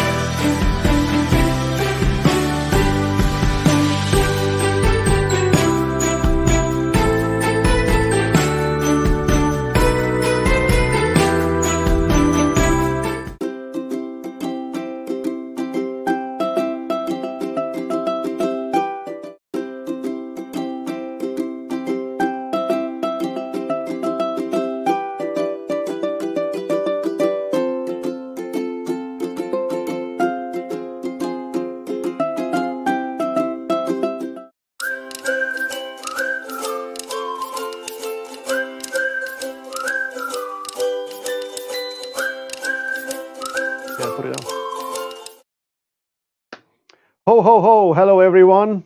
We're back. I hope you are back too. You grabbed your coffee, you put some stretching, and then you're still ready to listen.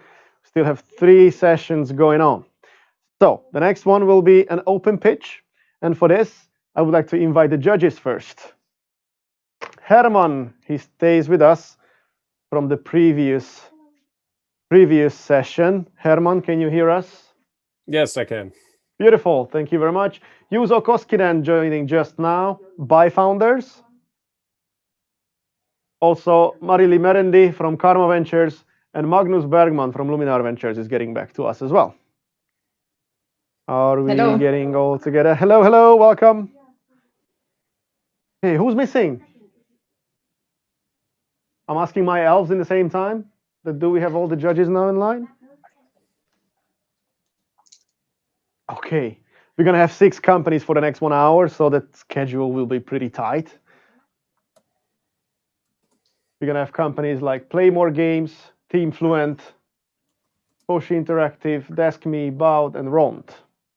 So just to give you a little bit of heads up. Okay, all the judges are in line. Fantastic. Good to have you. So Jouni Jussila would be the first person I'm asking to join us, and I invite to tell more about Play More Games. Jouni, can you hear us? Jouni?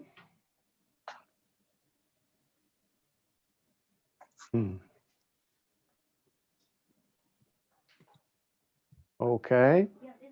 Please give us a couple of seconds and we'll be right here. I can tell that during the open sessions, you will hear about gaming companies, education, tech, food innovation, marketplace. So we have a lot still going on for the rest couple of hours before we actually start partying. And we have Jouni.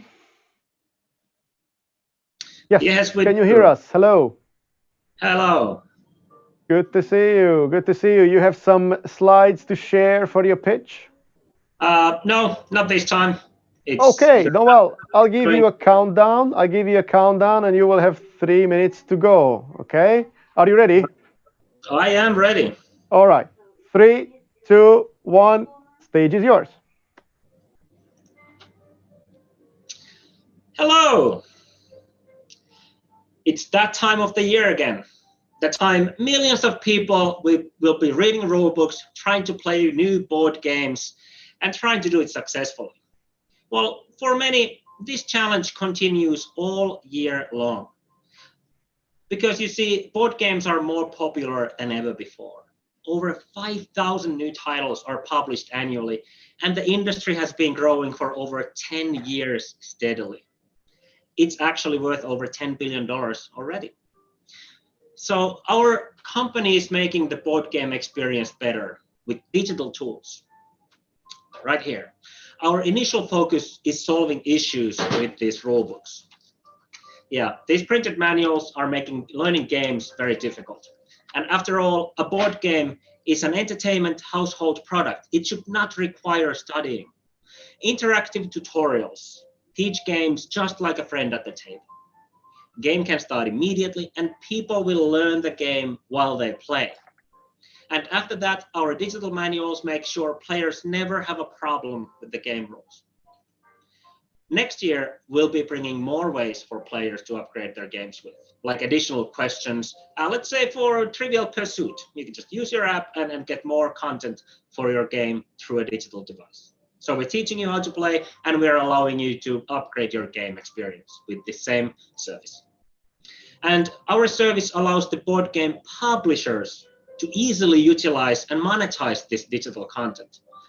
Because this is currently difficult. These companies are experts in physical products, but not on the software. And what we're offering is a software as a service platform, which removes the risk of software development for these publishers. And another huge benefit is the ability to actually collect big data, which is something that does not yet exist in the board game industry, but it would be really valuable. We have just gotten our MVP published, and we're now starting our growth. Our goal is to become the Google of tabletop gaming, the leading digital platform in the industry. And we're doing this because, well, as you can see, we love games.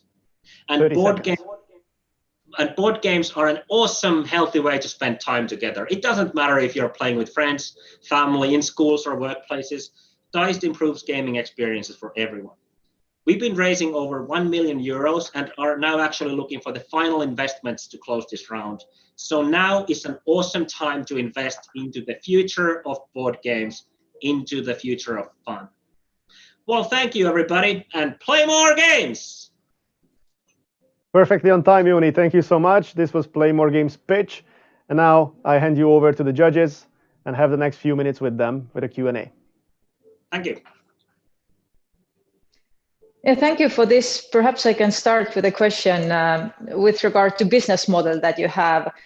What is the business model? You mentioned SaaS, but who are you charging and how much are you charging? Our primary customer is the publisher.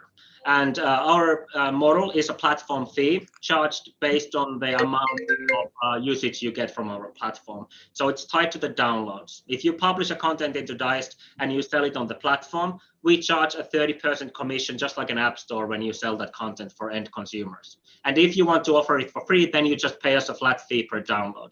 So for each download, we get a little bit of money, and this is small streams and a lot of publishers and a lot of games. Okay. Hey, Joni, yeah, thanks for the great pitch. Really inspiring. So you talked mostly about the interactive tutorials, the manuals, which are sort of needed at the beginning of a game. How do you make sure that people sort of stay engaged with the software so it stays relevant? That's a good question. Yes, our software is, especially the tutorial, the goal of the tutorial is to make itself useless. Once you learn how to play the game, you don't need that tutorial for that game anymore. So what we're doing after that is, first of all, digital manuals. So whenever you do have a question with the game, you can always come back to Diced and ask the question, just like if you had a friend at the table. Hey, how does this, now that I have this card, can I do this in the game? And you get the immediate answer, so you can actually focus on the game instead of trying to figure out how the rules work. On top of this, we're bringing a lot of player-oriented services. These are logbooks, which games do you play, with whom, you can record the score, you can take a selfie, or as board gamers call them, a shelfie, with your board game shelf. And your board game library, you can share it to your friends. A lot of community features, and all of this gathers big data, who's playing what games, when and how, and with whom. And this is information publishers don't really have. So this allows us to actually become the Google of tabletop gaming, being able to build those user profiles, recommend those game titles to you that you want to learn in the future, and also offer a really valuable service for the whole industry to understand their business a lot better. Because the weird thing is, when a board game publisher sells a copy of a game, they sell it to a distributor who sells it to a retailer who sells it to the end consumer. The publisher doesn't have any clue who the end customer was. And Diced actually opens up that link between the publisher and the end consumer. And this obviously also gathers a lot of data that we can use in many ways. Okay, so maybe an add-on question. So I'm understanding you actually want to brand your services also towards consumers, or do you want to provide this as a white label platform for the publishers? Yeah, it's a B2B2C platform, and obviously in a platform business, we're going to win if we get the players. So the players are really important for us. But the gateway to the players is the publisher. For example, here's a game that won the best children games award back in 2017, and as you can see, the box has a Diced logo on it. So this is one way how we can actually reach those consumers, because publishers will want to tell their players to actually go and get Diced and learn the game with Diced. And here's another example. I don't know if you play video games, you might have heard Hello Neighbor video game. Well, this is a board game that just came out of that same IP, and this game actually comes with a Diced code. And this code gives you a free download for the tutorial for this game. And when you use this code, it also generates information that this specific game copy has now reached the end consumer. And this is one of the ways how we can collect that data. Now the publisher also knows that, hey, now we know that game copy for sure ended up with the customer. Okay, but the publishers are okay with you getting that data then? Yes, because they can also utilize, they also get information, obviously not personal user data, but they get the big data. They can look at which games are being played right now, where, understand your own demographics better. When we collect that information that, okay, now this particular person use the code to redeem that game, we see their library and which games they own and their playing behavior, and this allows us to build demographic data for the publisher that, hey, did you know that your main customer is actually a 45-year-old woman in Texas? I mean, Okay. Thank you very much for playing more games. I think we're all agree that Joni is very much on the top of his game, right? So we would like to thank you for participating. Merry Christmas, and I'm sure we will hear about you in the future. Take care of yourself. Be in Good touch. to meet you. Thank you. Beautiful. Bye. Moving on, tight schedule. So Team Fluent and Jukka Rautiainen. Jukka, welcome. I'm sure you have a great pitch ready as well. And the great hat, definitely. Hello. Hello, everyone. Could you share your screen with us? Yes, I will. And until you do that, I can tell you that I will count down from 3. I will let you know when you're 30 seconds away from the end of the pitch before I pass you on to the judges for the Q&A. Good. So just Your screen is coming up. Everyone can Let see me do a countdown for you. All right? Let me do a countdown for you so the timing is right. Get ready? Yep. 3, 2, 1. Good luck. Thanks. So hello, everyone. My name is Jukka. I'm the CEO and co-founder of Team Fluent, and we are a proud University of Helsinki spin-out company founded in early summer this year. So we are relatively young as a company. So what we are about. I mean, Team Fluent is a research-based, easy-to-use mobile tool for improving teamwork skills and collaboration skills together. It draws on an extensive research on team competencies and teamwork skills done at the university during 2017 and 2020. And to be absolutely clear, Team Fluent is not just another team pulse survey or an engagement survey, but a pedagogical solution for improving soft skills as a team. So where are we basically coming from? I mean, obviously the world of work is constantly changing, and the importance of good teamwork and high-performing team has really become pivotal for any company's success.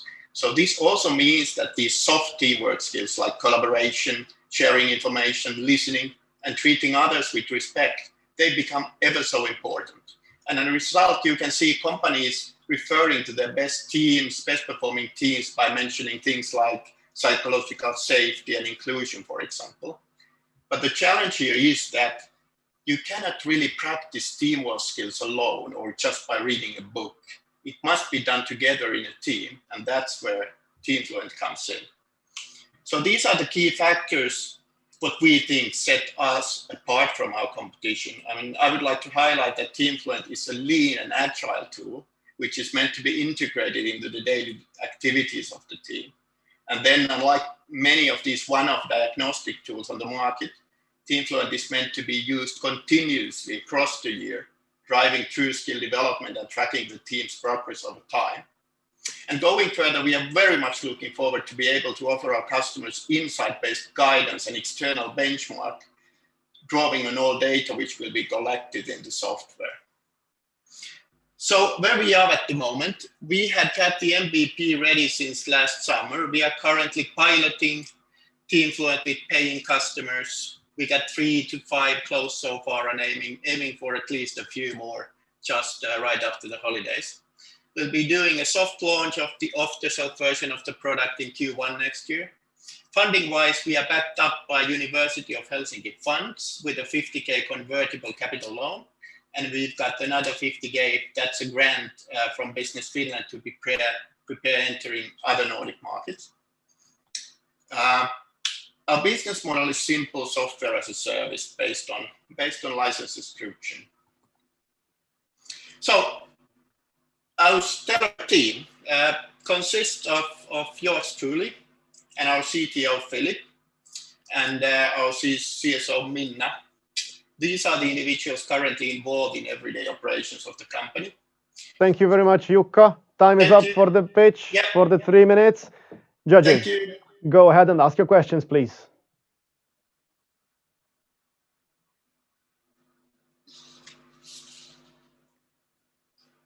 Hello? Can't hear you, sorry. Magnus, you're still on mute. Magnus, I think you're in mute. Please unmute yourself. Sorry. Are you looking, can you hear me now? Are you looking to enterprise customers or mid-size or SMEs? Mostly enterprise, yeah. And that will be like, how do you plan to engage them through onboarding or via a low-touch version or more manual?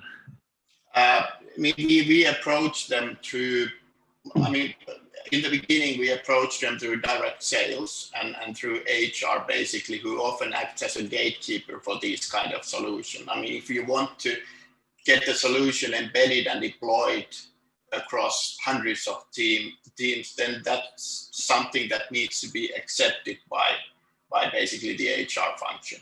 And these are the people I've been working with for the past 15 years, so I do have a sort of fairly wide contact base, at least in the Nordics. Thanks, Jukka.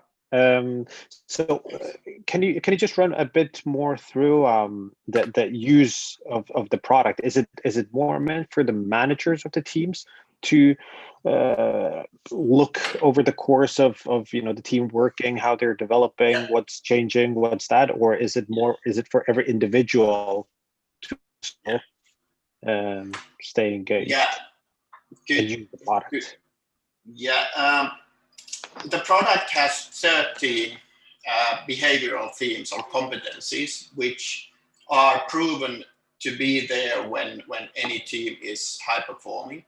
And the solution shall be tailored against each team's individual development challenges or goals, so that the team will pick, let's say, 5 or 6 most relevant topics or themes for them to develop first. Then they decide or agree on a certain team situation to be evaluated.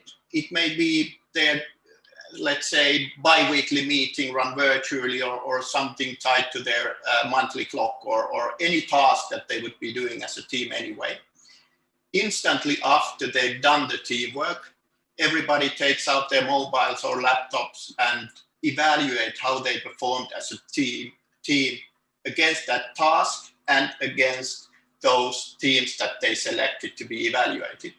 And the results can be seen immediately, which then allows them starting discussing what do these results actually mean for us as a team? What should we change in our work practices? Should we start doing this? Should we quit doing this? Should we do this more, this less? Kind of drafting this development action or development agenda. And then after 3 weeks, after 4 weeks, they do it again. Once again, connected to a certain task that they would do anyway as a team. And the software shows them progress since the last measurement, so they can see if they have actually developed as a team for that topic or for that topic. And then after doing this 3-4 times, when they actually conclude together that, wow, as a team, we've now become better at this and this, we can now take a small break, and then probably after a couple of months, we can select these new topics to be evaluated and developed. So that's kind of based on the method of experiential learning. So you do something, you stop to reflect, you change something, you do it again, you reflect, like developing your golf swing or whatever, basically. Okay, thank you. Do you also provide like some coaching? Because typically with these type of tools, like the results interpretation can be pretty tricky. Yeah. How do you make sure that actually the manager who or whoever is like guiding the situation is capable of doing so? 30 seconds for the answer. Yeah. All right. The results are presented in a very easy to interpret format. Then again, we do provide virtual training or onboarding for the team leaders. We don't consider that as mandatory, but that's something as an add-on service. And third, we are partnering with players in the value chain, providing coaching and facilitation services. So we have three alternatives there. Thank you very much, Jukka Rautiainen from Team Fluent. Thank you for joining us today. And we wish you all the best as well. Merry Christmas. Merry Christmas to you. Bye-bye. See you around in 2021. All right? Thank you. See you. Thank you so much. Tuomas Louhela should join us right now from Poshi Interactive. I need to cheat sometime a little bit and look on the side because there are so many companies we're connecting today. So, hello. Okay, getting the vibes there as well. Tuomas, welcome. Can you hear us? Yes, really well. Happy holidays, everyone. Hello, welcome. You have slides, you have presentation? Yes. Share it with us, please.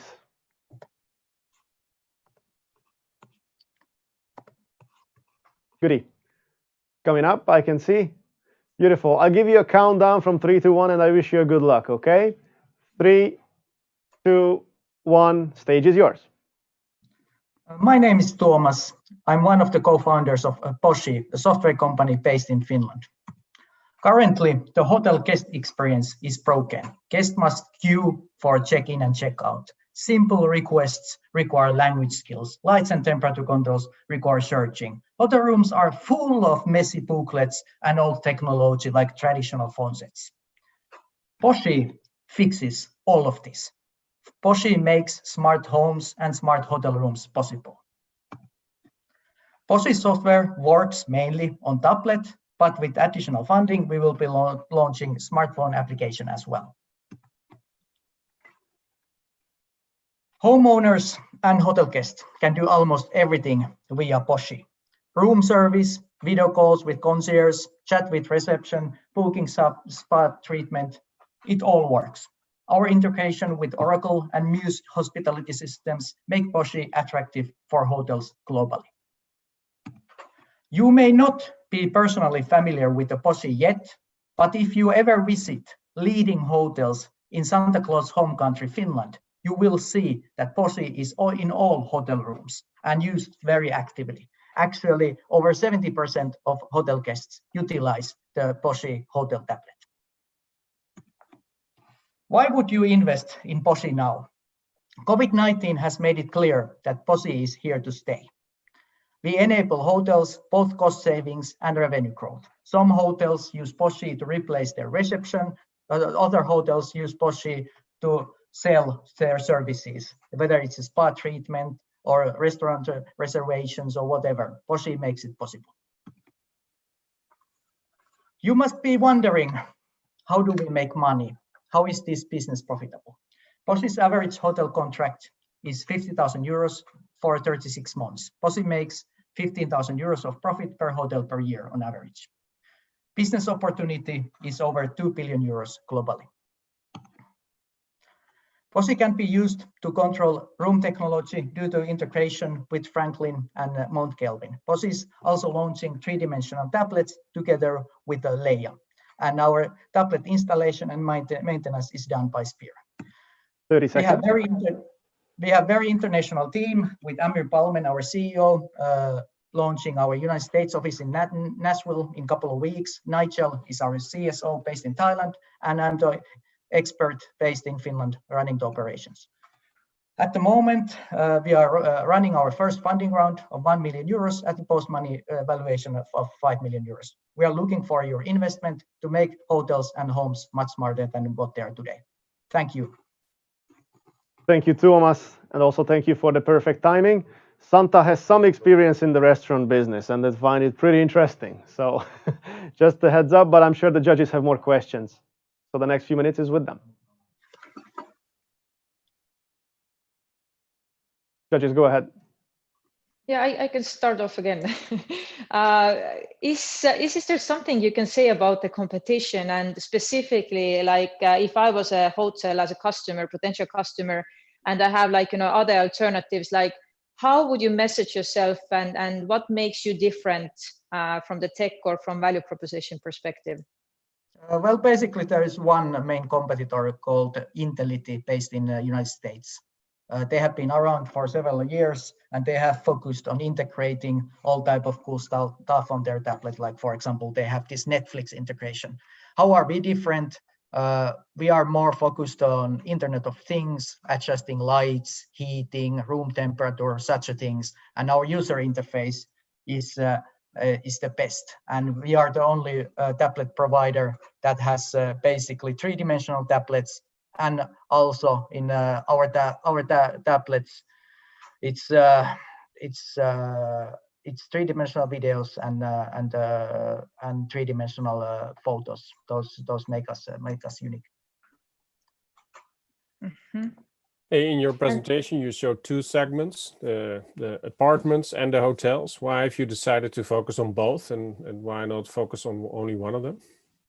Because at the moment, this smart home segment is growing really rapidly. Like we just sold for 45 home apartment building our solution. It will be installed in September 2021, and there seems to be a huge demand on this side. Our last 3 years of our history, we have been doing work with the hotels. So it is smart homes is something completely new for us, but it seems very attractive. Okay, and then you're selling to a property developer, or to whom are you selling? When in case of completely new hotel project, we sell the hotel project owner. In case of completely new apartment construction, we sell to the construction company. In case of the hotel that is already in use or apartment that is already in use, then we sell either to the hosting company or the company that is running the hotel operations. Okay, but with this apartment building, is then every house or every apartment gets a tablet to control all the IoT and smart home equipment in the apartment? Is that how it works? Yeah, correct. Okay. I cannot hear Magnus. You are muted. Yeah, and what's your dependence on hardware, would you say? Is that blocking or helping? Well, basically, when it comes to hardware, we have two different hardware suppliers, and we have this external partner company, Spiron, that is installing and maintaining those hardware. So yes, in a way, it's a limitation that there must be a hardware, but on the other hand, we have both low-end hardware from Highware, and then we have this very high-end hardware from Leia. So it's up to the final customer to decide which one they would like to have. And hi, Thomas. And what does the onboarding or implementation look like if we focus on hotels, for example?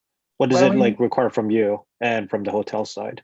Well, only thing that is required from hotel is that they give us their layout, like what type of layout they would like to have in the tablet, and they need to tell us also what type of content they would like to have in the tablet. And when this service is first launched, our team actually makes sure that there is all the required content functioning in the tablet, and then we educate the hotel staff that they can update the content as they like. And basically it takes about 2 weeks to launch the new hotel. Anybody else have a quick question maybe, or we can wrap up? All right. Tuomas, thank you so much for representing Porsche Interactive and sharing lots of information about your activities. We wish you all the best. And thank you very much. Merry Christmas. Happy Take care of holidays. yourself. Bye-bye. All the best. Bye. Thank you. Thank you. Take care. Take care. All right. 3 more companies in this hour to go. So DeskMe is in the line. Vitaly Stockman. Welcome. Good day, ladies and gentlemen. Hello, hello. I'm good well to have you for the occasion. I hope you can see me. Or can you see me? I think soon I will see you. Uh-huh. Hello. Okay, we can see you. Okay, Great. Great setup. Do you have presentation to share with us? Do you have something to show? I absolutely do. All right, that would help us. You would share it. Here we are. Yep. Well, I hope you're excited. I'm sure the judges are ready with many, many questions. So after the 3 minutes pitch that we're going to start soon, then I'll hand you over to them. So I'll count down from 3 and you go. Okay? Thank you. 3, 2, 1, go ahead. So yes, DESME is all about efficient utilization of resources that are around us, with the main topic office resources, but we touch upon some other areas as well. As name suggests, the core is desk sharing, but there are actually many resources that are not utilized very well. Of course, resources in an office like hot desks, any desk, meeting rooms, some equipment perhaps that you are sharing with somebody else. There could be some new trends like sleeping capsules, but then also like restaurants could also be, tables in the restaurants could also be used for meeting rooms. They are used as meeting rooms anyway, like for lunch meeting, breakfast meeting, and so on. But it could be done in a more like consistent and reliable way that you could actually rely on it as a resource. Hotels, as you probably know, there's Valo Hotel, which is combining like offices with hotel rooms in one. And event spaces, classrooms, even residential areas. We actually did in Espoo in one residential complex already, some resource sharing, like laundry rooms, tennis courts for residents in a really, really easy interface. But of course, back to the main topic is offices. And shared offices is the future, as many experts predict.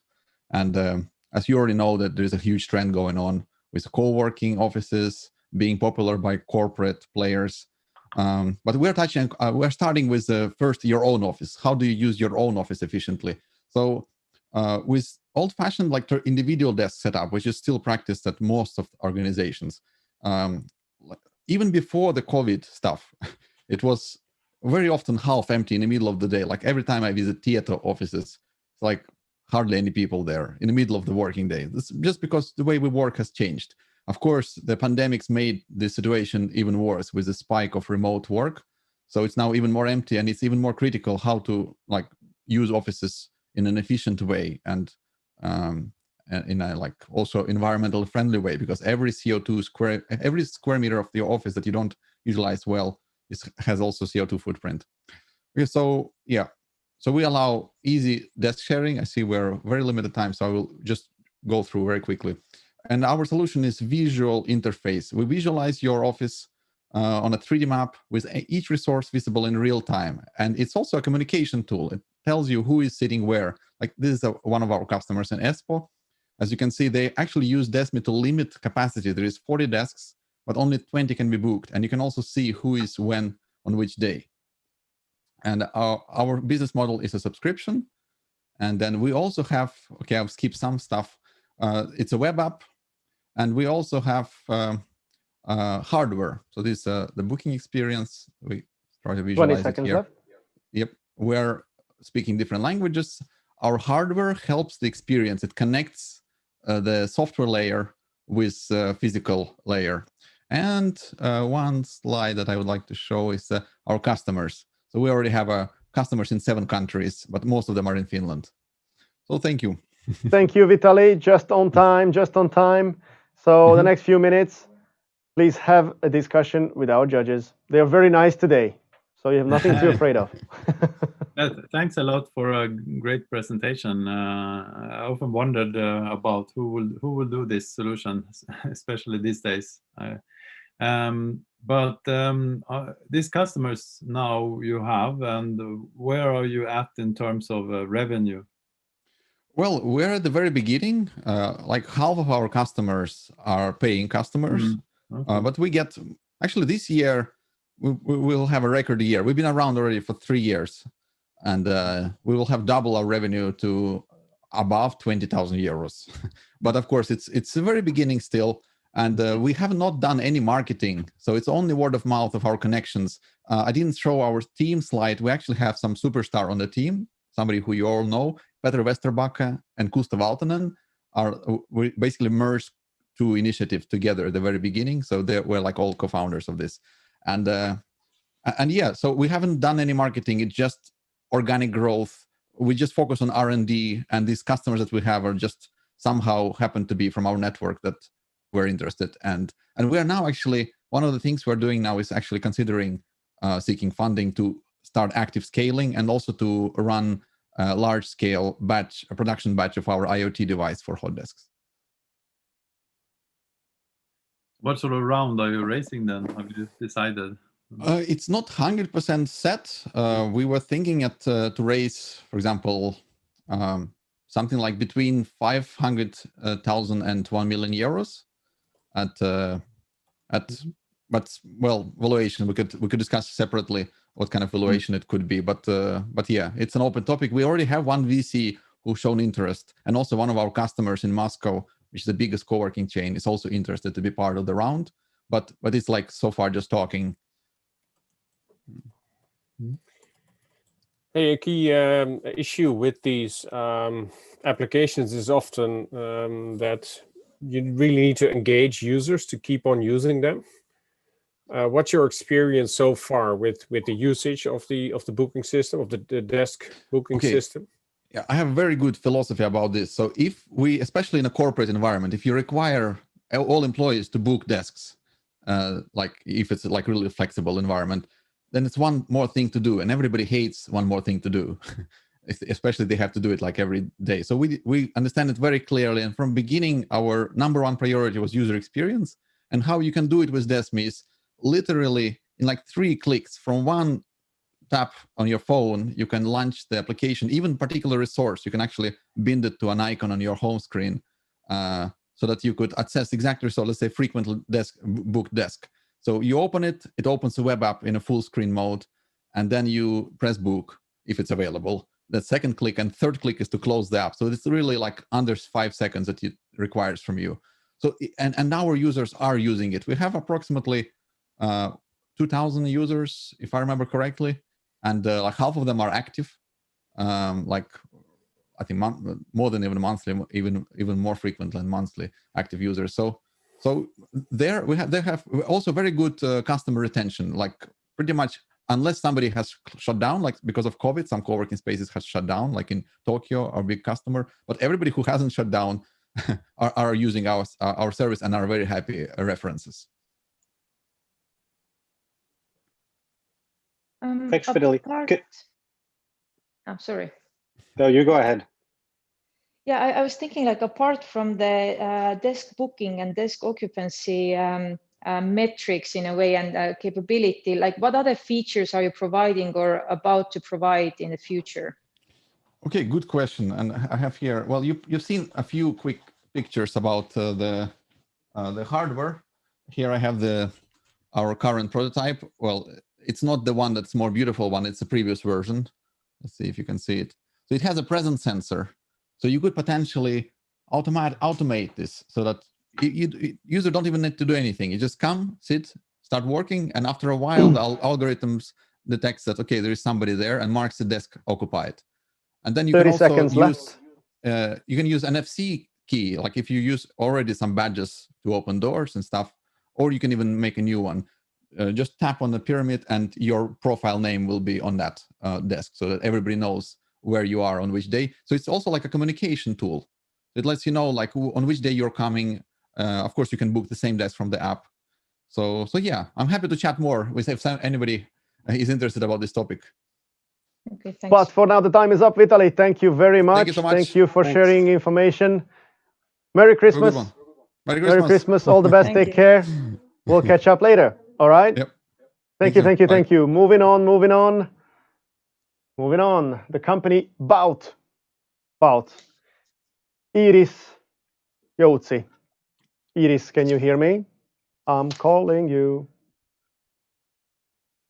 2 more companies for this hour. Amazing speed, amazing vibes. The elves are crazy, running, going, connecting, calling, checking, following up. Amazing team. And hello, welcome. Welcome through the air. How are you today? I'm very good, thank you. How are you? Fantastic, Iris. And I'll be even better if you share your screen, if you have something to show. Absolutely. All right. Because what's going to happen after is I'm going to count down from 3. You'll have 3 minutes to go. I'll let you know when you're 30 seconds out. And then Q&A. Good to go? Yes, Yes. absolutely. Beautiful. So get ready. 3, 2, 1. Stage is yours. Hello, everyone. My name is Iris. I work at the tech side of Boat, a company that provides a mobility as a service platform for water transportation. Our mission is to revolutionize the water transportation industry, bringing it to the 21st century and making maritime locations accessible for everyone. This slide easily visualizes the current problem. There are excellent services all around the globe, but they're exhaustive to find. On the background, you can see a handful of operators in Stockholm and Helsinki. So we created a solution, a mobility as a service application that makes it easy for customers to search, find, book, and pay for their trips. All water transportation centralized under one easy-to-use application. The product is built on top of these 3 different modules: Ride, Shuttle, and Cruise. Ride is for customers who are looking to travel from one specific location to another, traveling from A to B in a taxi-like manner. Shuttle is for customers who are looking for a specific route. Shuttle services have predetermined routes and timetables, and they are often cooperating with public transportation. Cruise is for customers who are looking for experiences, a way to spend time at the sea with your loved ones. Cruises can be very versatile. Our business model is a traditional platform model in which we charge a percentage, a fixed fee, or both, depending on the cooperation we have with the service providers or the cities that we operate in. Previously, we have piloted in Espoo, Helsinki, and Stockholm. In the future, we aim to expand our operations both inside and outside of these cities. There's a significant pull from cities for a solution like ours. Here you can see some example cities with their estimated market sizes. As you can see, the market sizes range from tens to hundreds of millions of euros. And here, finally, you can see our dream team making all of this possible. Thank you for your time. All right. Perfect timing. You still have 30 seconds, but we can move on to the Q&A, not a problem. Iris, thank you. So I'm just going to ask my elves to change the view. So your pitch is off. Okay, now we can see the judges as well. Now you have a few minutes for a discussion. Thank you. Okay, Judges, thanks, you're up. Iris.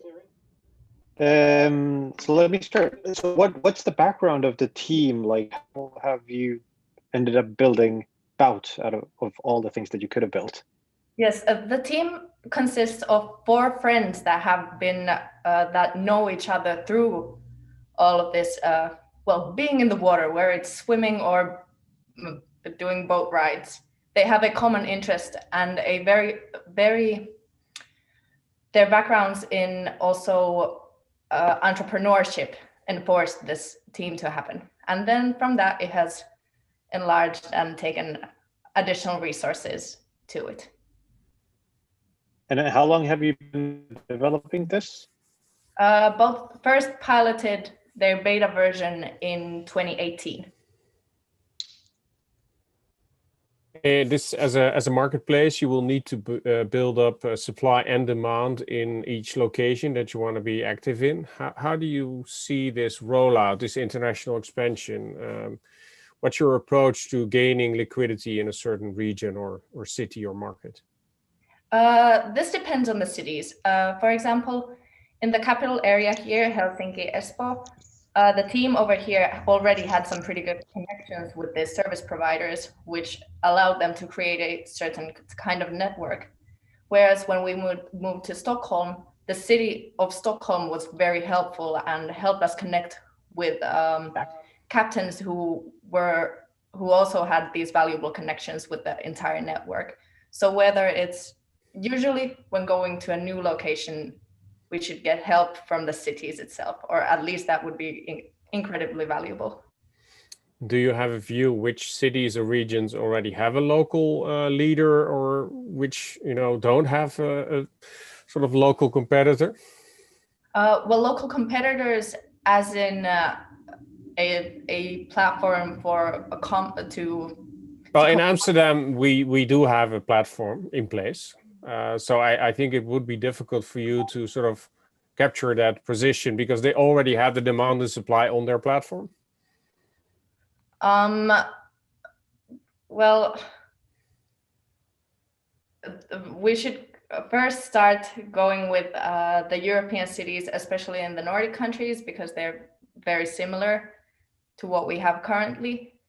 But based on what we know, there aren't as comprehensive platforms as we are looking for right now. But of course, is that if there are, cooperation with them would be extremely valuable for us. Okay. Still 2 What is the minutes most? to go. Magnus, did you say something? Yeah, I Or just wanted to know your traction so far and if you Yeah. can share some KPI or something. My question as well. Okay. Excuse me? Your traction right now, and if you can share any KPI, number of users or something. Right now, in the piloting stage, we have had around 100 users of these like passengers, and then captains. Let me just check right. And then we have been working in 3 cities. I'd say we have a couple of tens of captains or service providers who have been working with us.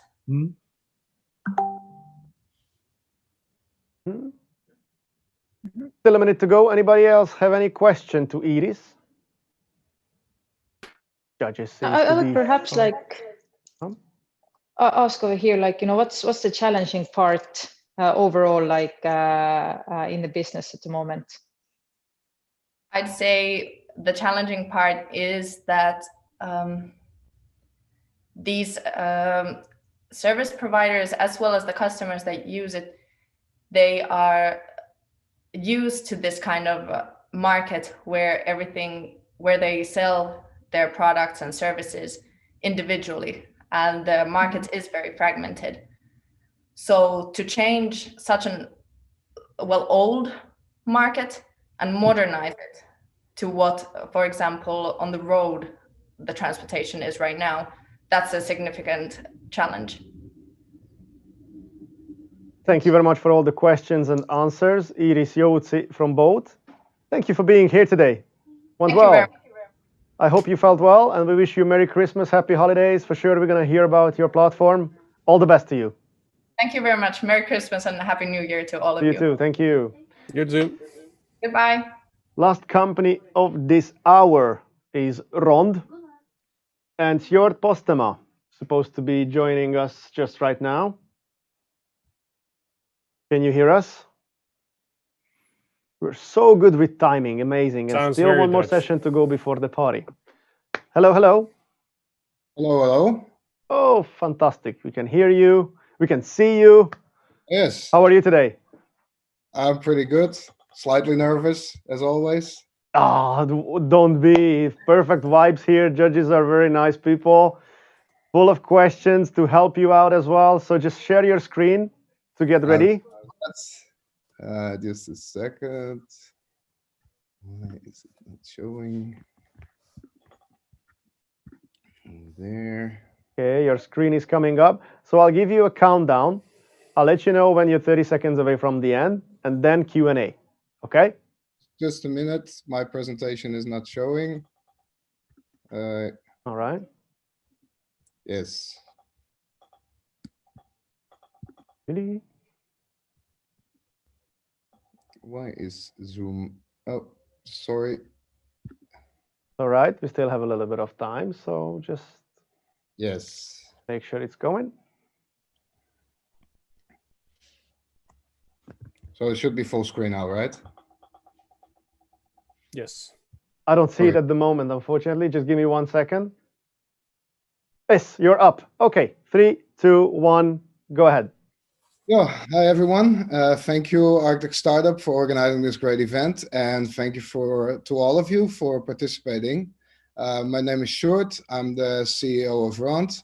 And while most of you have probably spent the majority of your time this year stuck in endless Teams meetings and boring Zoom webinars, our year as events company went slightly different. While I personally have been in the events industry for the past 20 years, from stage technician to festival producer, Rond was only established 2.5 years ago in the summer of 2018. We produced over 15 events in the first year of business, and we had 250K turnover. Things were looking pretty great back then. But then 2020 happened. Everything went down the drain. Everything we worked on got canceled. Our pipeline turned into a desert, and we were a pretty unhappy reindeer. While many companies started organizing Zoom events, we didn't really like where this was going. And we asked ourselves, what if we build something different? What if we build something ourselves? What if we start building our own events platform that combines the benefits and fun of online gaming with the proper tools for doing business? But we also set one big criteria for ourselves: no VR gear needed, so no need to buy expensive Christmas gifts. And 2 months later, 361 was born, the first and so far only 3D events platform that gives the freedom of movement while also being able to see each other's real faces. When we look at the online events business, we can basically see it in two parts: before and after COVID. Before COVID was probably when you should have invested in Zoom, and now we give you the chance to invest in us. Nowadays, 60% of global companies use virtual events technology. The global market size is valued at almost 80 billion, with an expected annual growth of 23% in the next 7 years. While we are still in quite early stages of development, the response from our customers has made us realize that we are on the right track. And even with a broken prototype, we already started selling. 30 seconds left. Now, currently, we have several early adopters already signed on, and many more companies are in the pipeline, and we're receiving new inquiries every day. You already know me. Then there's Hong, who's an awarded and very talented co-founder. Stefan has 15 years of international sales and marketing experience. And then Carolina, who can find connections even in these disconnected times. That was it. Okay, the time looks like it went up. Yes. All right, you will have plenty time now to spend with the judges, 5 minutes Q&A, so you can recover no problem. Enjoy the time. Thank you. Hey, thank you. Yeah, interesting pitch. I've seen quite a few platforms actually where you can meet virtually with an avatar or meet at a location with your Zoom video call connected. What's the main purpose of your platform, you know, about creating engagement? Can you tell a bit more? I'm not sure I understand the question fully, but we're mostly focusing on user experience and yeah, the ability to see each other real time in the 3D environment. So then you talked about seeing each other's faces, but is it also about indeed doing a video call then, or is it more like a chat interface, or what's the interaction that you really facilitate? You have the video call on the face of the avatar, and you can have private calls, you can have group calls, and you can randomly bump into people and start communicating with those people in your proximity. Okay. Your tech team, then, how obviously there should be a lot of tech here, I guess. Yeah, well, we cleverly put all kinds of plugins and existing tools together. Everything is built in Unity, which is quite easy. There's loads of resources available for that. We're using the Agora chat plugin that even Zoom is using. So there's lots of existing solutions out there that we just cleverly put together to create this experience. Just going back to the product also, did I understand? So are you more targeting events where, your typical events where you have a lot of random people together, or more of facilitated, let's call them workshops, where you actually have to also do something in addition to having a video chat? I can give one example. We have built a large campus conference center, so it exists of a networking lounge, a large auditorium with a main stage, multiple screens set up, and then also workshop rooms where there are whiteboards available for the participants. So it literally is a full events venue where you can have your networking, where you can have your private meetings. You can join the main stage and see the presentations and the panel discussions, or you can go into the workshop rooms and have more audience participation. If that answers your question. Yeah. In that sense, it's sort of probably competing with Hopin and the likes, which just focus now on video and chat. How do you see your sort of live engagement, 3D engagement, improving the experience? And have you had some proof already there? Actually, the user retention level is very high. We're seeing people stay online a lot longer than we expected. What you see in platforms like Hopin and Zoom, people join for that specific presentation and then they leave. They go watch Netflix. With us, they actually stick around. They go explore. There's also the possibility to have these micro, how do you call them? The less focus intensive moments. So in a Zoom meeting or in a Hopin, you always have to be focused on that specific view. In a 3D environment, you have the freedom to look on a different angle, see the horizon, the sunset, or watch the environment, watch the people going by. So the dwell time and the attention level of the user is longer. People get less tired in a 3D environment compared to a flat 2D call. It happened many times. Yeah. Yes, go ahead. I was wondering, like, do you see that the customers are looking for like this type of new engagement platform, or is it rather that they're actually switching over from your competitors? That's a good question. We see that both, because we come from event side, event production, that companies that we have been working with before ask us for a platform for a solution. And then we have been looking into the market, what is available out there. Does this suit your needs? And some of the customers have told us, yeah, Hopin or a Zoom call is fine, that works for us. But then there are the other customers that we are signing up right now that are looking for this more interactive experience. Thank you so much, Sjord. Thank you. Great pitch, a good discussion. So there was no point to be nervous, right? Not at all. But thank you very much for joining us today. I'm sure we're also going to hear about your startup in the future. We wish you a Merry Christmas and all the best for the future. Merry Christmas. Bye-bye. Take care. Yeah, thank you. And ladies and gentlemen, in the same time, I would like to say a huge thanks to the judges for this round, because we're just wrapping up this 1 hour. So we had Play More Games, we have Team Fluent, Porsche Interactive, DeskMe, Boat, and Rond in this 1 hour. Judges, collectively, thank you so much for your time and expertise. You've been amazing. And now we are moving on for the next open pitch session with another 5 companies. Great moderation, Tante, thank you. Yeah, thank you. Thank you. Good to hear. Good to have you. Okay, and moving on, I would like to introduce you another 4 judges for the next 1 hour, which is actually the last hour of the pitching session before we start heavy partying here, and lots of surprises going to come. Okay, Douglas Wong, Brian Musikar, Margus Udam, and Alexandra Malmberg will helping us with their expertise for the next 1 hour. Some of you is already here. Welcome. Good to have you. Hi. How are you today? All good. Good. Where are you joining from? Thank you. Are you in Finland or somewhere else?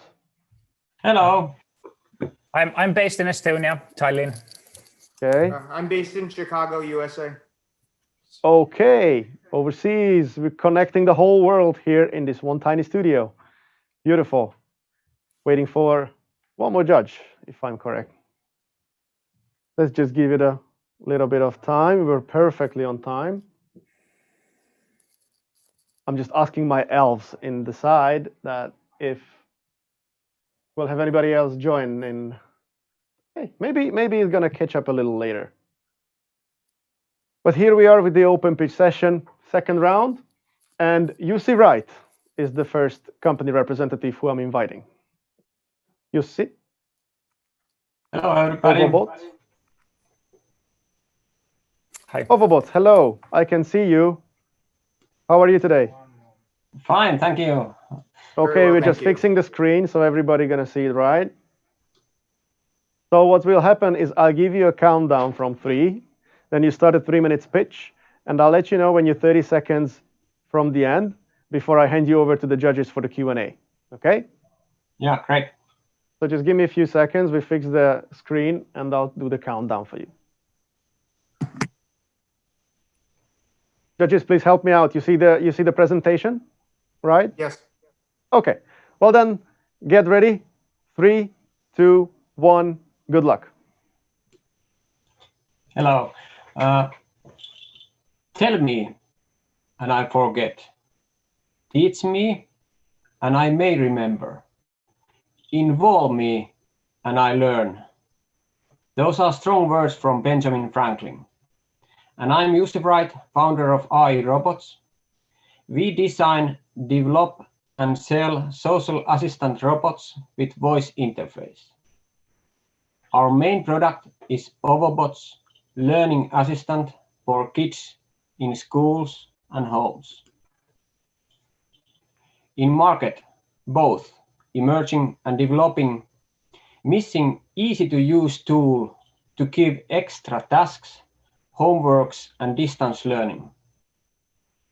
Programs that help teachers and not increase their work. Programs which actions are guided by pedagogy, but which are more inspiring than books or prints. Programs that choose right tasks for each according their own skill levels. We bring to market easy-to-use learning assistant for giving extra tasks and homeworks to support distance learning. In one package, we bring a way to check the knowledge of the most essential technical skills in preschool and lower grades. The emotional and social skills teaching we leave for the real teachers.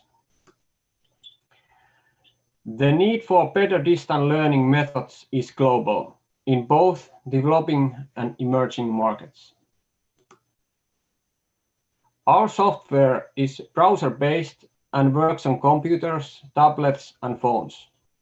Also, we have child-inspiring and engaging character for schools and homes. Our main business model is subscription-based, and we have extra robots if school wants to buy. Our teams have expertise in pedagogy, publishing, and software development and design managing. We are asking for 300,000 euro mainly for sales and marketing. 30 seconds. We offer a fun and effective way to deepen learning. Thank you. Okay, perfect timing. Thank you very much, Jussi. So I invite the judges to ask some questions if they have any, share some expertise maybe. Next few minutes will be all about it. Mr. Wright, thank you for making your presentation. I've got a couple of questions. First one is why is this needed? We already have Google Classroom, and I have a 12-year-old who's in the 7th grade. He's already experiencing it right now. It seems to work just fine. What have you done that's better? And Google Classroom is free. One inspiring competitor has been in Finnish Sanomapro Bingel, but we have seen that there is possible to do that better way. That interacts, and we want to interact between home and school automatically, that the program choose the right questions, what to ask from the kids, that kids or teacher don't need to choose anything on that application. How have you created that? I'm confused. Excuse me, I didn't hear. How have you created that? How does this app understand what questions to ask on a per child basis? It's measure the how you based on how you answer. There's a different kind of levels where it's automatically adjust depending on how you answer on the questions. I see. And what language is it in? Is it only in English right now? And right now we have focused on Finnish and English. First Finnish because we started in Finnish schools, piloting first in the robot, and now we are starting to use that new remote version so we can do it outside the Finland also. But now we are focusing in the English right now. Okay, I don't want to hog the things. I'm sure the other judges have questions, so please, I'll come back. Yes, so do you already have some evidence as well that this is engaging and this is the best way for kids to learn? So do you have any scientific studies behind it or any clear assumptions? Yeah, we have done with that local robot. We have a local with that robot. We have 2 years, about 1.5 years pilot sessions in different schools in Finland. And we was also pitching and piloting in Dubai and Singapore, and we get quite a lot of feedback. It was over 1 year piloting project where in different cities, so we get a lot of over 200 users in different cities. So we get quite a lot of feedback how it should be, and based on that, we developed that newer version that we can offer it also remotely. And you don't need the robot if you want to use it, so it's only optional. Mm-hmm. And do you have also some gamification or something built into it? I think one of the hardest things is to make kids come back. And yeah.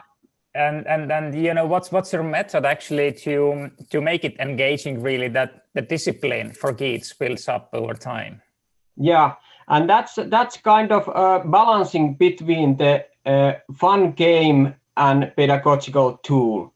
So we have their kids have proven to like very much the character, and they like to come back to it when they have tested. But we try to keep that pedagogical material quite professional, that it's not too gaming. But of course, balancing that it's enough engaging that kids want to do it. And there is also kind of questions that you don't need to answer. They just give some imagination and that kids wonder things and that kind of thing. And of course, it cheers and gets greetings. That's basic stuff of that. Mm-hmm. And maybe final thing from my point of view, Brian, back to you then. So if I look at your investment ask as well, I recommend maybe to talk to some of the investors and funds. The valuation, the investment size, and the ownership you are giving away is giving a kind of hint for investors. And usually deals with great potential, they have slightly higher valuation. The investment ask is higher. So you give significant stake away in a very early stage for quite small investment amount. So 20 seconds left to wrap up. Yeah, so maybe this is something to catch up with some of the investors in your network. Well, I think an interesting question would be also, how much have you raised to date, and how much equity do you still own, and what is your debt profile? We have 5 seconds, sorry. We have about about 100,000 euro earlier raised. Okay. Jussi, thank you very much for your presentation and the discussion. We wish you a Merry Christmas. Thanks for being here. All the best. See you around, right? Thank you. Thank you very much. And for those of you who joined, let me also tell you that Alexandra and Douglas joined to the judges. Welcome. So from the next session onwards, we're going to have a full team of judges helping the startups.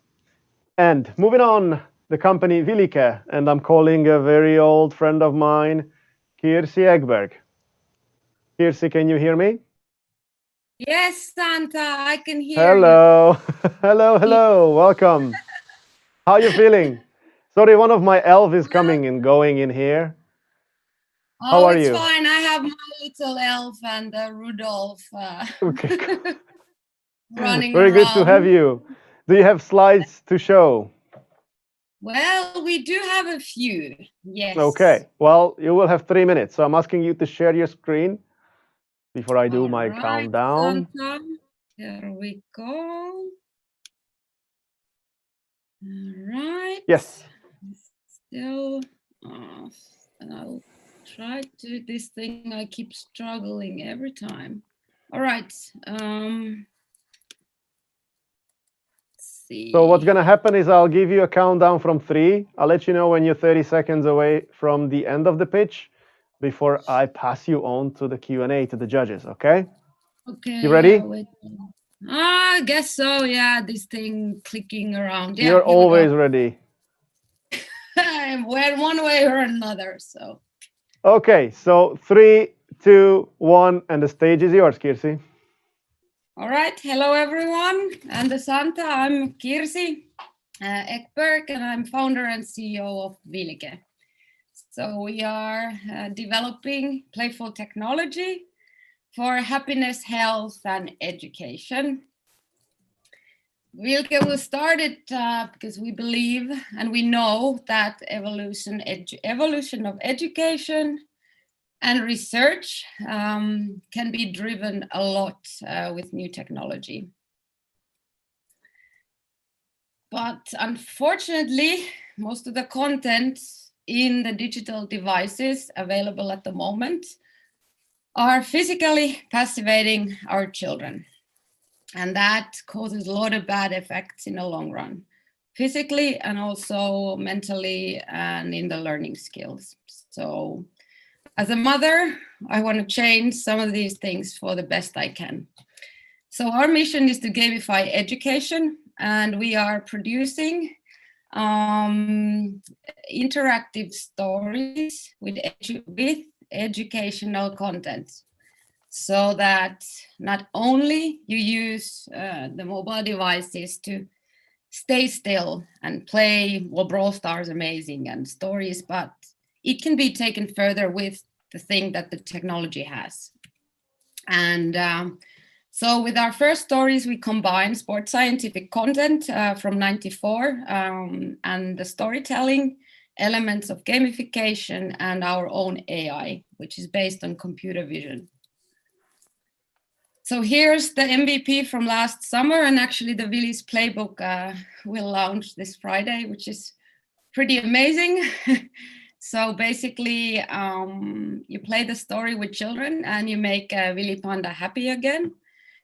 And this, the full version of the app will launch next spring. So then you can do the motor skills assessment and activation with the mobile phone, and elements of gamification then give rewards on and motivate children to be more active with the characters in the story.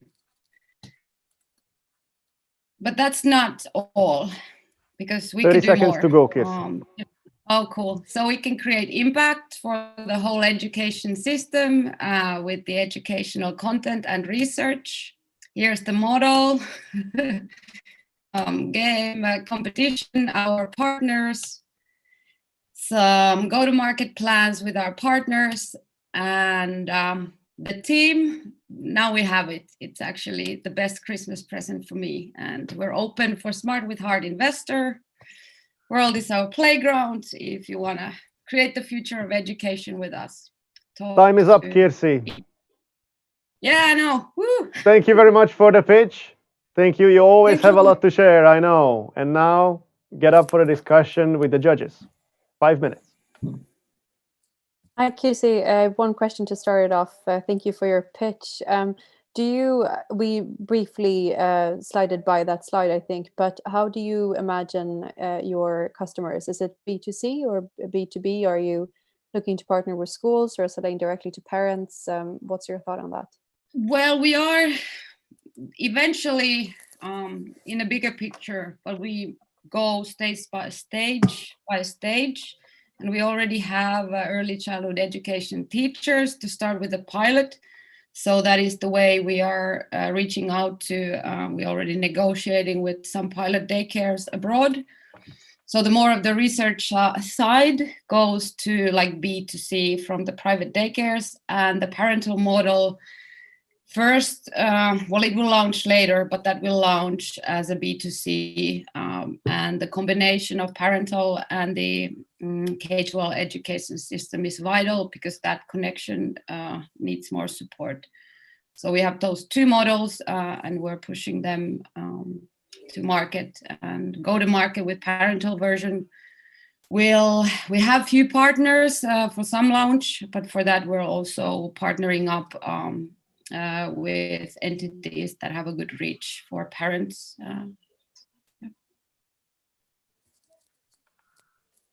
Yeah, I have a question for you. Can you hear me okay? Yes, yeah. Okay, so actually I worked in EdTech for 10 years, and I've seen a lot of stuff in the market, and that's the problem out there. I mean, there's too much content out there. How do you expect to, or how do you plan to actually do marketing and to get yourself above the noise level? Because there's thousands and thousands of apps in your category at the moment. There is, yeah. Well, we have like few of the daycare chains we're negotiating, so we will enter the market in more of the daycare and research level with them.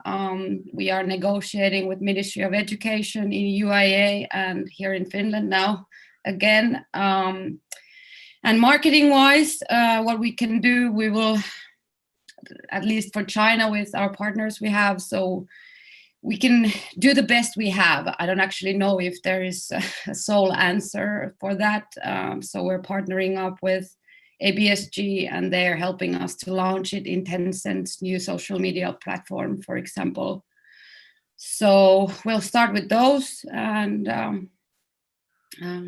don't know, do our best with the people and the companies we work with. And then, well, the markets will answer how have we succeeded in our content production, and then we know how much it's wise for us to continue further, which, well, I've been doing this for 6 years, so I'm not giving up on very soon, trying again. So we'll try. Pardon me, you never told us how much money you're looking to raise, nor what have you raised in the past, nor what your profile is, your equity. There's none of the finances, which we sort of need to look at. I know. Yeah, it's also my strategy. We are self-funded, so we are open for discussion. And I think at this point still, and also because Vilke is, for us, it's really important. So we're not just looking for money. We also really want to find a people and the company who shares the same values, because otherwise, because we are still going forward, we're going steadily, but we are. So that's why for the next steps, we are able to negotiate, obviously. So in that sense, but optimal idea is to raise runway for 1.5 and 2 years, which would take us to 300K up to 500,000. So that's kind of the price range. And then where it goes to equity, well, I'm still a major stakeholder, so decisions arise a lot from me, obviously based on what the founding team believes, but from 10 to 20, that's the range we're talking. 30 seconds for the last question. So how do you imagine your startup's future 5 years from now? Oh, it's up and running. I started 6 years ago, and give us more. How big is it? How many users? I'm really bad with numbers. I tell you that. It's still not my cup of tea, but building a vision, the whole gamification and the assessment thing, that's up and running. But I also see, especially now that I just came back from UIA, where everything's impossible. So I already and dream of maybe this smart school and smart city building with some partners, so we can really set the learning free. We can do something in a little niche, but I also hope that we can contribute to something bigger than us. Kirsi, thank you so much for sharing all this information about your company, your activity. It's amazing. Thanks for this. And Merry Christmas to you. It was good to have you here. Yeah. Take care, Merry take care, and Christmas. we wish you all the best for the future. And we hope to hear about Likewise. Vilika more. Thank you. Bye-bye. Take You care. will. Bye. Another good friend, old friend, Tuukka, I'm inviting from Mesensei to join us for a nice presentation and pitch. Tuukka, can you hear us? I can. Okay, Can you hello, see me? welcome. Tuukka Ylälahti from Santa. Mesensei. Hello, hello. How are you today? I'm good. I think if you need to get close to Santa, you're best off dressed up as a reindeer. That's a close proximity, right? You're getting the vibe as well, very well. Tuukka, amazing, good. You have presentation to share, you have slides to show to us. Yes, I do. Please share your screen then before I do my countdown from 3 and let you go for 3 minutes. Sure. Okay, I also will let you know when you're 30 seconds out. So don't get bothered, just keep going. I'll just let you know 30 seconds, okay? But I'm now I'll count from 3, 2, 1. Stage is yours. Thank you. So my name is Tuukka. I'm from Mesensei, and we empower communities. And when we talk about communities, we often think about these online giants like Facebook, Twitter, LinkedIn, and all these others. They are fantastic products. They're fun and engaging to use, but they're consumer products and they are made for entertainment. They are not suitable when there is a need for confidentiality or privacy of the data if there is IPR to be protected, because the source of their revenue is the sales of the data. It's relevant in cases where you have cross-organizational collaboration.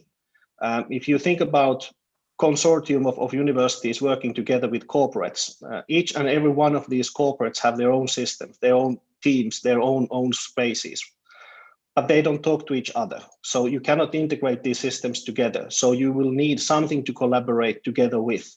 And oftentimes this is when you turn into the consumer products to host your events like online meetings or putting up your community where people can meet on LinkedIn or Eventbrite, which is fine, but it creates a very fragmented user experience and it makes an unmanageable data asset for the community or for the ecosystem. And it's utterly unsuitable if there is a need for confidentiality and control of the IPR.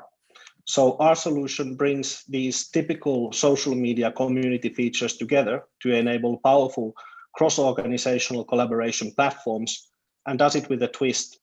So it's been created for mostly these types of accelerators and incubators, universities and consortiums, but we are increasingly seeing more traction for our services in things like joint operational networks of publics and public offices. And the twist comes from the fact that you can either be hosted by us or you can host your own service. So it's decentralized platform in a sense that the customer can choose whatever the scale and the pricing model is the best and right for them. SaaS platforms are suitable for theme cases where you have small user numbers and small budgets. PaaS engines are when you need your own platform under your brand and data controllership, but cannot host it. And then source code licensing is great if you have very valuable community, big budget, and you need absolute security and secrecy, and you want to host the source code yourself and not be vendor locked. We have been delivering a lot of customer cases where each customer gets their own mobile application based on our solution and software engine, which reduces the cost of building these platforms that are highly engaging and very effective to bringing your into customers' pockets. We are in two major verticals. The other one is the GovTech vertical, and the other one is innovation management. And we have been working this on systematically building partnerships, and we target for becoming European Union winner in next generation internet solutions by 2025. Our team is super fantastic. We have 2 X's behind us, and we know what we are doing. We welcome you on board with investment.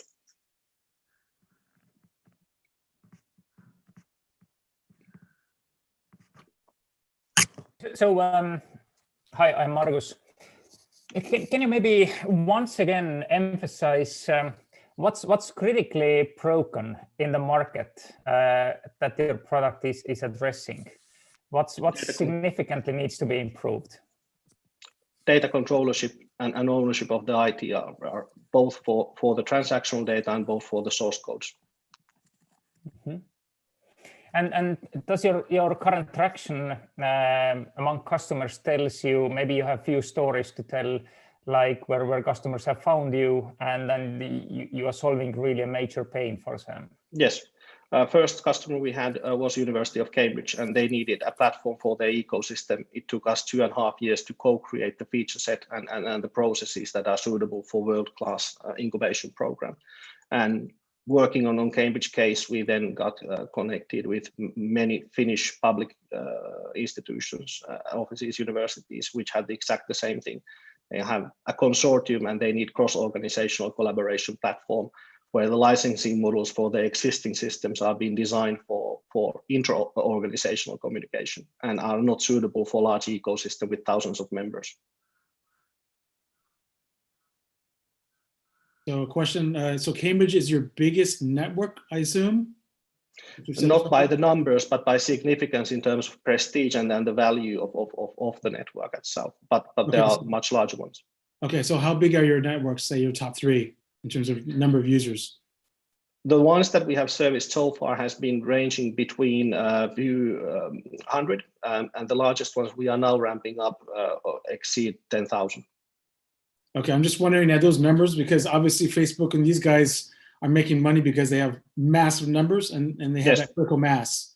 Yes. But in your case, are these guys willing to pay? If say if there's like 300 people on the network, yes. Why would the users pay for it? I don't. Because of data protection, it is impossible to use the public platforms when you talk about, for example, patient consulting between hospitals and patients. So the applications, what we find are in places where you need these capabilities that are being featured by the public social media, but you need the data controllership and you need the privacy and you need the compliance with GDPR. These types of systems are what we will go for, both in innovation and government tech. Pardon? So your partner is actually paying for the development work and the integration. There's no like a SaaS model involved, like the users will actually. We have all of it. We have the SaaS models for very small ones. Then we have a platform as a service where the customer needs to build their own platform under their own brand and own data controllership. And then there is the source code licensing for the customers who need the capabilities, but they want to build those capabilities in their own server hosting.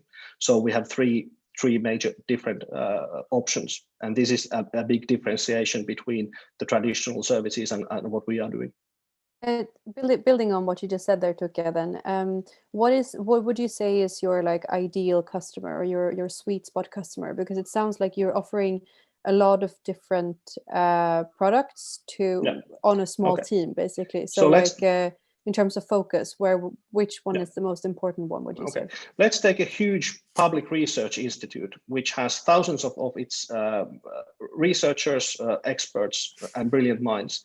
They operate multiple different accelerators and vertical incubators in different types of events. They also host events and workshops and do all this kind of a thing. They have their internal system for their internal use. But in order to facilitate this ecosystem, they will need multiple applications, multiple instances, multiple workspaces, all under different brands because their partnerships are very, but they are very, very concerned about data and IPR controllership. They don't want to be vendor locked in, and the licensing models provided by corporates like Microsoft are ill-suited. So these are our ideal customers, and these are the customers we work together with currently. How much have you currently raised, won, whatever, and what have you sold for the last 2 years? And then what would you do with the money if you were to get it? Because 2 million is quite a lot.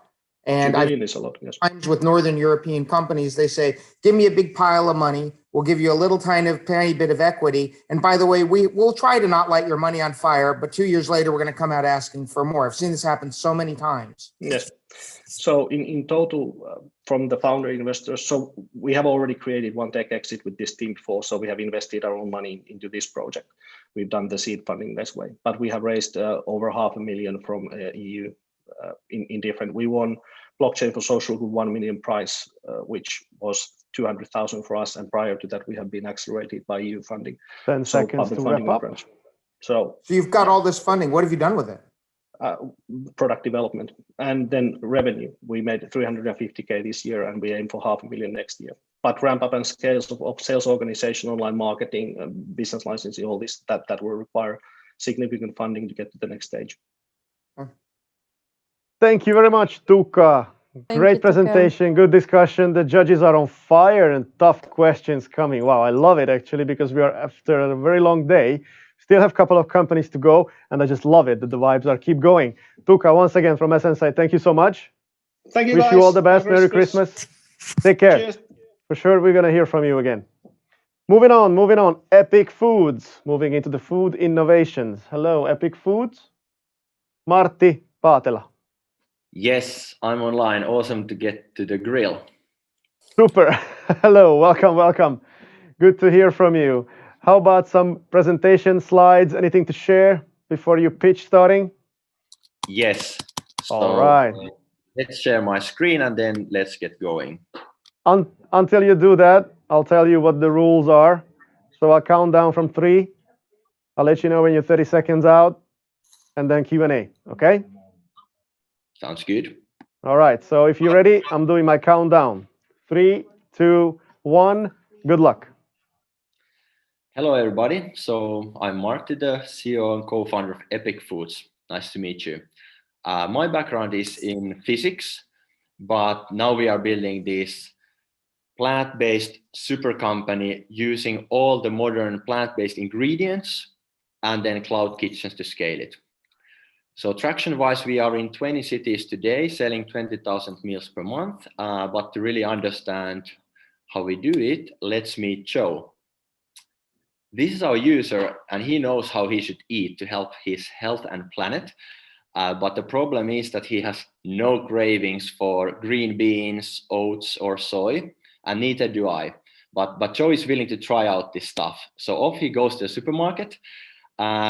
All he sees is just stores selling these plant-based ingredients, which he has no idea how to cook. And we only learn these new cuisines by tasting a meal made by others. So luckily, the fastest growing segment in the supermarkets today is the takeaway meal segment. And lo and behold, there Joe finds Epic Foods, an accidentally vegan meal brand, which tastes handmade because it's made in kitchens and not factories. And it's available right there. So there's even no need for on demand. And where we are today, so since we went with the supermarket channel, we've been growing with the plant-based products 500% annually. And the repeat purchase is pretty good too. An average Joe buys 105% with 105% retention monthly. So then you might think that food is CapEx heavy, and how do we scale it? Is actually with zero CapEx model. We are using empty industrial kitchens, fully circular economy way, putting in our own software and staff. Second part is how do you market? We started with food delivery like so many others. Man, that was wrong. So then we got lucky, and 2 supermarket owners found our product and said that this is exactly what's missing in the retail today. So that's the channel where we are getting our investment 5 times back and putting all our focus today. 30 seconds left. Thank you. Team is mostly second-time entrepreneurs. Me and my brother Lauri have seen our respective exits to US. Stina is the ex-editor-in-chief in Cosmopolitan magazine to know the trends, and the ladies know the plant-based foods. We all believe the plant-based foods will be one of the big solutions to modern climate and health challenges. Hence, we are looking for €1 million to scale the next Nordic markets. And I believe the one company who will get the plant-based product and message along with the channel right will get all the Joes in this market, and probably quite many Jessicas too. Thank you, Martti. Time just got up. Thank you very much from Epic Foods presentation. Judges, you're up. So I truly love what you do, and I use a lot of these products. I prefer always plant-based, and I see a lot of value actually if in your product pipeline you could have something also that could teach people to make themselves as well very good plant-based food. But I fully understand what you do and what's your role. But just thinking how important here actually, fortunately or unfortunately, is marketing, and really to scale. 1 million sounds very little actually to make a huge impact in terms of changing people's mind and making the marketing that's needed happen. So what's your take overall on the marketing and building the global brand, if that's an ambition? That is an ambition. It's a good question. This round is not the crazy big Oatly style marketing scaling round. It's basically ensuring that we have the first mover availability in all of the Nordic markets and going from, so we are now live in Finland and Sweden, and we've test marketed in Denmark and Norway. So we aim to build these test markets up. And originally, retail play was not a distribution, it was a marketing play for us. So it seems that there is a void in demand, and we are exploiting the shift in retail, and oftentimes we get the best, very good position in the stores without any marketing money. So it's an Oatly type of play. If you are in the right timing, you first do the availability, and then after you have gotten all the organic growth, which we are getting today, then you start to market like crazy. So that would be the larger Series A round then. What's proprietary about what you are doing, and how do you keep other people from trying to horn in on this market? It seems that the next guy that's got slightly deeper pockets than you has the very likely probability of pushing you out. And second question is, you guys have multiple exits on your team. Why are you looking for money in the first place? Why are you just not self-funding this? Yeah, so we were the first employees, so I got the apartment and we got the car, but we did self-fund the beginning, but not that much. Secondly, what's proprietary, what prevents others from copying us? So this is actually a hard thing to do right. So many companies have tried and failed. So that's why actually a lot of the big retailers have organically approached us and asked to get into their selection. For instance, the case in Denmark was this. So we are preempting competition right now in signing these large kind of Tesco type of distributors. And we believe there will be only like a few companies who will get to the big distribution, and then there will be a lot of Me Too companies. So the speed is the second component. And the third component is that everyone who does the plant-based marketing, most of them I think are doing it wrong, or they have the core user wrong. It's I love the psychology that goes into that, and I spent 20,000 hours understanding it. A follow-on question then. Hi, by the way, Alex here. So you said in your pitch that you have a customer that you target because he is not used to plant-based meals, so he doesn't know how to cook it and therefore needs to buy your product in order to satisfy that need. I got the feeling that you are looking to expand perhaps the protein itself and sell that directly to him once he learns how to cook it. Is that right? Or will you or will you focus on the ready meals, or will you expand into other categories in the grocery store as you go along? So at the moment, we are not a protein manufacturer. We are just having partnerships to highlight there are 300 other companies in Europe doing the ingredients for us. So this is our position in the value chain today. 30 seconds left. So we often get requests to expand to many new categories, but that will be further in the roadmap after we got into geographic distribution. Okay, fair enough. Okay, last question. Quick question. How many full-time employees do you have? I can imagine you have people in food service, delivery, and then expansion. So how does that work? The core team is 7 people, and then in the production there is 15 persons. Okay. Martti Paatela, thank you so much from Epic Foods. It was great to have you from the food innovation side. Amazing. Thank you so much. We wish you all the best. Merry Christmas. Take care of the team. We'll see you around next year, another pitching session, all right? Thank you. Goodbye. And last but not the least, everybody, Pekka Harju Antti that I'm calling. Can you hear us? He's on his way, my elves are telling me. We're getting to the end of this long day with as far as the work is concerned, because we're of course having some fun afterwards. We're gonna have some surprises, some partying going on after, so I hope everybody gonna tune in back, but we still have a job to do. And that's supposed to be a discussion, a presentation with the company TreeBuddy. So looking forward to it. I'm holding it the whole day, wishing you Merry Christmas to all of you. This is how I'm demonstrating Merry Christmas in 2020. I'll tell you, the 5-minute question and answer thing is really hard because you got to dig into there and start figuring out what's going on and trying to be polite to the other judges who have just as important questions. I know, but you know what? The question out, it's already burned a minute. In October, we were running pitching sessions with 3 minutes Q&A. That was crazy, but still we managed. So actually the 5 minutes right now is quite a bit. So enjoy. Well, then we should enjoy the extra luxury. It is, kind of. It's like Still. speed for money. But you are on fire. This round the judges are crazy on fire. Seriously. Okay, Pekka. Where are you, Pekka? It's not like I'm getting tired because I'm old and my elf is coming into the screen. It's just we're waiting for Pekka a lot. He's in the back. He's in the backstage. Yeah, he's coming. No, well.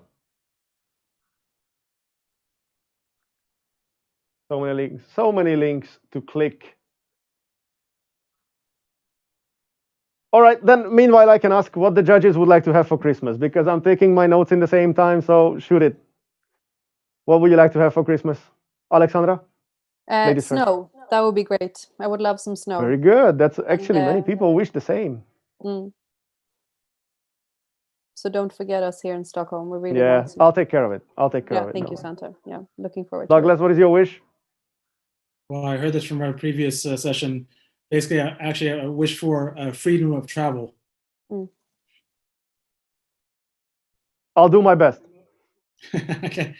Do you have some space in your sleigh? Maybe I can just hitch a ride. Yeah, just, you just jump in. And actually, there were some AI-powered solutions today regarding traffic and all this. So I'm going to take lots of companies on board myself. I'm actually very curious on your on how you're going to keep your operations Corona safe this year, Santa. Like, how are you going to distribute all of those packages without infecting anyone? I would love to get your thoughts on that afterwards. It feels like I'm getting into the pitch session right now. Yeah, exactly. But I don't have one, and I don't have to have one. Santa has shown he's got quite an enduring business model here. He's probably a good investment.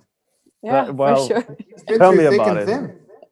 It's just I need to take care of efficiency somehow, because my sleigh is, consuming a lot. So we need sustainability-wise, we need some improvement here. But therefore, the reindeers are, they don't consume that much, and they're pretty efficient in a way. Okay, so I'm asking my elves in the same time what's going on. Still. Okay, it looks like I really have to do my pitch, but I didn't prepare with one. I have many business ideas, though.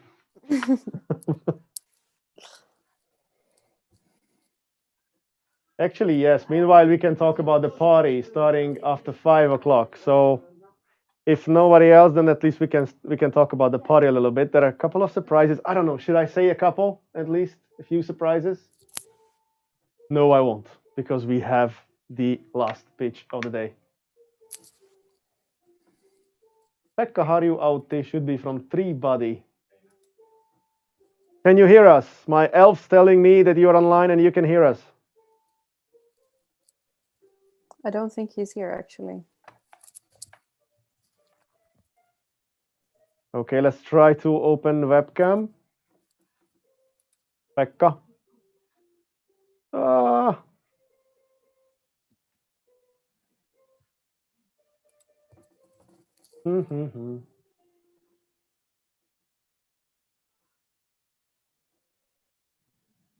Well, technicalities.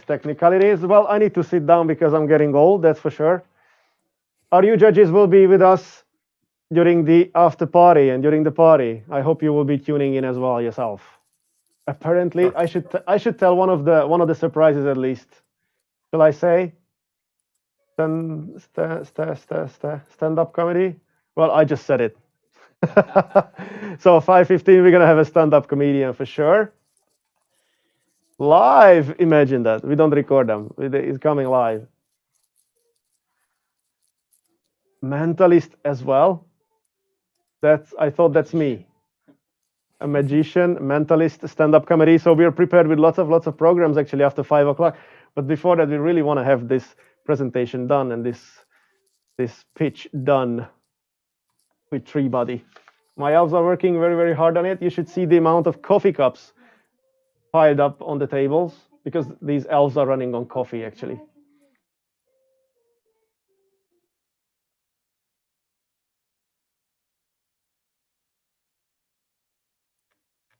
Click the link. Click the link in this model world and come and pitch. Well, I hope next year I'll be able to host it physically as well. I mean, it's fun to cross borders in the digital world, but personally, I prefer the physical events and meeting all of you in person and giving the gift to all of you in person. That would be cool. I think we have Pekka now. I don't see, unfortunately. Pekka, if you're with us, let us know. I'm Say here. something. Yes, there is a sound. Okay, we just need your camera to open. Switch on. Sure. Okay. Here we go. Hello. Ho, ho, ho. Welcome. Ho, ho. Thank you Sorry, for coming. Thank you for joining. Do you have slides to share? I wish I had, or I had it in my laptop, but now I had some technical problems there. So I just have to say what it is all about. And okay, then I'll give you a countdown from 3, 2, 1, and now the stage is yours. 3 minutes pitch. Go ahead. Thanks. Hi, I'm Pekka, CEO and founder of Treebody. Today, the world needs trees, actually 1 trillion of them, according to the United Nations. It's a huge emerging global market to come for this decade. But unfortunately, today, tree planting organizations have always 2 fundamental problems wherever you are. First of all, they're very weak in verifiability. They might say that they will be planting this and this amount of trees here and there, but verification is always a problem. Secondly, they are only focusing to the tree plantings, but what about the tree care? Because it's the care that matters if you want to have a bit biodiversity or CO2 effect, of course. We have been solving in Treebody both of these problems. First of all, we put all planted trees to a global map. So every single one of them, and you have visual and detailed information of the trees.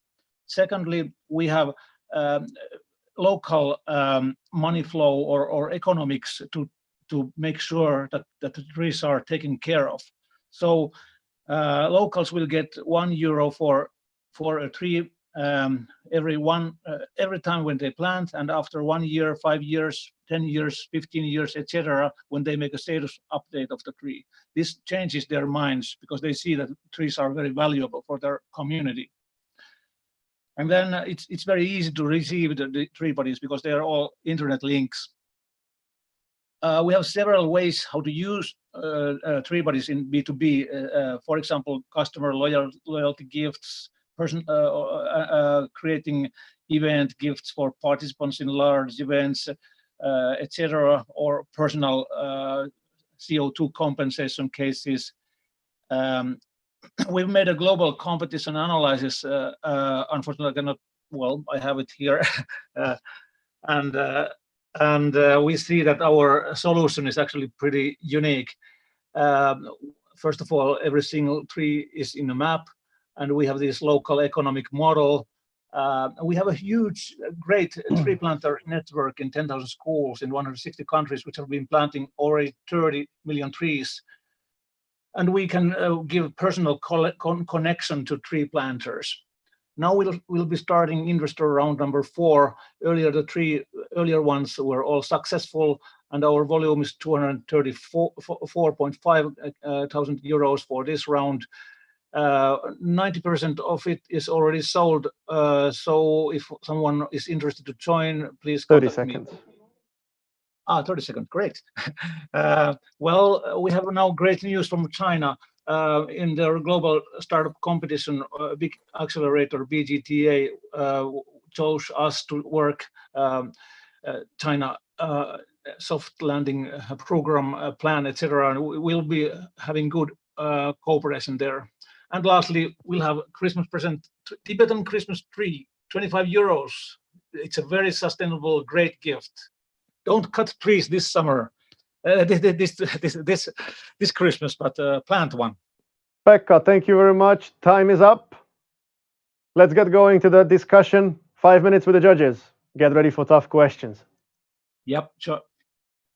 Hi. Hi. We met a couple months ago. We chatted for a while. I still very like your business model. I think what you're trying to do is great. But there's a couple problems or issues, let's say, that we talked about. 2 things. One is your sales efforts, and 2 is your financial plan. Have you made any progress in either of those? Yep. Thanks for the question. Sure. Now we make this, or we start in the end of this week, our next financial round, as I mentioned, and there we can tackle the biggest issue, which is traditionally weak in Finnish innovations. I mean, the sales and marketing. So this is something that we want to hire a salesperson to our team. And then what was this other question of yours? Your financial plan. It was let's say needs development. So, yeah, good. Or needed development. I don't know if you yeah, made sure. And now with this BGTA, the Chinese accelerator, we have been discussing quite intensely about their willingness to work with us, and there's something good coming from there for sure. And according to that, we will also, if things go as planned, we will have a great ramp up in terms of numbers of trees that we can plant. Telling a substantial number increase on what we are doing now, and there we have been also of course calculating the economics, how it will be going, but it's something that we can discuss maybe a little bit more in private. I met some of your team last year at Slush and spoke to your guys there, and the same problem I had then was what I have now, which is verifiability. This seems like it's rife for scamming. What's to keep somebody from planting one tree and sending you a picture of the same tree 6 months later and saying, I planted a new tree? Plus, there's a secondary problem of all your logistics is if you're managing other people's planting, how are they getting their trees, transportation, and all that so that they can maintain their own profitability? Yeah.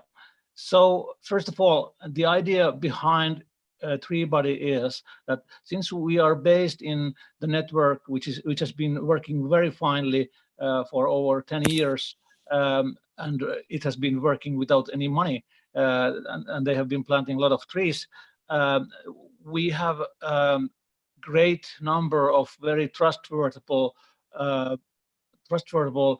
partners in the field, and we only take that kind of partners that we know that they have been good also from beforehand. So it's a very it's interesting. How do you know that they're good? Well, we know that we have been dealing with them for quite a long time already, and now we then set up with them a plan. First plant a small amount of trees, and then we scale up locally. And this has been, now we have had 3 places where we have been planting in a TreeBuddy ways, Philippines, Tibet, and India. And all of them have been really successful in terms of how the trees are there, how well the technology has been working, etc. And locals are really eager to get more TreeBuddy economic model working. so that they can improve things also in their community. How much do you charge for a tree? It's 1.5 euros per tree for a company, and Okay. €1 goes of that to the locals. And you have to remember that, or understand that we don't give that €1 directly to the person who is making the status update or picture of the tree, but it goes to the community. This is important because it's very important for us to have the community effect there and really to start to work things that has to be done in order to empower the whole community there. But how are you generating revenue? Sorry? How are you generating revenue? I'm lost. Oh, we're having companies, B2B companies. That's 80% of our revenue. Then B2C, some 15%, and 5% B2B2C. Are drones which are planting 100,000 trees per day your competitors or your allies? What was the name of that ally? Drones that plant 100,000 plants per day. Yeah. Good to point out. This is important. One thing is that there is something there happening when a human does it, because then you get this kind of extra. It's a big environmental awareness thing what we're doing here. If a drone does it, I'm not so sure about it. It might have some good usages in some places, but our approach is quite different. Then another thing is, how much do you want trees to last?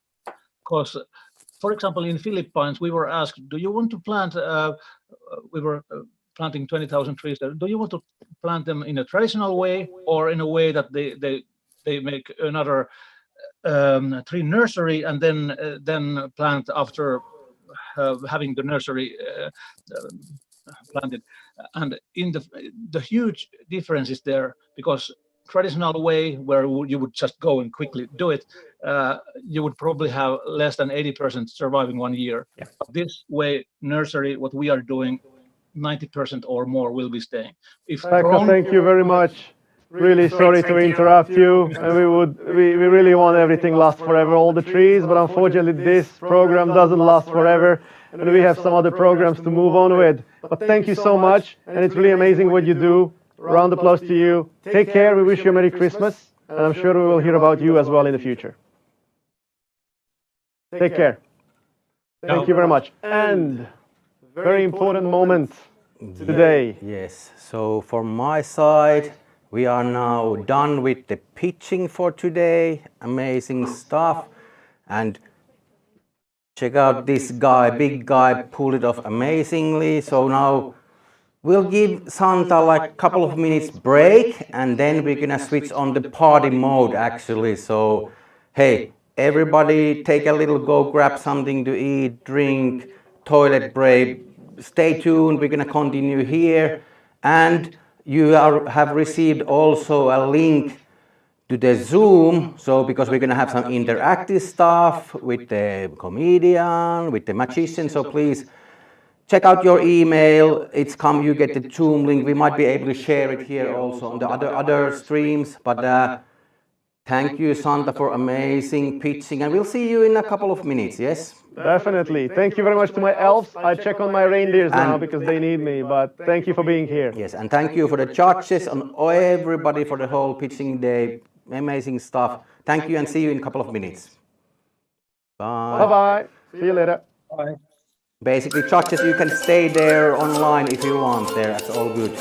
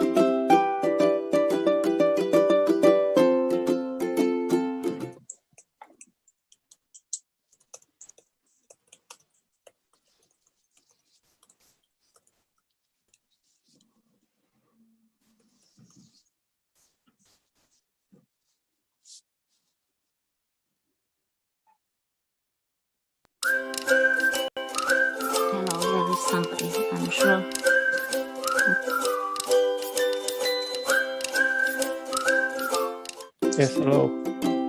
Nice to meet you. Same. Nice to meet you. I tried to pitch my company, but I just didn't do it because I failed. Ah, Well, anyway, this is Mrs. Santa Claus Finland. hello. Mrs. And Santa Claus. hello. Have you been nice? Always nice. Well, I don't know. Well, I believe you. So, you are waiting for people to come here, right? Yes. And it's over 5 p.m. Yes, but not enough. Maybe take that loss away.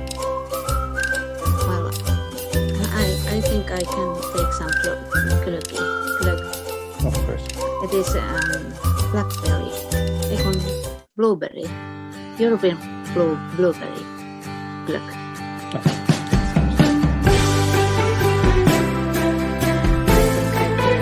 I don't know I get everybody.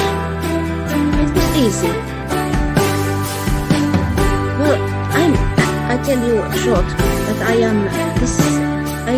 have a house in Hailuoto, on Hailuoto Island, and that is the mystical island of ice wash. And that has a very huge visibility because there came tens of thousands of ice balls to the beach of Marianne, the land last year. And if you have heard,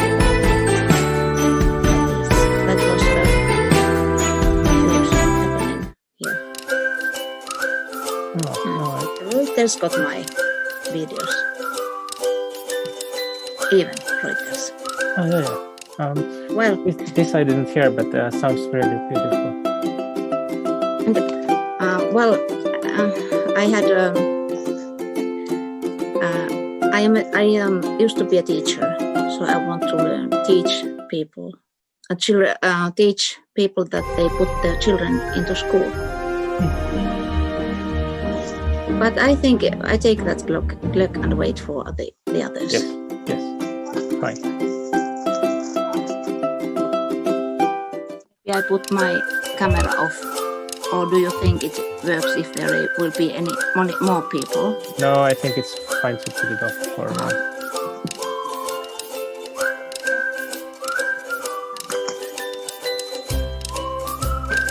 So what's up?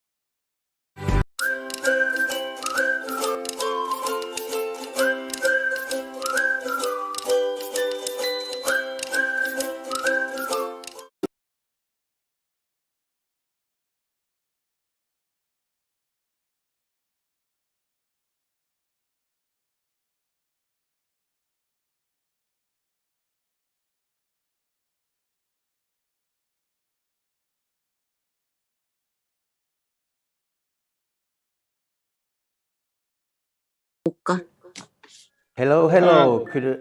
We are starting. Santa is back from the. Could I ask silence from the or mute yourself for a moment? Welcome to the Christmas party. We are back. We are live. Santa is back from his break also. Welcome back, Santa. It seems like you have grown some extra hair during the break. Yes, it was a very good break to take here, and it's always good to be here in the eastern half of the kingdom of Sweden because they have very fatty and very delicious foods. Wonderful, wonderful. Well, let's get rolling. First, I would like to invite Jouni Lounasmaa. Jouni, are you there? Yes, Santa, nice to see you. Here I am. Hey, Have you been naughty or nice in your own opinion? Always nice. Yes, I have heard the elves confirm that. That's very good. Yes, Jouni, could you tell a little bit about, because you know this is about doing good, together with doing a charity. Could you tell us a little bit about how we come up with this idea and what's the target for the charity for tonight? Yes. Thanks, Santa, and thanks, Jan. This is something what we came up a few weeks back. So I work as the CEO of Startup Foundation here in Helsinki, and Jan and myself, we were having lunch like a few weeks back, and then started discussing that after the long and hard year with a lot of let's say challenges to the startup community, it would be great to have kind of a social get together and have at least something fun for ourselves and kind of bring the community a little bit together. And then we also thought that since Christmas is about giving, it would be nice to come together also and give something to someone. And then we thought that is there a way to give something for the children? Is there a way to give something for the against COVID? And then we came up with the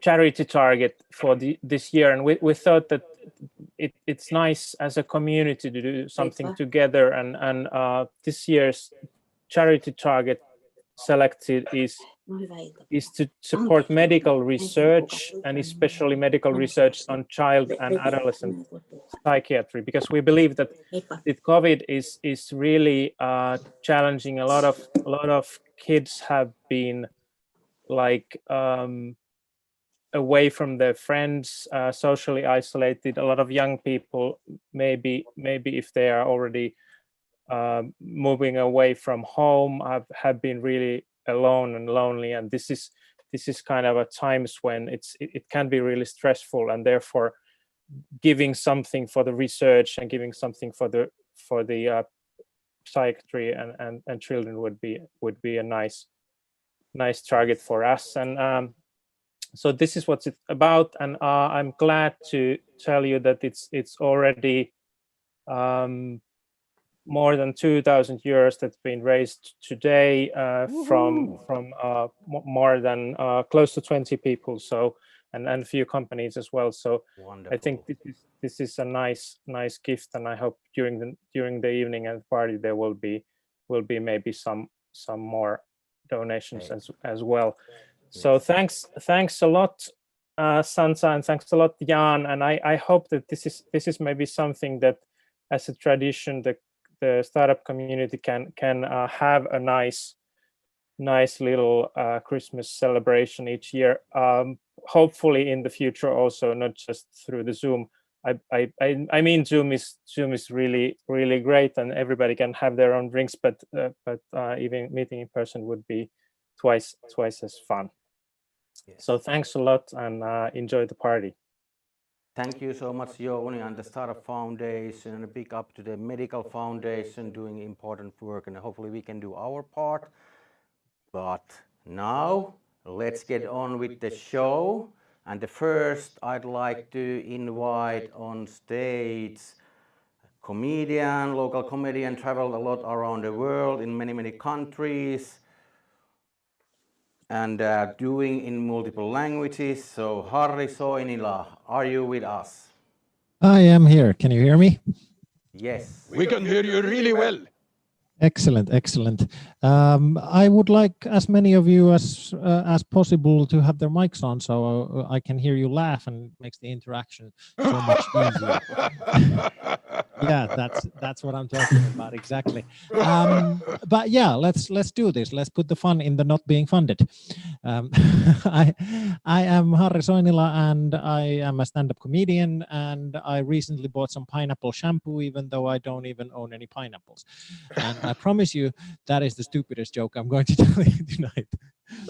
But somehow I needed to get that out of the way. I actually wanted to write some new jokes, particularly for this gig, but unfortunately, I think they still need some funding.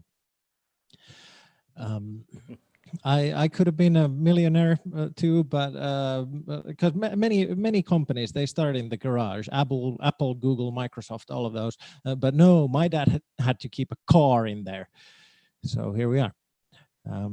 I think 2020 has been pretty much the same for stand-ups and startups. It's been tough, but at least you don't have to explain all the time why there's no money coming in. I do think that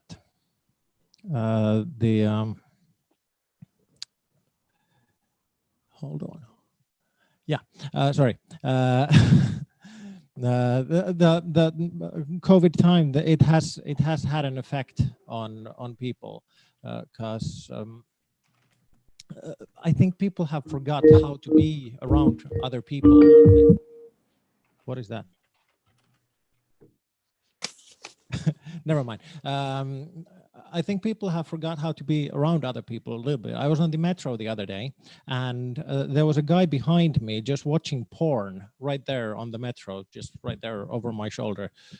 Like no respect for other people's privacy.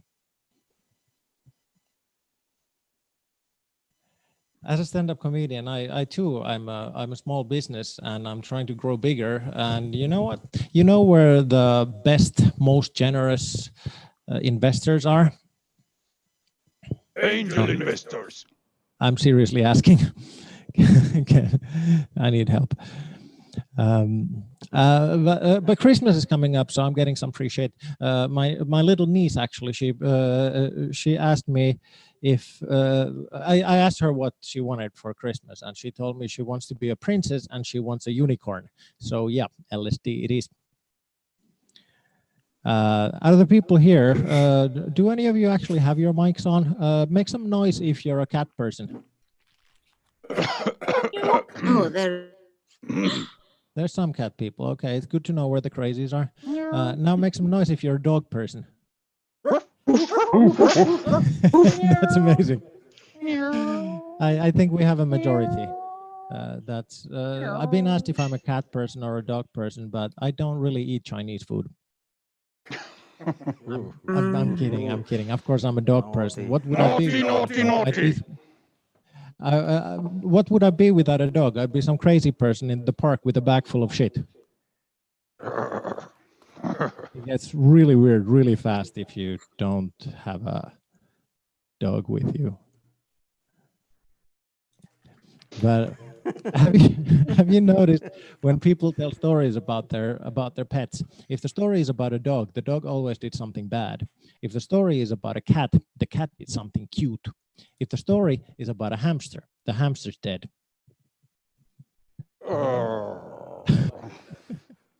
Why is the hamster dead? But even though they say a dog is a man's best friend, but I actually think there's something special about friendships between Finnish men, because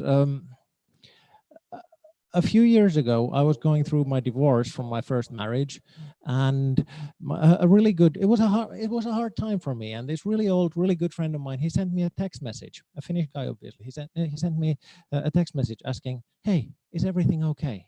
And I replied to him. I said, "No." And he wrote back, "Okay, just asking." So beautiful. And my new wife, years later, my current wife, my final wife, the good current wife. I told her this story, and she was like, "Oh, it's just such a shame that you Finnish guys are like this. You didn't get to talk about your feelings at all." And I was like, "But I did." She doesn't understand. She's Brazilian. And actually, speaking of Brazilians, because Finnish people, we have been pretty well prepared for the whole Corona thing, because we are the nation who invented kalsarikänni, the pants drunk, getting drunk at home in your underwear with no intention of going out. We came up with that, and that means we've been preparing for the social isolation for centuries. And but she's Brazilian, and her drinking culture is very different. Like, for example, when she has had a little bit too much to drink, she'll stop drinking. Like, I didn't know you could do that. And it'll tell you a little something about the Finnish drinking culture, because, well, I remember when I was a teenager, I used to watch all those American movies, and in those movies, they often rob liquor stores. And I think it took me like a couple of years to figure out that they're actually robbing them for money. So that's like... Crazy Americans. Yeah. I was actually at the liquor store myself a little while ago, and the lady who works there, she came up to me. She was like, "Hey, do you need any help?" And I was like, "Yeah, but I'm here instead." Do you remember the scene in the movie E.T., Extraterrestrial, where E.T. goes downstairs to the kitchen and he finds beer in the fridge and he drinks all of the beer out of the fridge, and then he's all drunk and it's funny and cute, which I think is super unfair, because when I do that, I have a problem and I need help and I can't go to the Ready K market anymore. Even though I told him I want to phone home. What about children? Any of you have children? Make some noise. Yeah. Yeah. There's a few out of the people who out of the people who made noise. How many of you have children on purpose? 50-50. Yes. Of course. Like it is two. the nicest Okay, thing okay. when it's dark outside in January and February and March and April and May and June. That's I don't know who's talking, but it sounds like the voice of God. I asked that question once at a show in Itä-Helsinki, in Kontula, and it was around 100 people there. And I asked the first question, who has children? Around 30 hands went up. When I asked how many people have children on purpose, it was honestly 3, which tells you a lot about Kontula. But I'm not a huge fan of children, because children are difficult, because you buy your child a really nice, really expensive present for Christmas or whatever, and then they just want to play with the box it came out of. I kind of feel that way about the children. I just want to play with the box they come out of. I'm almost out of time because I guess we're a little bit behind schedule, and the next person is coming up very soon. So I'll just tell you this because my wife and I, we've been together for 3 years now. Well, sorry, we've been married for 3 years. We've been together for 8 years. So we're at the point where we kind of have to start being a little bit more creative in the bedroom. So we started playing role-playing games. Like one time we played Fast and the Furious. I was fast and she was furious. Sounds familiar. You've been there? One time she wanted me to dress up as dress up in a suit. She wanted me to wear a suit in the bedroom because she has this perverse fantasy where I have a real job. Oh, that was naughty. Well,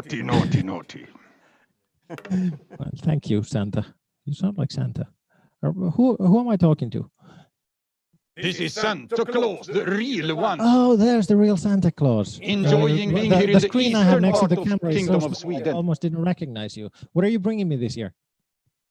I am bringing many presents because people need enjoyment in this very dark zombie virus time. Yeah. I'm gonna need a shotgun and like a chainsaw for the zombie apocalypse. No, the But hey, best is a knife I guess for a that's pipe. it from me because it's past now, and the next person after me, there's going to be another person. So thank you very much. It was great performing for you guys, and I hope you give a lot to the charity and start up some really good stuff. Thank you. Bye bye. Thank you so much. Thank you. Bye bye. Thank you. Bye bye. His jokes were really naughty, which is nice. All right, Santa. Now it's time for us to bring in our first surprise guest to say hello. Okay, can you carry him? My back is a little bit bad. I'm hoping he's connected through the internet Oh, here. interweb. Oh, okay. Yes. So Interweb. let's see. Do we have Ilkka online? Hello. Yes. Hey, Ilkka. Oh, it's that young boy with the games. He plays lots of games, I heard. Yes. Yeah, that's me. Nice to meet you, Santa. Good to see you, Ilkka. I have heard good things about you.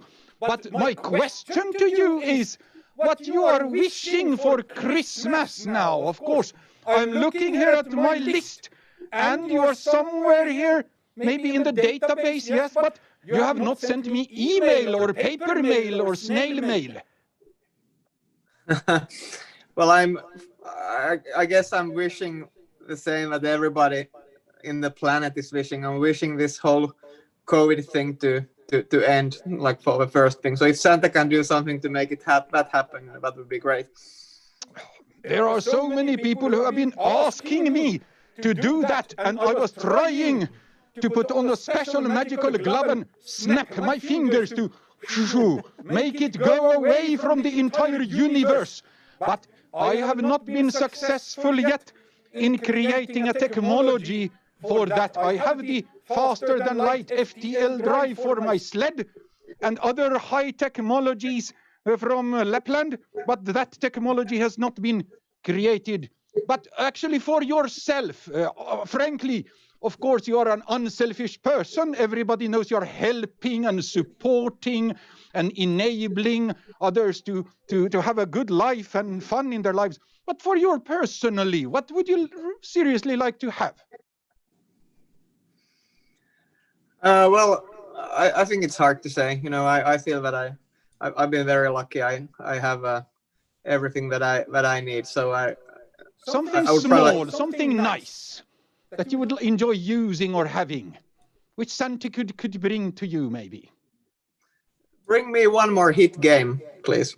One more hit game coming up, and you can thank me. I will not take any royalties, but I will send an elf and whisper it in your ear in the sleep, and then you will claim in all your famous newspaper interviews that you came up with it in your sleep, and then you shall remember it was Santa's elf. It was my idea, and I sent it to you. But you can take the credit. Great. Don't tell anybody. Yeah. Maybe this. And no royalties. Game, okay. Hit game called Monopoly maybe could be useful, or African Star. Traditional games. So looking now at your past year, what would you like to tell us? How has it been?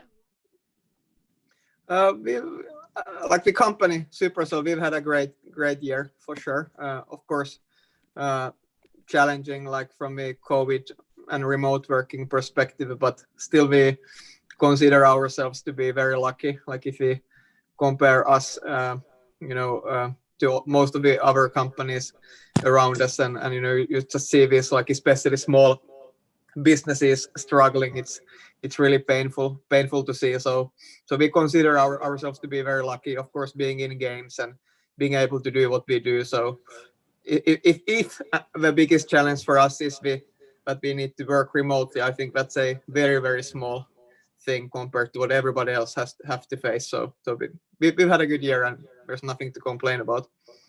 Everybody knows you as, of course, the man behind Supercell, a co-founder, but also as a person who really truly cares about how other people's are doing. Do you feel you have been able to contribute, or will be able to contribute somehow to bring light into this current time of darkness? Well, that's a lot to ask, given how dark it is right now. But of course, I'm talking about the zombie virus, with especially young people being in hardship all over the globe. Besides giving them your games, of course, but we also need them to do something else. Yeah, well, of course we try our best to at least contribute somehow also outside our own businesses. And this year, as all the past years, we've done a few things here and there. So we try to do our part. And how can people maybe join you or collaborate with you if they want to do something good? What should they do? Well, I think it's pretty simple. Like, just come and talk to us. Oh my goodness, you're Finland people who are really, really straightforward. Just come and talk. So finally, what is your outlook for 2021? Hyvä Suomi, heja Finland. Well, we hope it's going to be a good year. We are certainly very excited about the stuff that we have on the pipeline. Of course, like stuff that we can't really talk about yet, but super excited about what's ahead of us. And as said, we also are hoping that the kind of global situation will be, better with the COVID, like hopefully putting to an end to that, and just world being hopefully a bit better place for everybody. My goodness, a Finland person who is saying, I am excited, and he was even smiling. Not like this Räikkönen or Häkkinen or other nen. Pannanen can smile and say, I am excited. I almost believed you now. I almost believed you when you say, I am excited. I am so excited. But now he's smiling. Okay. Hey, thank you, Ilkka, for joining us, and hopefully next year we can repeat this again. I know you're a busy guy and move to the next Christmas party. Thank you, and see you soon. Yeah. Thank you very much, guys. Have a nice party. Bye, Sampe. Bye. Bye-bye. Bye. Bye-bye. What a nice young man. Ilkka, I've never met him personally. I've just been slipping gifts to his home under the Christmas tree on the 24th, because that's when you Finland people want to have your presents. Okay. Thanks for Ilkka, and now let's go for our next surprise guest. We are again maybe calling or connecting to something nearby here in the Helsinki region. Do we have Inka online? Is Inka a musician or dancer? Do we have Inka?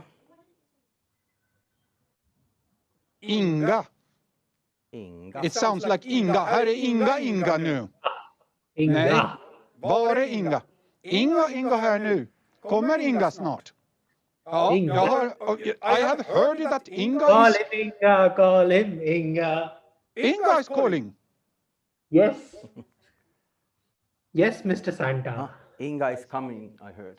Oh, okay. Okay. So Santa, tell us about, do you write yourself letter? Do you have what's the Santa's request for the Christmas? Is it like just work, or?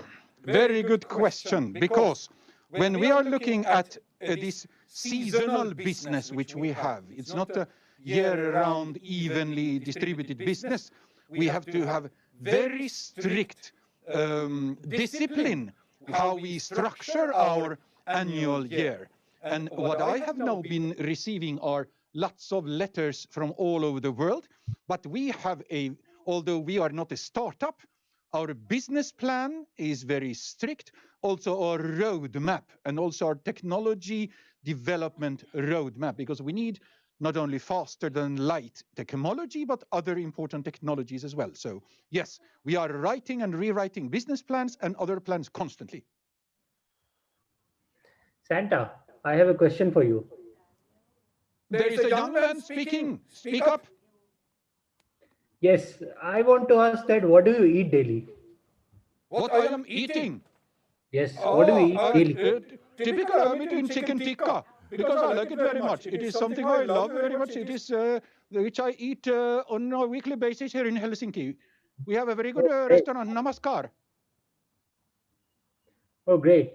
And what do you do throughout the year? You're visible only for like the week or so during the Christmas. Well, besides the planning, we also do lots of production, because we need to produce all the presents for the entire Christmas season, and production begins immediately after the New Year. So I am overseeing several production facilities all over the world,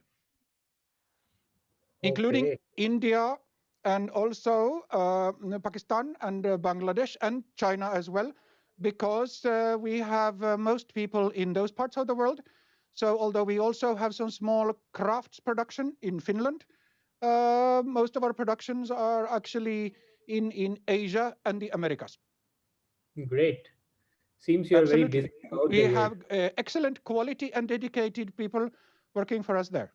I'm very happy with the quality of service and products we're getting. While we are getting Inga online, maybe we can go to our next guest and then bring Inga after that. Do we have Paul online?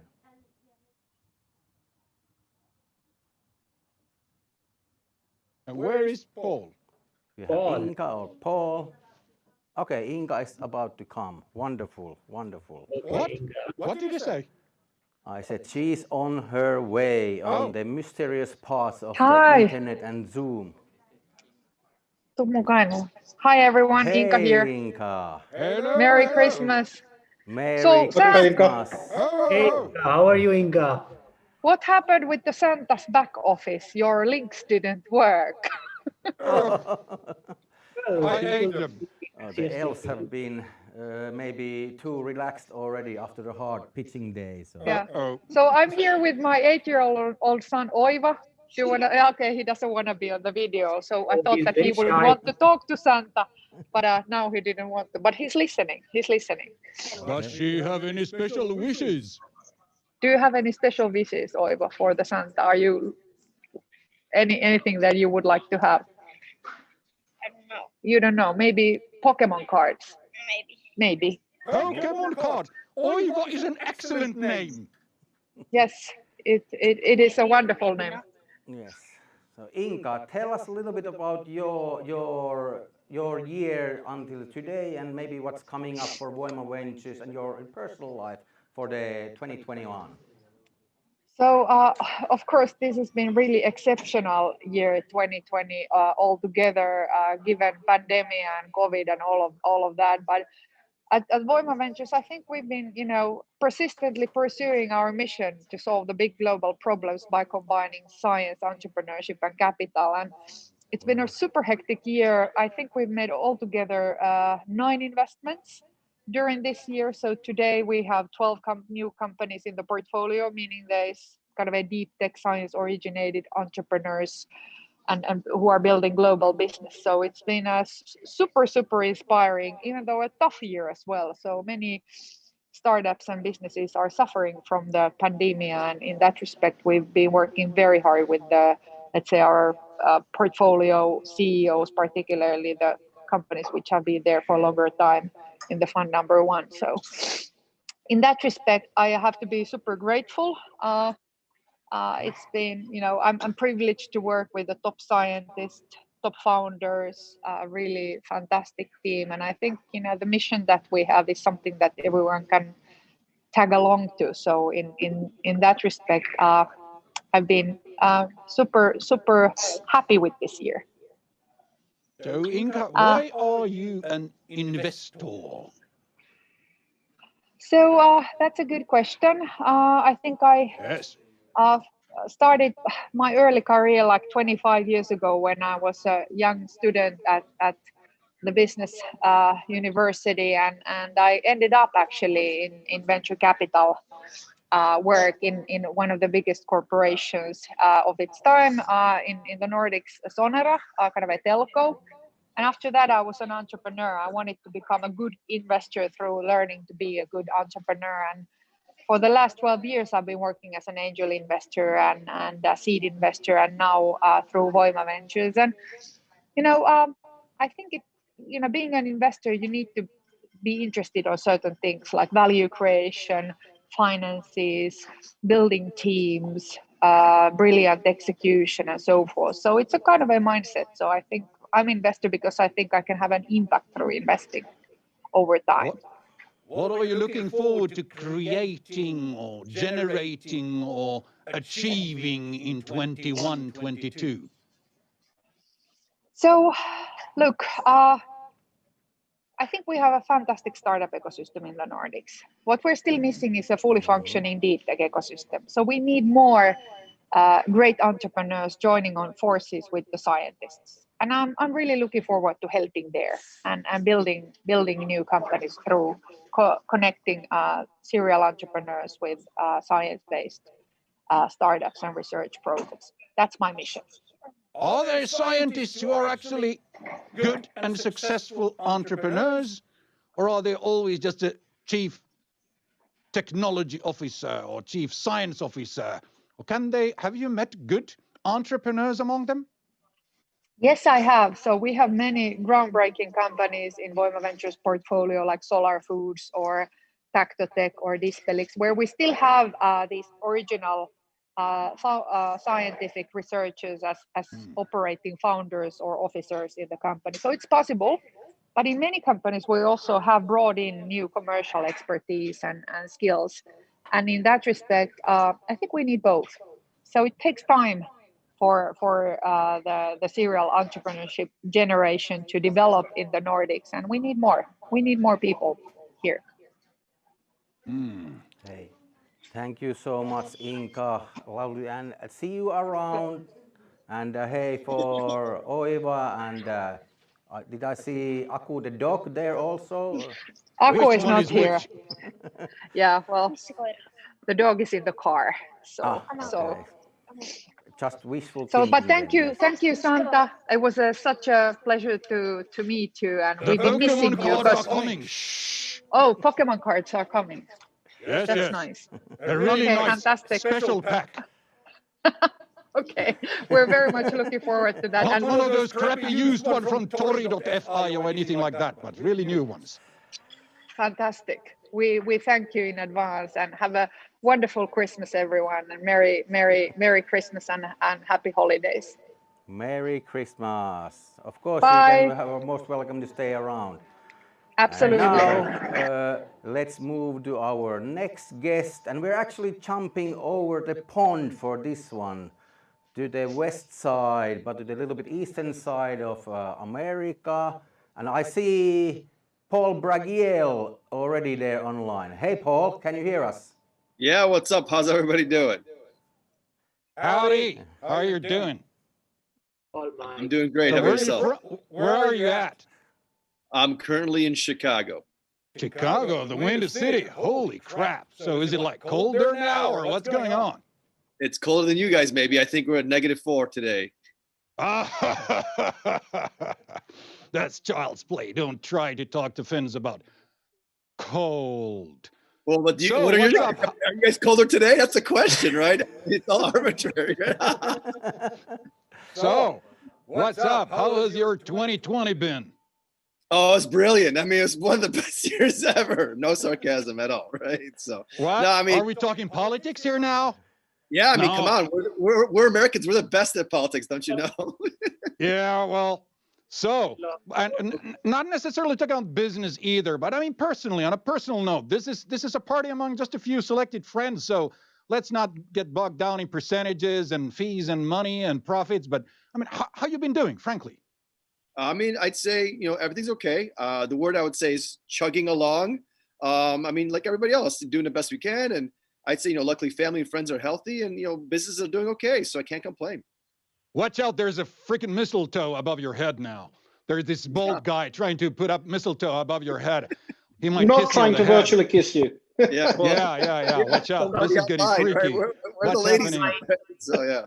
Santa is getting a little bit worried right now here. I have this naughty and nice list, and I'm making notes of everybody doing whatever you're doing. So I'm worried about that list. That's scary. So tell us what have you been doing, which is nice, which would actually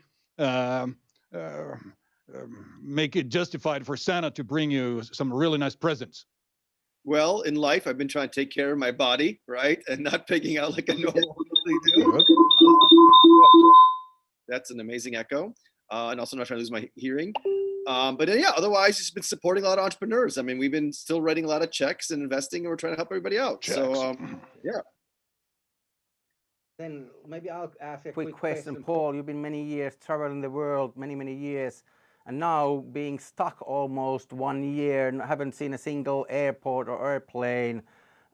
What's the good thing about not traveling? Is there anything good about that? Yeah, I mean, like I said, I've been able to kind of treat my body better, right? So instead of constantly eating out and all the lack of sleep, yeah, I've been sleeping really well. I've lost a lot of weight, and I've been able to focus on like I said, myself, which is really nice. Also, I tend to have a lot more time for kind of the various companies I'm involved in. It's like less building new relationships and more focusing on old ones. So that's kind of the silver lining, I would say. Do you have a six-pack now? I do. Okay. Wow. So what are your plans for 21? So yeah.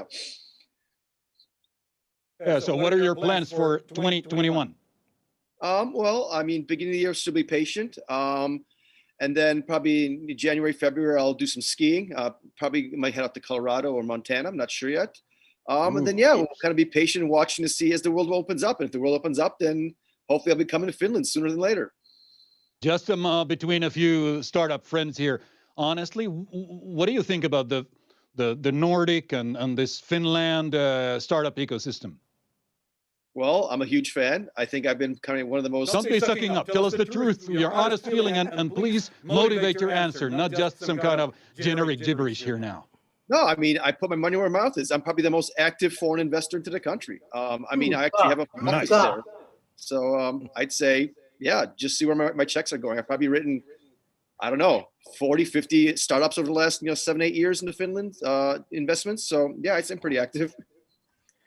That is very active. And how should people approach you? Are you like one of these Finland people? People just call you or email you, or are you an approachable guy, or do you have a secretary who doesn't let anybody through, or what's happening? I don't like secretaries, but I don't like secretaries. Mm-hmm. I mean, it's like I'd rather. I mean, I just find it to be an overhead. I mean, nowadays all the calendaring apps you could do most of the scheduling yourself. But yeah, for me, yeah, I mean, reach out to one of my team members, or if you can find an intro is the best way. Of course, you could email me, but the best way is an intro because that's going to make it you jump to the top of the line. I'll check your email, and if you're cold email, but like you already are behind other people coming through a very strong intro. And like I said, I've done investments in 40, 50 companies in Finland. If you can't find one company, founder to give me an intro, then you don't want the intro strong enough. So that's kind of how we filter. Interesting. Hey, Paul, thank you so much for being us, and we're really hoping that we're gonna see you again in Finland in the coming months or next year at least. Praying for that to happen. We miss you here, and of course, looking forward to see you here Continue to take care of yourself. Elves are watching. Sorry, Still a week to go to Christmas, so don't slip. Don't slip. Well, I think I'm going to take a little break and get pretty drunk and fat over Christmas. But yeah.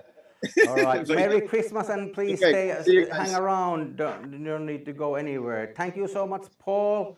Cheers, everybody. Enjoy the show. And the next, actually, we're gonna stay on the same continent, just go like a couple of miles towards the east. There's a child there. There's a little child there now joining us. Yeah. Okay. Yeah, he's got white headphones on. Oh, Is it Andy? wow. Ah, yes. Now I see them. Hey. Yeah, he's so small. Hey, Andy. Hi Hey there. everyone. Hey, Andy. Welcome to Finland virtually now. How are you? I'm doing well. Thank you for having me. It's good to hear you and see you. It's our pleasure. Santa is 358 years old. You look like a child to me. You have no wrinkles. You haven't been drinking or doing anything else. So what have you been doing 2020? I've been behaving myself, being a good boy. Good. No, I've it's No? been it's Yes? been a productive year. So what have you been doing? Tell us. What have I been doing this year? I've moved out of the city in New York. I'm staying with my family in Virginia, outside of DC. I spearheaded a fundraising called the All In Challenge to help feed Americans in times of need. And I'm just continuing to grow and develop my work at VaynerMedia. Right. Right. Yes, he works at VaynerMedia, right-hand guy for the team Gary Vee with the Gary Vaynerchuk for how many years already? 7+. Wow. That's Crazy ride. But you are not getting enough yet, no? More. More. So what kind of wishes do you have for Christmas? What should Father Christmas be bringing you through the chimney? Happiness and health, and I'll be satisfied, Santa. Okay, but nothing small for yourself? Something really nice and pretty I mean, or useful? if you could bring my buddy Jan over, I would really appreciate having him in the States so I could show him around as he has done so graciously We'll when I make was that visiting happen. Finland. But if you could Maybe bring him in the he'll- sleigh, that would be amazing. Wow, I just had the same idea. That would be pretty awesome, but I don't. Is it like a one-way trip or is it like a return ticket? I don't know. You get a return ticket. I'll make sure of that. Do you like snow? We're actually supposed to have a big snowstorm tomorrow. Almost a That foot was of not snow. my question. Yeah, I do. I like it when it's snowing and there is snow on the ground. I don't like it when it's slowly melting away. Excellent. So you'll be going out naked like Nordic people do in the snowstorm and enjoy when it whirls around you and cleanses you and Yeah, you but turn that's not slightly white necessarily and blue. You guys have the saunas though. I need a sauna if I'm gonna have to commit to going naked out into the snow. Exactly. We'll make sure you get a sauna as well, and then you'll be able to do just that. Santa, if you could bring me a sauna, I would be forever grateful. So what's happening in 2021? What's happening in 2021? I'm traveling to Dubai in January, which I'm excited about. I've never been to the Middle East. Fancy. Yeah, I think that would be. I'm going there for business, but I'm looking forward to that, and hopefully all good things. So finally, what kind of greetings would you like to send to people who are working really hard on their startups here in the Nordic countries, in Finland especially? Stay patient. Stay focused. Nothing happens overnight. And just be consistent with it. Hey, Andy, it's wonderful to see you and hear you, and give our love to people in VaynerMedia and around, and really hope to see you in 2 weeks, right? When are we gonna make the trip? I'll see you, young man, next week, and then Jan will be coming a week after that. If you can come down the I'll take him in my sled. Chuka, ping me. All right. Hey, thank you so much, Andy. Love you, and speak soon. Yeah. Thanks so much. I really appreciate Bye-bye. you. All the best. Thank you. Bye bye. Cheers. My goodness, there's a young man in a red suit there. Is he trying to be Santa Claus? I'm the only real Santa Claus. Is he trying to pretend? So, welcome our next special surprise guest, Peter. It's almost like Santa, but it's Peter. So it's very similar. Hey, Peter, how are you? Yeah, I'm great, and we clearly share the same kind of taste in fashion with Santa. So Yes. Branding is very important. My underwear, which I'll take off at the end of the broadcast, are red, and my shirt underneath is red. Red is the color. Yeah. Very Welcome good. to the club. Excellent. So, what did your 2020 look like? Oh, very good. I mean, basically, I've been hanging out here at the office in most of the time in front of the screen. So it's been a bit different than previous years. So I don't think I've been home here, this much ever.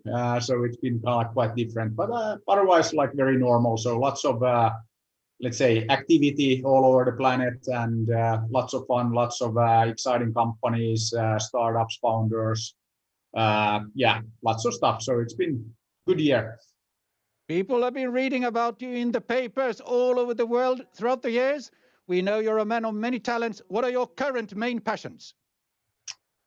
I mean, I'm building a bit of infrastructure, then working a lot on education. So that's something that has been, a great year for that, because of course now everybody being online, it's been easy to reach people and make lots of progress on that front. So got time.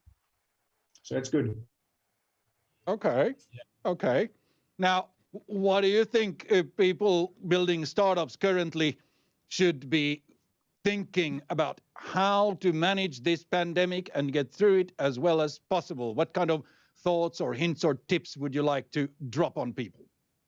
Yeah, I think that it's very much business as usual, actually. I mean, it's again focus on getting stuff done. So I think that that's what's always the most important thing. And the pandemic is just as bad as an excuse as they come. So I mean, it's just it's about going out there, doing your thing. Now it's of course it's a bit different. You can't travel, you can't meet people face to face, but you can meet people like here online. And I think that let's focus on where the action is and what needs to get done. And I think that's always for any entrepreneur, that's what you need to be doing. So go out there, do stuff. Let's.com. I'm gonna take the Santa's question now, because he told me already that you haven't written him in a long time. So please, what are your wishes for this Christmas? I think that gifts. Yeah, I'm not asking for haven't been thinking Don't much be like a about Miss Finland or like a Miss Universe. You want world peace and happiness and things. Be honest now. Santa can smell the lies even through the interweb. Yeah, pretty much. Yeah, world peace, of course, always top of the list. But I think that I think that the big thing that we just need to keep building the momentum that we have here in our part of the world. So this whole finest Bay Area, and of course attracting more founders, making sure that this is the best place on the planet if you want to start a company, and if you want to build a successful startup, this is where you need to be. So I think that that's kind of like my wish, that we keep working on making that reality. So we know what we need to do. Okay, wonderful. Peter, always good to see you and hear Nice. from you. He's in my nice bracket. Okay. I'll bring him presents. Okay, I think Santa will figure it out then. Yes. Maybe some. I just got an idea. I have a question. Yeah. Yeah. I have a question. Yes, Jan. Where is it best possible for us to get the finest Bay Area like photo or background? I think it's really cool. You can actually find this one. It's my pinned tweet on Twitter, so I have that background there, and then there's a full thread of like what we're actually building. So that's the best place to find it. And of course, I'm like always happy to share this. But actually, reason why I love this background and this image is that it shows that we can look at the world differently. So all of us, from this part of the world know that the map, typically you look at it a different way. So here we just kind of like look at it from a different perspective. And I think that this is a great example of the fact that you can actually look at the world in many different ways. And of course, when it comes to maps, there is like no right or wrong way. So I think that is always important, that there are different perspectives. And that's something that, again, always a good start, when you are building your own company or doing anything, that there's always many ways to look at the world, look at the opportunity, look at the problems. So I think that's a good reminder always that think about things differently. Thank you so much, Peter, and see you soon. Thank you. Yeah, see you. Yes, and then before our next surprised guest gets activated, maybe he's already online with us, but I'd like to remind everyone listening, watching, please go to santaschristmasspeech.com and scroll a little bit down there and find the link to go to the Finnish Medical Foundation page, and please go and do a small or even larger donation. It's a really good cause and important for us, important for everybody to take care of our children and youth growing up. And we need more research information how to adapt in this situation. The future generations are growing up in the shadow of a pandemic. So funding and raising funds for child and youth mental health research is very important. And I can see one of my reindeer there now has escaped. What is my reindeer doing there as a participant? I'm worried now. I can't recognize. My eyes are I'm so old. I'm almost 359 years old. I couldn't recognize which reindeer it was. One of them was there. Okay, but let's move forward. And the next, I think, do we have Felix online? Felix Zenger, hey. Felix, welcome to Santa's Christmas party. Hello, child. Can you tell us a little bit about your year and what's been going on with you and what do you do? And maybe we'll actually find out that a little bit later on. But tell us about how's your year been, and of course, being in the cultural artist world, it might be a little bit different, expected. And what's your plans for the 21?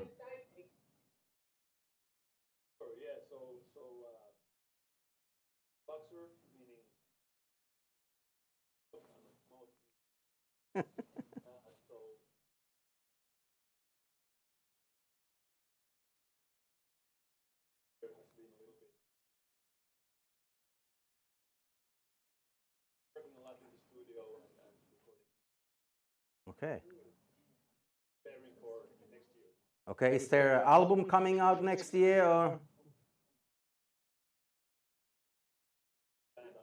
Wow. Naja, Felix Zenger, why are you a beatboxer? Why did you once upon a time start with this activity?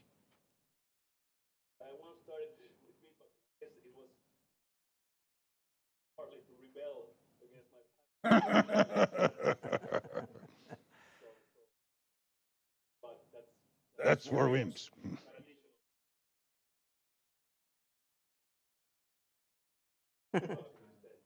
Und where did you start doing this at first? At school, during class, or with your parents at dinner table, or what happened?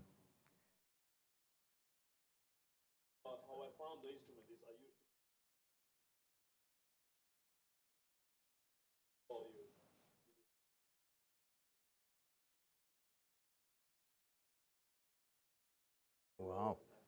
Wow. Mein Gott, ach so.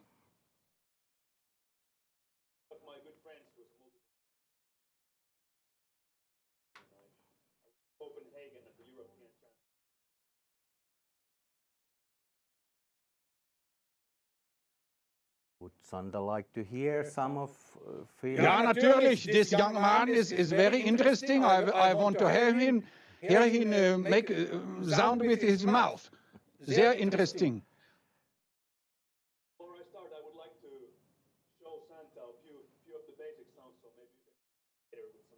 Ja, natürlich. Of course. Ja, ja.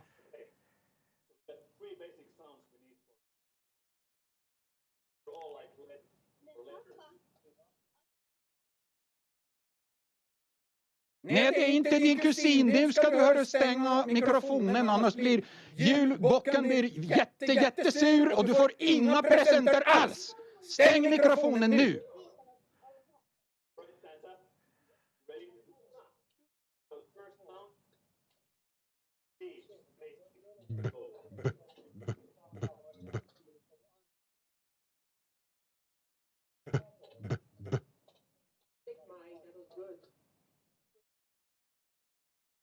Hey Felix, can you gör man en sån där bild i huvudet. Hey Felix, I'm listening mate. Som liksom hjälper att komma ihåg saker. Hör ni finlandssvenskar? Hör ni hurrar? Nu ska ni stänga eran mikrofon för ni förstör hela vår sändning. Speciellt när unga hertsänger ska zinga lite här hos oss med sin beatboxing. Vi går här. Nej, ni ska inte gå där nu. All right. Okay. Felix, Mike, are you listening? Mutera alla så öppnar Felixen. Bass kick, the letter B. Easy. Boom, boom. We got the hi-hat, which is like T and S. So it's boom, boom. För att jag har nu 42 gånger sagt dem. and we got the snare drum, which is like P at the same time. Is it P? Somebody's P?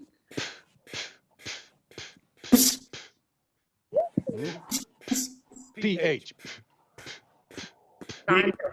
S-A.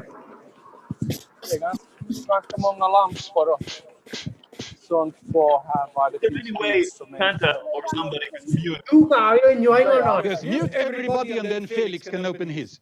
Mute everybody. Peter or who Okay, Santa. Can you please mute yourself there? Who's speaking Luca, are you Swedish? enjoying or not? Yeah.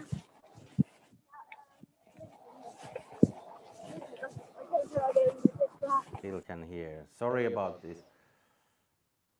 There are so many thousands and thousands of people from all over the world participating. It's very hard to find the culprit here.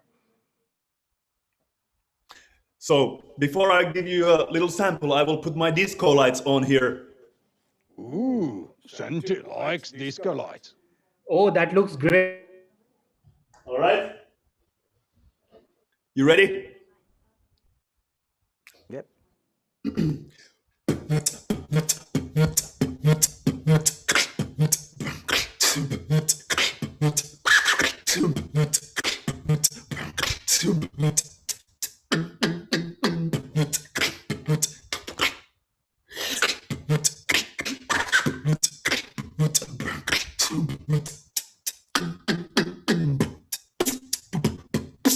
BTSP.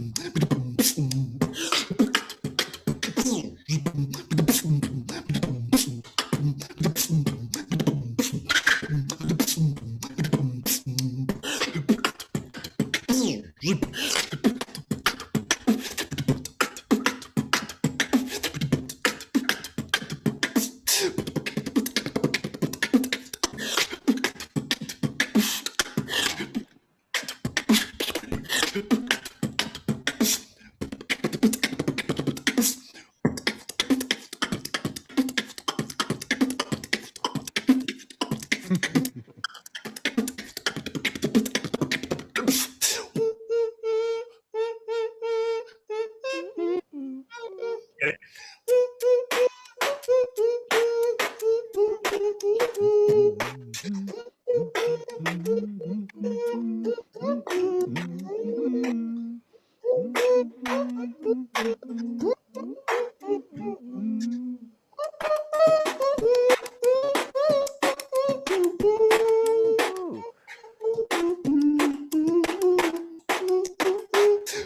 Take it easy, Santa.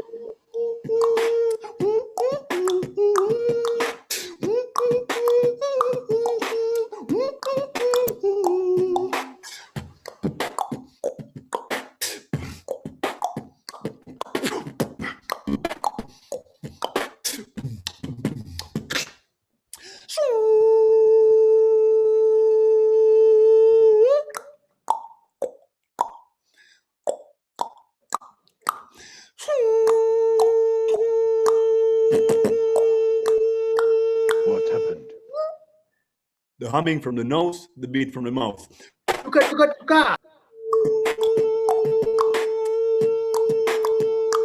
Crazy.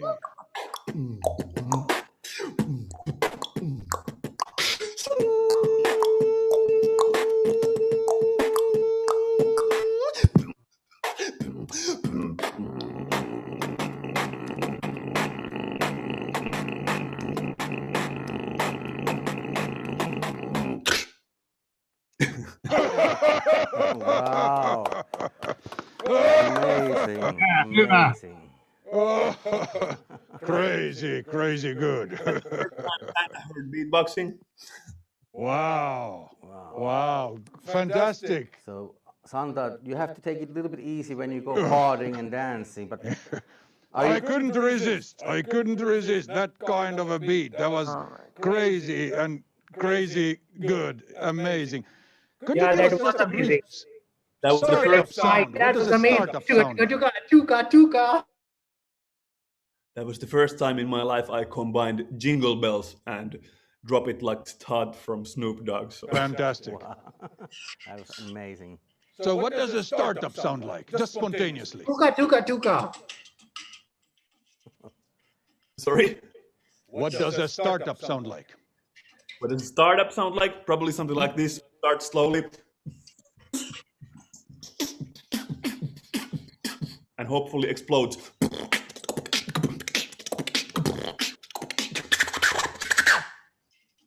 Whoa. All Sounds right. like very promising for 2021 if that's what they sound like. So, Santa, are you now ready to kind of like do it yourself or like a little rhyme together with Felix? Or are you ready? I'm not sure if I can do anything like that. That's just crazy. But...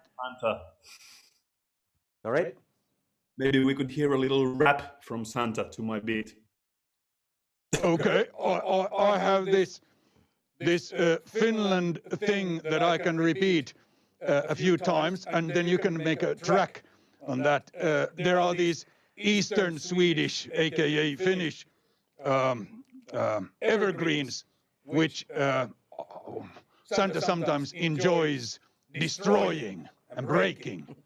And one of them is by a guy called Danny and his girlfriend Army. Uh-huh. And it goes something like this. Tahdon sulle olla hyvin hellä, oisit mulle kukkakämmenellä, niin suloinen oot, sun vartalosi on niin uskomaton. Tahdon sulle olla hyvin hellä, oisit mulle kukkakämmenellä, niin suloinen oot, sun vartalosi on niin uskomaton. Tahdon sulle olla hyvin hellä, oisit mulle kukkakämmenellä, niin suloinen oot, sun vartalosi on niin uskomaton. Wow. Hey, thank you, Santa.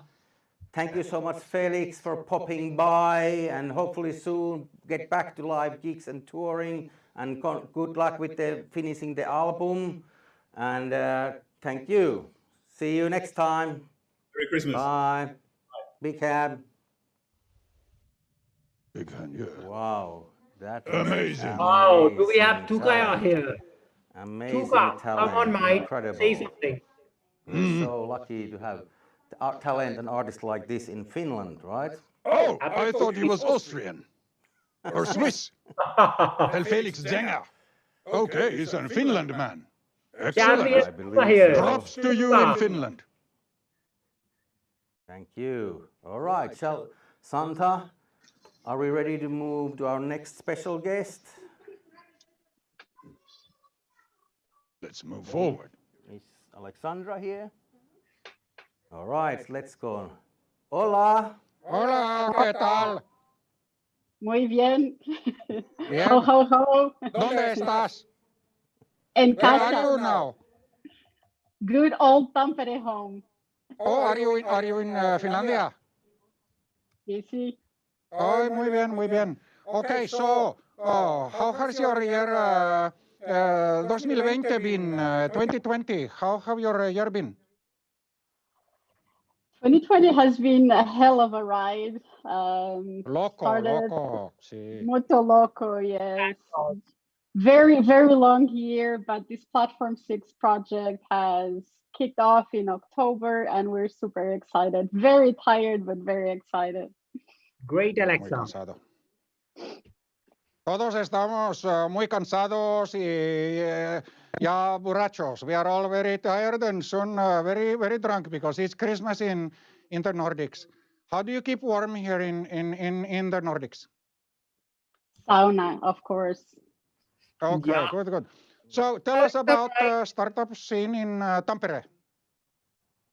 Alexa, play a song for me. I can see maybe some other Tampere people. This is the official channel. Look at me. Don't listen to the false prophets. So how are startups doing in Tampere area?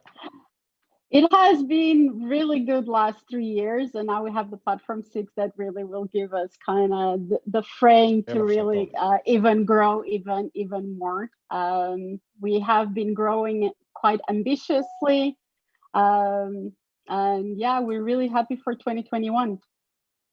Why are you happy for 2021, for 21? What is special about this new year? It has to be better than 2020. I think we're just really ready to close this 2020 chapter and start the new one. It just has to be better. Tuka might. What are some kind of things you are looking forward to next year that you're arranging or is happening or progressing? We really look forward to have a real housewarming party of Platform 6 and really be able to invite more than 10 people at a time. Okay. Alexa, play a song for Tuka. And I also heard, we were chatting before we came live, and Santa was a little bit upset and he hasn't gotten any notes or letters from you in quite some time. Exactly. Even your last name is Santos. The holy ones. Yes, I've Santa been a bad girl, yes, I know. So have you been not your nice, frankly, honestly? I have honestly been maybe too nice. Yeah, I've been working too much. Yeah, too little party, too much work. Well, you need to take care of yourself also. What can Santa bring you to make you feel better?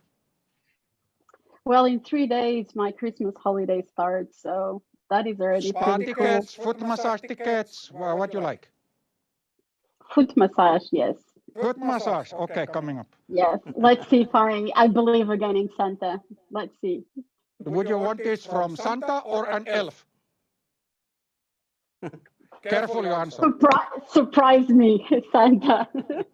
She said publicly, surprise her, so okay. She will be very surprised. Alexa, I have a question for you. Yes, who's talking? Alexa, who's better, Google, Siri, or you? Well, I'm a real person. I'm a real person. Oh my, I was just kidding. You took it seriously. Madness is interference, and it is interfering with people sometimes. It happens, but it's So natural. you can hear him too. It's not all Thank you very much, Mike. Enjoy, Alexandra. Thank you, and looking Muchas forward gracias. to come to Tampere and the brand new Platform 6 house. Yes. Hopefully for a big Excellent. opening party. Send us invitations then. Yes. I will come on 6th of January. Ho, ho, Hi, ho. Alexandra. Merry Hi, Christmas, nice to see you. everyone. Nice seeing you, Tuka. Yes. Okay. Thank you, Alexandra. Please stay around there. There, right? And I would like to invite our next guest online. Do we have next one? Okay, we don't have yet. Person, he's coming from very far away.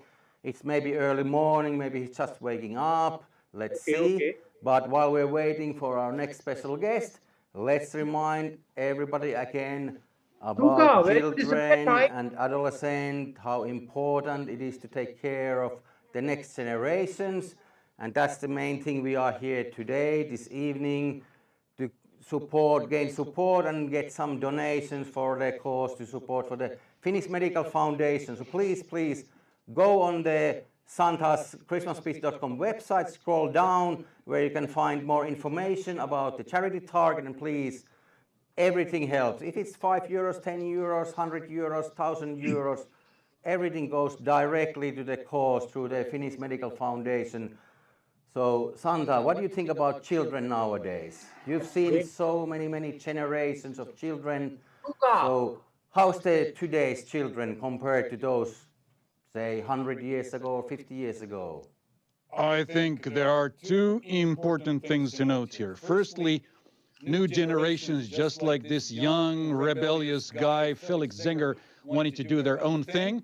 And this next young man over there, he also wants to create his new thing instead of being the shadow of other people. So we need to create all the opportunities and possibilities for them that they can flourish on their own terms. And that is exactly why collecting and raising funds for mental health research for children and youth is super important, and the Finnish Medical Foundation is doing a lot of important work in that area. But now we have someone who's tanned. He's been in the sun or something. Why, hey, what a great radio voice you have, Santa. Well, we need to be speaking with people from all over the world tonight. We have thousands of people from all time zones. So nice to see you, Adeo. I can tell that you've been nice because my elves have told me that you've been both working hard and actually helping a lot of people. So what did 2020 look like for you? Well, I don't know if I have coal or otherwise in my stocking, but we did a lot of work in 2020. You in Finland and Lapland were spared a lot of the side effects of the pandemic, but most of the world has seen the pandemic have an influence on daily life. We run programs to inspire people to create companies in around 200 cities, almost every inhabited time zone. So we've moved a lot of those programs online. So we took all of our offline real world activities, inspiring people to create companies, and brought those activities online. So that was a lot of work. And then we realized that people need, in many different parts of the world, funding to pursue their dreams. So we launched a program to create 1,000 new venture capital firms around the world. 1,000. Yeah, all of those funds are focused on impactful segments of whether it be diverse leaders of the fund, so women, people of color, etc., or they're focused on funding impact companies. So we're not only trying to create 1,000 funds that get returns, but we're also trying to create 1,000 funds that make the world a more beautiful place. So it's been a busy year. So how has an accelerator program like the Founder Institute globally been able to operate in these times? It's been great for us, honestly. That's also been a bit of a challenge because we've grown in some cases by as much as 5x. So most of our growth is in the 3 to 5x range. And it's so we've had there are a lot of companies that have hit the pandemic and struggled. For sure, we know many. We didn't fall in that category. We fell in the opposite. The pandemic hit and we accelerated our growth. So not only did we move online, not only did we focus on launching 1,000 funds to do good, but our business grew by about 3 to 5 times. So it's been that's provided us a lot of sleepless nights. Let's just put it that way. But it's been great. Honestly, it's been a beautiful, beautiful problem. You could call it a positive problem for sure. You know, if there is such a thing, I don't know if you can call something positive a problem, but it's, you know, growth. You know, there are 2 things that aren't great. Hey Alexa, are you here? A lot of growth or no growth. Now, I would rather have a lot of growth than no growth, but they both present challenges. So what about 2021? What are you looking forward to? What are some of the positive things that make you optimistic? Well, so in 2020 for us, we wanted to help bring the startup world in alignment around creating companies that matter. And I think we finished the year and made great progress on that mission, but you know, still there's a lot of work to do. So in 2021 for us, we'd like to see the first companies really start to scale that are working on things that matter. We have tons of companies that build databases and scale, that build systems that scale, e-commerce that scale, blah, blah, blah, that scale. And these are important companies for sure, but they're not going to help humanity overcome our existential threats that we ourselves have made.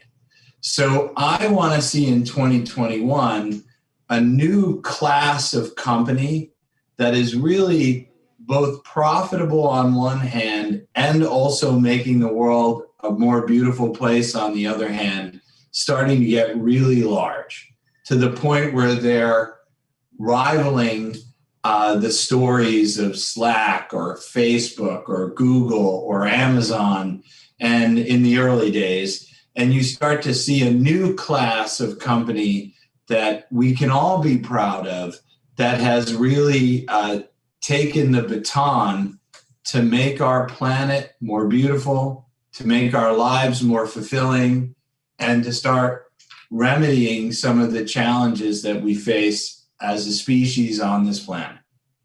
The pandemic in itself is nothing good. But have you seen something good being made out of it, or where people have taken this situation and turned it into something beautiful, which might not even have come to fruition otherwise? So has it brought with itself something good that people have made it into good? Well, I think, as you said, old, sick, and weak people dying is never a good thing, right? It's quite sad. And, you know, then there's health effect. Even healthy people have been stricken and died by the disease, but it tends to affect the old, the sick, and the weak more. And the fact that humanity has collectively decided to sacrifice so much to protect the old, the sick, and the weak among us is really, in and of itself, a beautiful thing.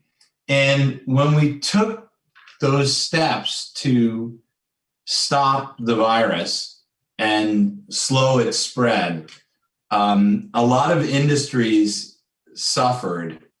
And the industries that suffered the most and faced the greatest disruption are industries that really were problematic to begin with, like travel and oil and gas, we were burning fossil fuels at insane levels to go away for a weekend with a friend. And you know, maybe once a year would be fine, but people were doing that a few times a month, right? And then on top of that, like the whole fossil fuel industry itself is kind of preposterous. Commuting to a job that you didn't like in, you know, for an hour a day each way seems a bit insane. So all these things that really didn't make a lot of sense, the pandemic has disrupted. So the pandemic itself showed that we have a deep caring of our fellow human beings, particularly the old and sick, weak among us. And then the effects of the pandemic have really disrupted some industries that were needing to change. And one more quick thing we checked before this call, and Santa hasn't received your personal gift list or wishes for this Christmas. So please quickly, one item, what you want for Christmas from Santa? Something nice for you yourself. I would I hope that, well, no, you know, I hope that I can express my love and gratitude to all the people that have helped me get to where I am today, and that they understand how much I appreciate them. That would be the greatest gift that I could receive, is other people understanding how grateful that I am for their help. So with that said, thank you so much.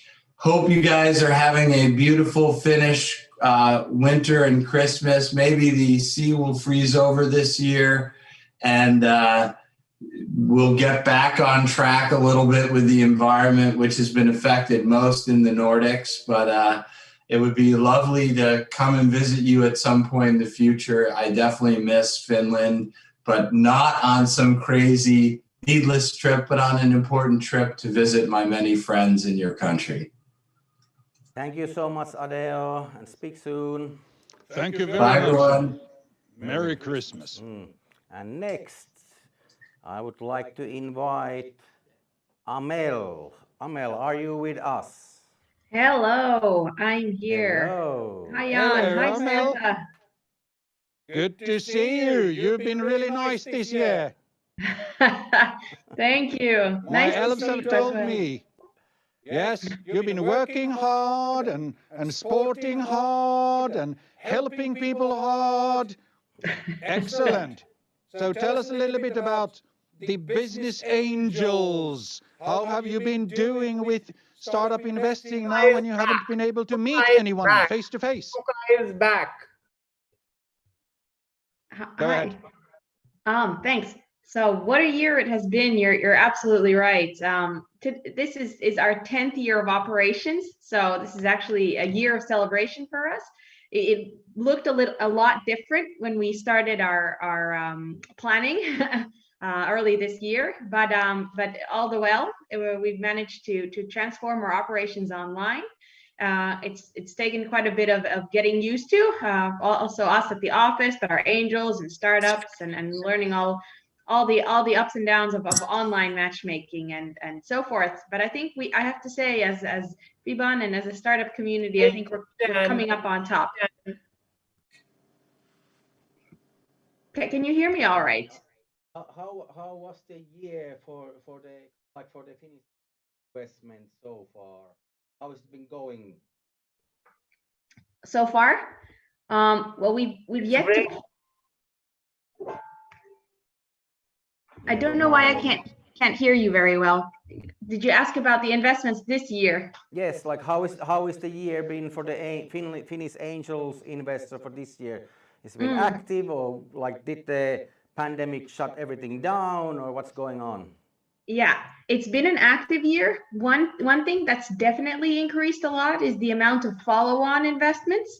So as one can assume, the main focus for many investors, especially in late spring, shifted from looking at new deals to really helping portfolio companies and existing ones. But we have seen a lot of activity and new investments being done, and also new deals done which have gone end to end online only. So that's something that I'm sure we will all see a lot more going forward as well. Have you been inventing some kind of new kinds of operations, or have you been able to find models for how to do this from other countries? We know the Finnish business angels have been forerunners in many things. Well, something that we're very, very proud of is our new data compass, which we launched last Monday. So it has 10 years of investment data there available. Anybody can have a look. fiban.org/data. It's an interactive tool, so one can find medians and sectors and whichever kind of metrics one wants to look at, but it's also interactively, so you can divide up, for example, what are median valuations in edtech or games or so forth. So that's something that we're very, very proud of, and as the name implies, with the data compass, we want to use data as a source to guide. So if there are people online who don't know but are really interested in angel investments, what should they do? I mean, Santa loves angels. Oh, Christmas angels. Yes. But how about some mortal ones if they want actual business angel investments? What should they do? Yes. So if someone is looking for angel funding, they should definitely go online, fiban.org/submit, and create their profile there, and that's how the process goes. And if someone is online and is looking to try angel investing, would like to try their wings and become an angel themselves, then I highly recommend visiting fiban.org/join. But you are always welcome to reach out to me, and I'm happy to answer any questions and help. On a final note, how optimistic are you about 2021? Well, I have to say I'm a born optimist, so I'm very optimistic that we will have a better year than this year, a different one, but different can be good. Sounds optimistic. Thank you very much, and give our greetings to all the angels. See you on Christmas Eve. Thank you. Merry Christmas to all. Thank you, Amel. Merry Christmas. Can you hear me okay? Okay, very good. So let's continue. We have a couple of more guests to pop in before then we are coming to the final part of the show. And first, we are calling actually London. So it's Father Christmas country. Do we have Sean? Father Christmas rather likes London. Is Sean online? Oh, Sean, he's a very nice young man. Yes. I think he's actually American, but living in UK for quite some time. Good for him. This side of the pond is better now. It definitely feels safer, doesn't it, nowadays? Hello, Finland. Sean. We can't see you, but we can hear you. So, whereabouts are you? Are you in London now? I am locked down in London. Yes, today we go back into lockdown here in London. So this is Santa. This is my last free night. So I'm not sure what I should be doing then. So where should I be bringing your presents then? I will be here. I'm not going anywhere for the next 2 weeks. Okay. So what do the streets look like? Are there zombies walking around, or are the streets empty, or?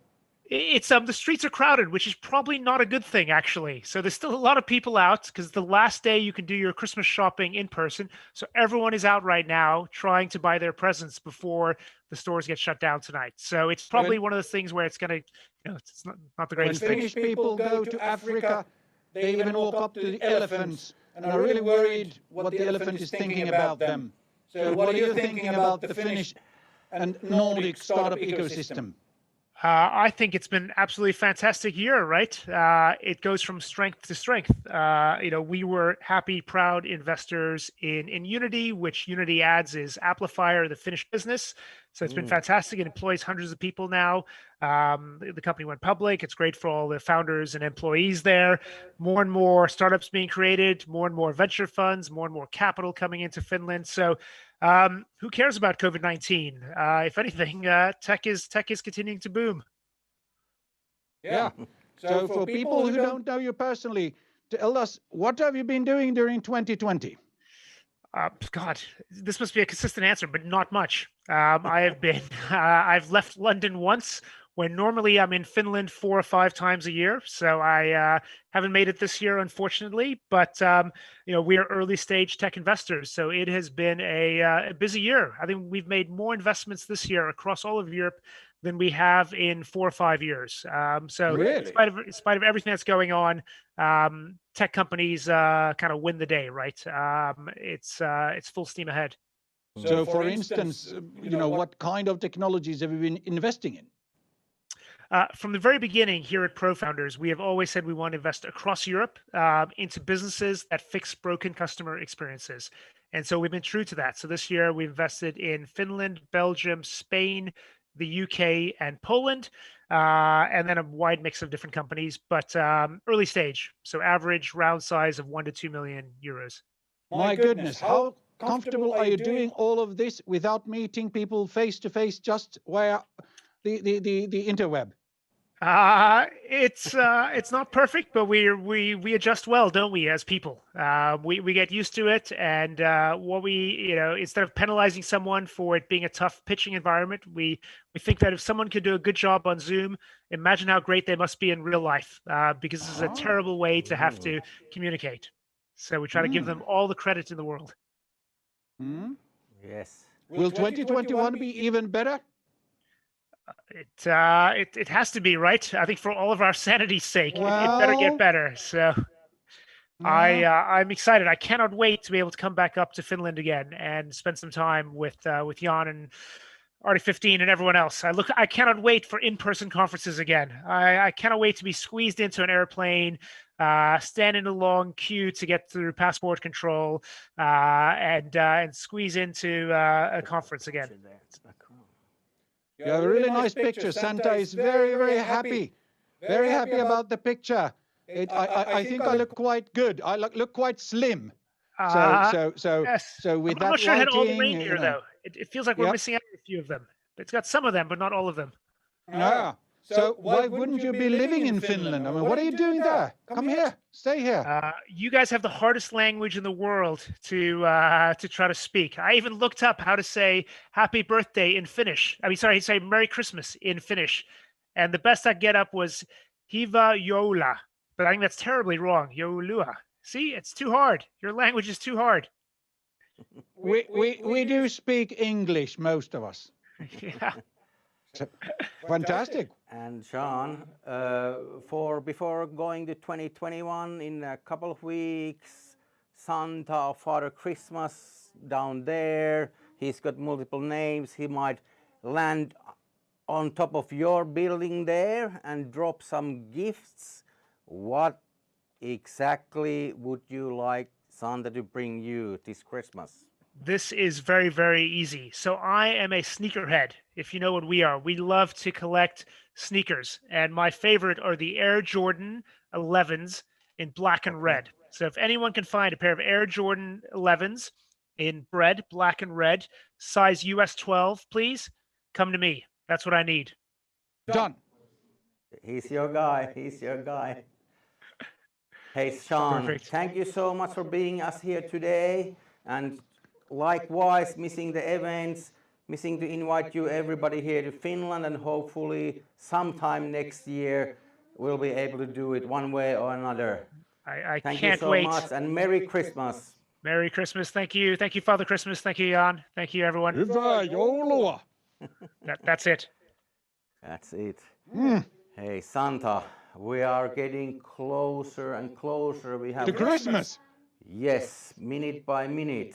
So Yes. we need to get you prepared. But before we go into our final act, Are we ending this show? No, we're not ending. Good. I'll tell you later, but before, we'll still invite one more somebody local who actually lives far away, but now he might be back in Finland thanks to the pandemic and being actively here. Do we have Yuri online? Ho, ho, ho. We have Jose. Let's wait for Jose a little bit and let's get Yuri before Jose. I'm here. Hola, Jose. Hey, guys. Jorge. Jorge, ¿dónde estás? Jorge. ¿Cómo estás?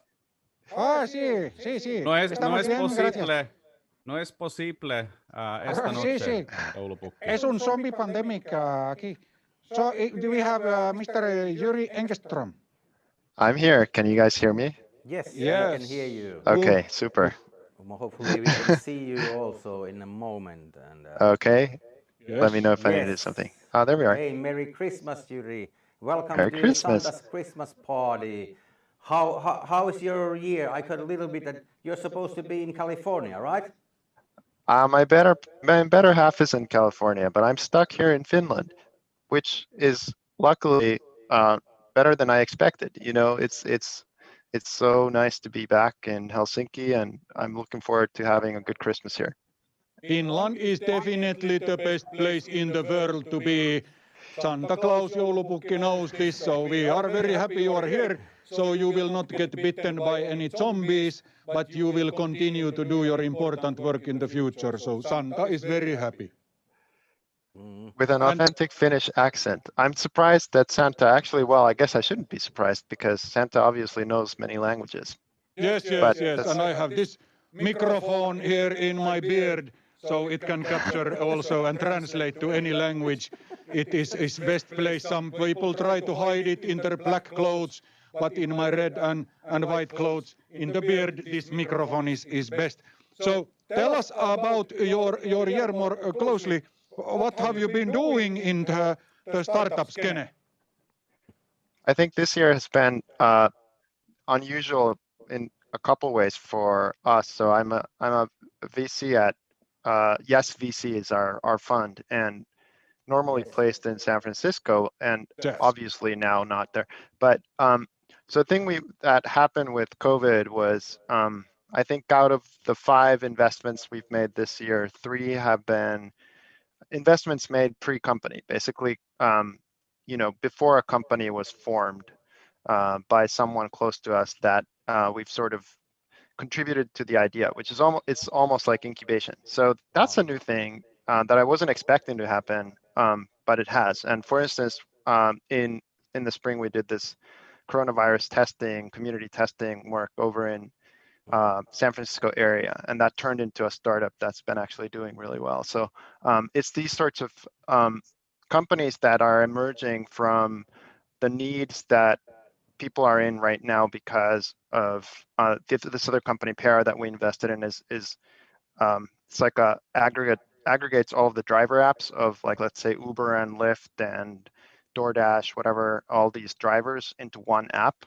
because the drivers nowadays are having to increasingly use multiple platforms at the same time. So, which is also kind of a weird function of the COVID situation in the US. So, yeah, just responding to how the world has changed, I would say. You are an iconic person in the startup ecosystem. Everybody knows who you are, and you have achieved very much. Tell us, to startup people who are maybe earlier in their startup career, how do you manage your time throughout a year? Will you take completely time out now during Christmas, do nothing, or do you work like 24/7, 365, or what kind of advice and thinking could you be sharing? This is important because you've achieved so much, and still you look fresh, hardly any wrinkles. I know, it's the Zoom. I'm probably on some kind of anti-wrinkle thing, huh? I don't actually know. So the thing I would say, though, is actually, I'm going to quote my friend, I think my friend Kojo, who's a military guy who served several terms in Afghanistan as part of the US military. And then one time I was asking him, this is kind of very large man, and my kids were around, and so I was, hey Kojo, what's war like? And he said, well, he said, essentially it's long stretches of utter boredom punctuated by moments of sheer terror. And I think I actually told him, that sounds a lot like my job, because the last couple of weeks have been intense. Like we're doing multiple deals, all overlapping at the same time. And then the last few months before that, really nothing happened. So I think VC tends to be like this, where things are unpredictable and you sort of have to respond extremely rapidly, especially in early stage, because the deals, as you know, go so quickly. And so, that's just the nature of the sort of work that I have to do now. But other than that, I think I'm a fan of, like my partner Katarina sleeps 2 sleeps. Like she actually sleeps a little bit early in the night, and then she gets up while everybody else is asleep, and then she works for 3 or 4 hours, and then she goes back to sleep, which gives her this kind of incredible productivity hack, because she can fully concentrate when no one else is around, time zones notwithstanding. But I think that, I personally can't train myself to do that. But it turns out people in prehistoric times, before really we had clocks, would do that. And you can find references to this in old books, old literature. They call it the first sleep and the second sleep. So for those of you out there who are really looking to optimize, maybe you should look into that. So before this strange time, did you ever make a deal without meeting a person face to face? And now you've done many. Did you feel comfortable starting doing that? Yeah, it's a really good question. I think that it's just accelerated so much. This is why partly I think these deals go so quickly, is because no one's anymore expecting you to take time to actually go out and meet someone. We have done that before, actually. And so in that sense, I don't think it was completely new. I think for a bunch of later stage investors who write really big checks where it takes a longer time and they need to do diligence really properly, this is a really drastic change. But I think for the very early stage guys, not so different. I think it's actually welcomed and convenient, because you don't have to hold office in the Blue Bottle Coffee on South Park and 2nd Street all day long and just, have like over caffeinate yourself, right? And so in a sense, I think this isn't that big of a difference. I think it's more of a convenience factor. The part that is different though, is that the deals are much more international. It still used to be that even though you'd meet someone, whatever, over Zoom, presumably that other person was in or near Silicon Valley most of the time, I think for that ecosystem. And that's no longer the case at all. And so that's what that means, is that a lot of people talk about leakage, people leaving Silicon Valley and how Silicon Valley is over.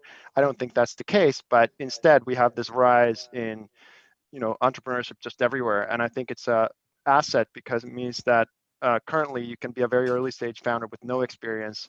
And I recommend this actually to founders on the call right now, is if you're in, I don't know, Estonia, Finland, Sweden, Nordics, wherever you are, you should pitch the top value investors right away instead of waiting, because it's now possible and they expect it. I was just about to ask about greetings or recommendations or suggestions for 21. This is unheard of. Go there first. You really feel that is important advice now.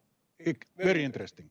Yeah, I think it's good to have local investors on board as well, but there's no reason not to. Everybody's doing it, and I think that last bit of expectation that maybe was blocking people from doing that earlier, obviously is now all gone. So yeah, I really recommend it. I mean, it's at least you get good feedback. If nothing else, I mean, so I don't really see there being any disadvantage. So, Yuri, before 2021 is coming, hopefully better year than this one. Christmas is around the corner, and you've been a little bit naughty, hasn't messaged, emailed, WhatsApp Santa for your gift wishes. So we want to make sure that you deliver it now live. it will be registered, and probably if it goes to the books, it's going to be delivered to your chimney or helicopter pad wherever you are. So Christmas tree, yes. So, Perfect. Yuri, what do you want for Christmas? You are in the nice column, not the naughty column, so bring it on.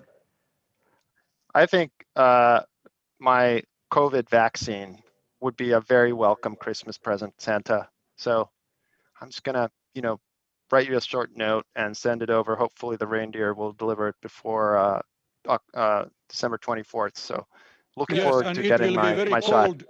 So the cold chain will not be broken. It will be fresh, sub-zero temperature into your vein. Very cool.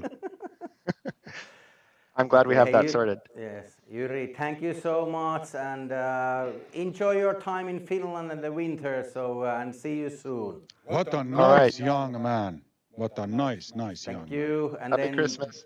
Merry Christmas and Santa. Now we are approaching our final show and act, and it's gonna be something very unusual and almost magical. But before we're gonna go into that, let's remind people, why are we here?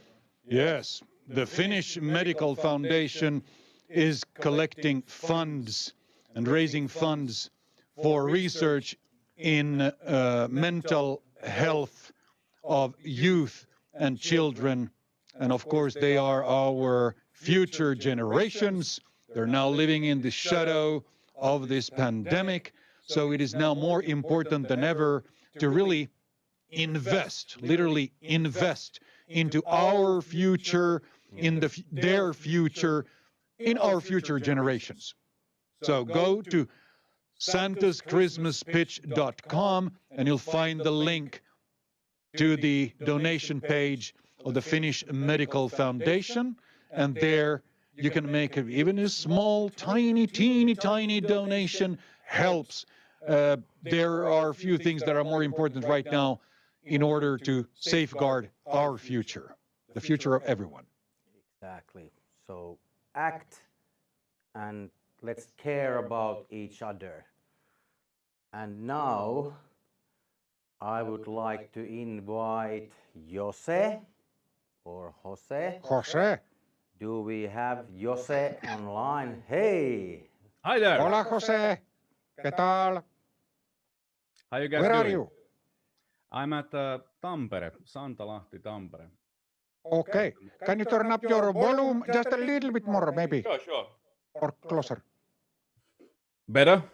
Yes. You look to have a big head and sparkly eyes. You look a little bit strange. What are you? I'm a mentalist.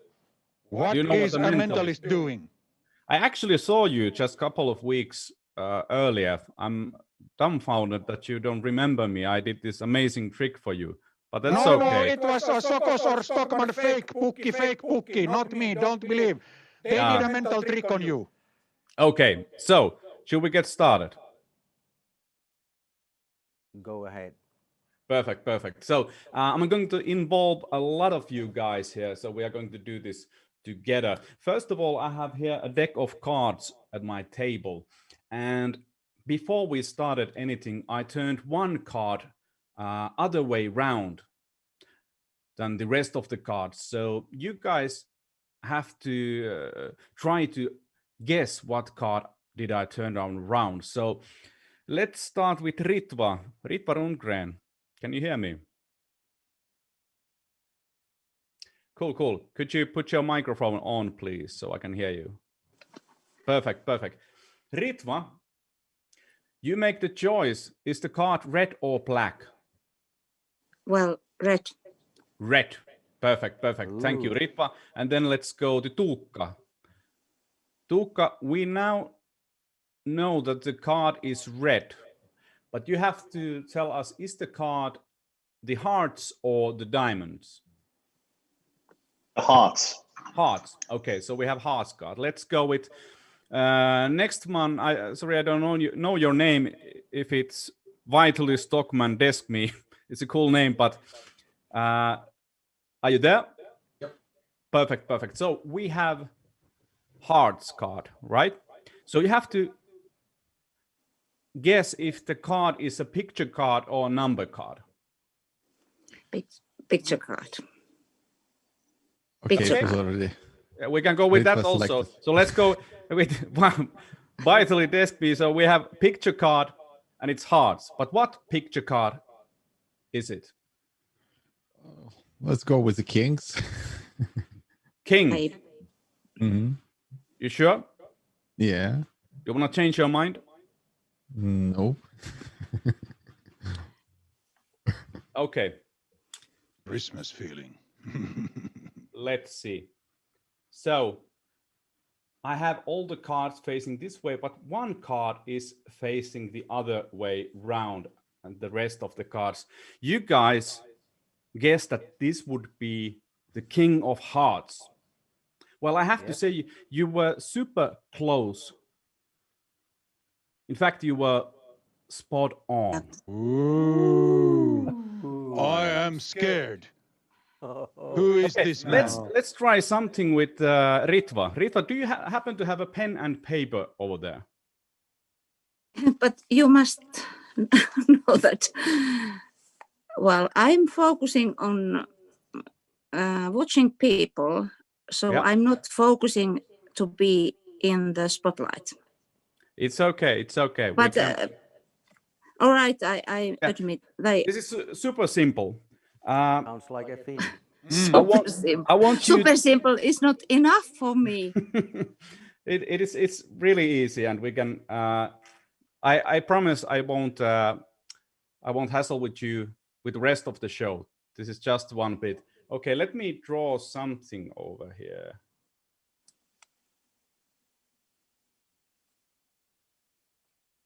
Okay. Ritva, could you draw something like a simple drawing that you can show to the camera? And drawing should be like that everyone would recognize what it is. So something quite simple, and then show it to the camera.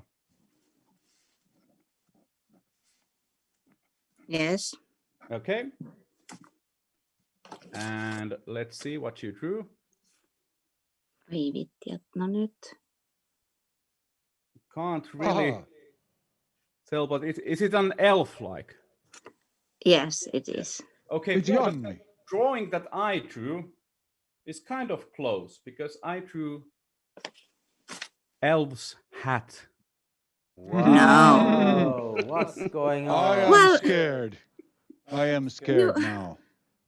Yes. Okay, thank you so much, How did you know that? Let's go with Tuukka again. Tuukka. Yes. This is a good thing because we are playing a game now, and you have the opportunity to win something. Okay. Mm-hmm. The game is actually quite simple. I have two envelopes here. I have one that says mine and one that says yours. And as you can see, mine is a little bit bigger than yours, but do not mind that. So in a moment, Tuukka, you will choose if you want the envelope that says mine or the envelope that says yours. You could think that it's an obvious choice that you want yours, right? And then mine would be mine. But then again, you could think also that mine is yours, then it's like yours, mine, and then yours is mine and not yours. But don't let me influence in any way, shape or form, because one of the envelopes contains something and the other one doesn't contain anything. If you win this, I will get your address and I will send you the thing that's inside of the envelope. So, Tuukka, you go with mine or yours? Well, you gave me all the obvious clues. Mine is bigger than yours, so I'll go for mine. You want this one? Yes. Okay. If it's bigger, it's better. That's fantastic, actually. But Tuukka, I don't want you to wake up at 4 a.m. next morning and wonder, why didn't I switch the envelope? Because Jose gave me a chance to switch the envelope. And Tuukka, I don't want to also you to wake up at 4 a.m. wondering, why did I switch the envelope. So I'm going to count to 3, and if you want to switch to yours, which I would highly recommend, you will say I switch, and if you don't want to switch, you just say I stay. Okay. 1, 2, 3, 4, 5. Stay. Stay. You want this one? Yes. Okay. So let's see what's inside your envelope. I'm really sorry, Tuukka, but there is nothing on your envelope. Then again, I tried to say that you should select yours. That's why I wrote yours there, and I tried to switch it, because there is something over here. In yours envelope, can you see? There's a card. No, there's actually 100 100 euros. Yeah, in yeah. that envelope. So sorry, Tuukka, you didn't win this time, but in my eyes, you are always a winner. Thank you. And I can assure you that for that money, you will not be waking me up middle of the night. We need to be much more. Perfect, perfect. Yeah, we want to keep because you know this year has been difficult for all of us, but especially for our artists. Last year I did like 140 gigs and wrote a book. This year not so much, but it's okay. 100 is big money for me, so it's like a charity in itself that you gave it to me. Perfect. The service of the evening has been completed. Awesome. Do you guys remember this guy, Israel guy, Uri Geller? Yeah. Spoonbender. Yeah. He claimed he has those like paranormal skills that he can bend spoons with his mind. I don't claim that I have any paranormal skills whatsoever. I just use this old technique that it's called, what is it called? It's called cheating. Oh. Okay, but I can show you my version of the classic spoon bending trick. I have here a Hackman Savonia spoon. It's an ordinary Finnish spoon, and if we were doing a live show, I would let you examine this, but obviously that's impossible today. But you have to just trust me, and if you don't trust me, I welcome you anytime to visit Tampere at Santalahti. Bring me this kind of spoon, and if I can't do the thing that I'm going to do for you right now, I will give you 1,000 euros. Can you knock it a couple of times on your head? Yeah, looks like a real head.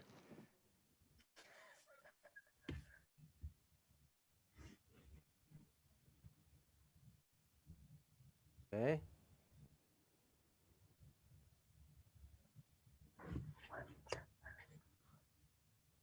Ricky. Santa is very scared now. So as you can see, it's already a bit bent, but I can see Tuukka is a bit skeptical over there. So let's see if it goes a bit more. Oop.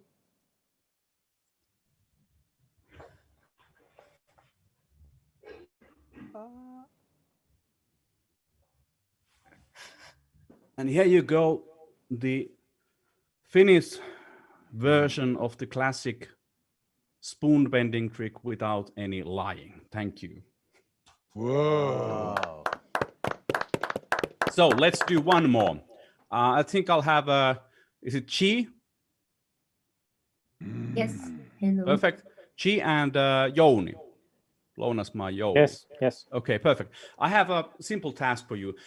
You just have to think numbers between 1 and 39, okay? And change it over and over in your mind. And what I'm trying to do, I'm trying to stop Chi and Jouni in very specific numbers. So you are going to change the numbers from 1 to 39 in your mind. And whenever I say each of one of your name, that person will say out aloud the number that is in their mind right then. Do not change it when I say your name, okay? very important. Do not change the number after I've said your name. So just change the numbers in your mind.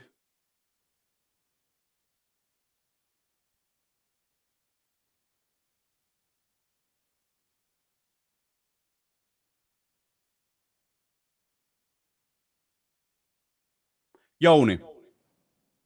Yes. What is the number? 36. 36. Perfect. Because I have here some like Finnish songs. Let's have a look. There's like J. Karjalainen, we have Miljoona Sade, we have Aki Sirkesalo, we have Viikate, Don Huonot, Anssi Kela, Klamydia, CMX, Stamina. And your number was 36, right?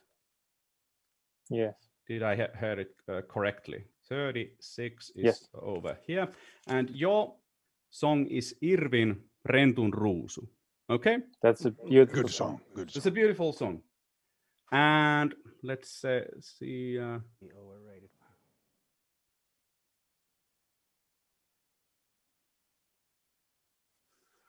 Chi, there.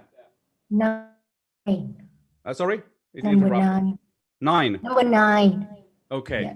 So just like this. 9. Yeah.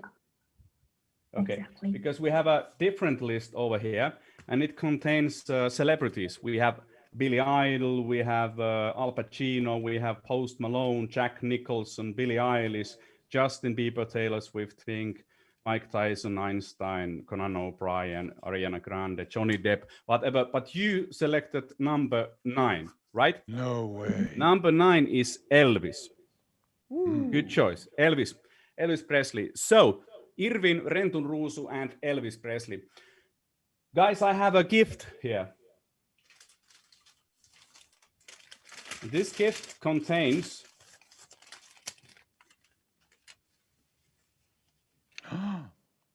no way. A vinyl record of Irvin Rentun Ruusu. And you know what's interesting? If you collect vinyl records still like I do, sometimes the unhappy thing happens and the wrong record ends up in the wrong sleeve. Oh. Impossible. Elvis. What? Scary. This man is scary. Don't let him near you. Wow. Elvis Presley. So, it was awesome to spend a moment with you guys. My name is Jose Ahonen. You can find me at Instagram at The Mentalisti. And yeah, actually I can show you with this like that. So over here, if you can see, there's my Instagram and my website is joseahonen.com. So you guys have a magical evening and thank you. Thank you. We just did. Wow. We just did.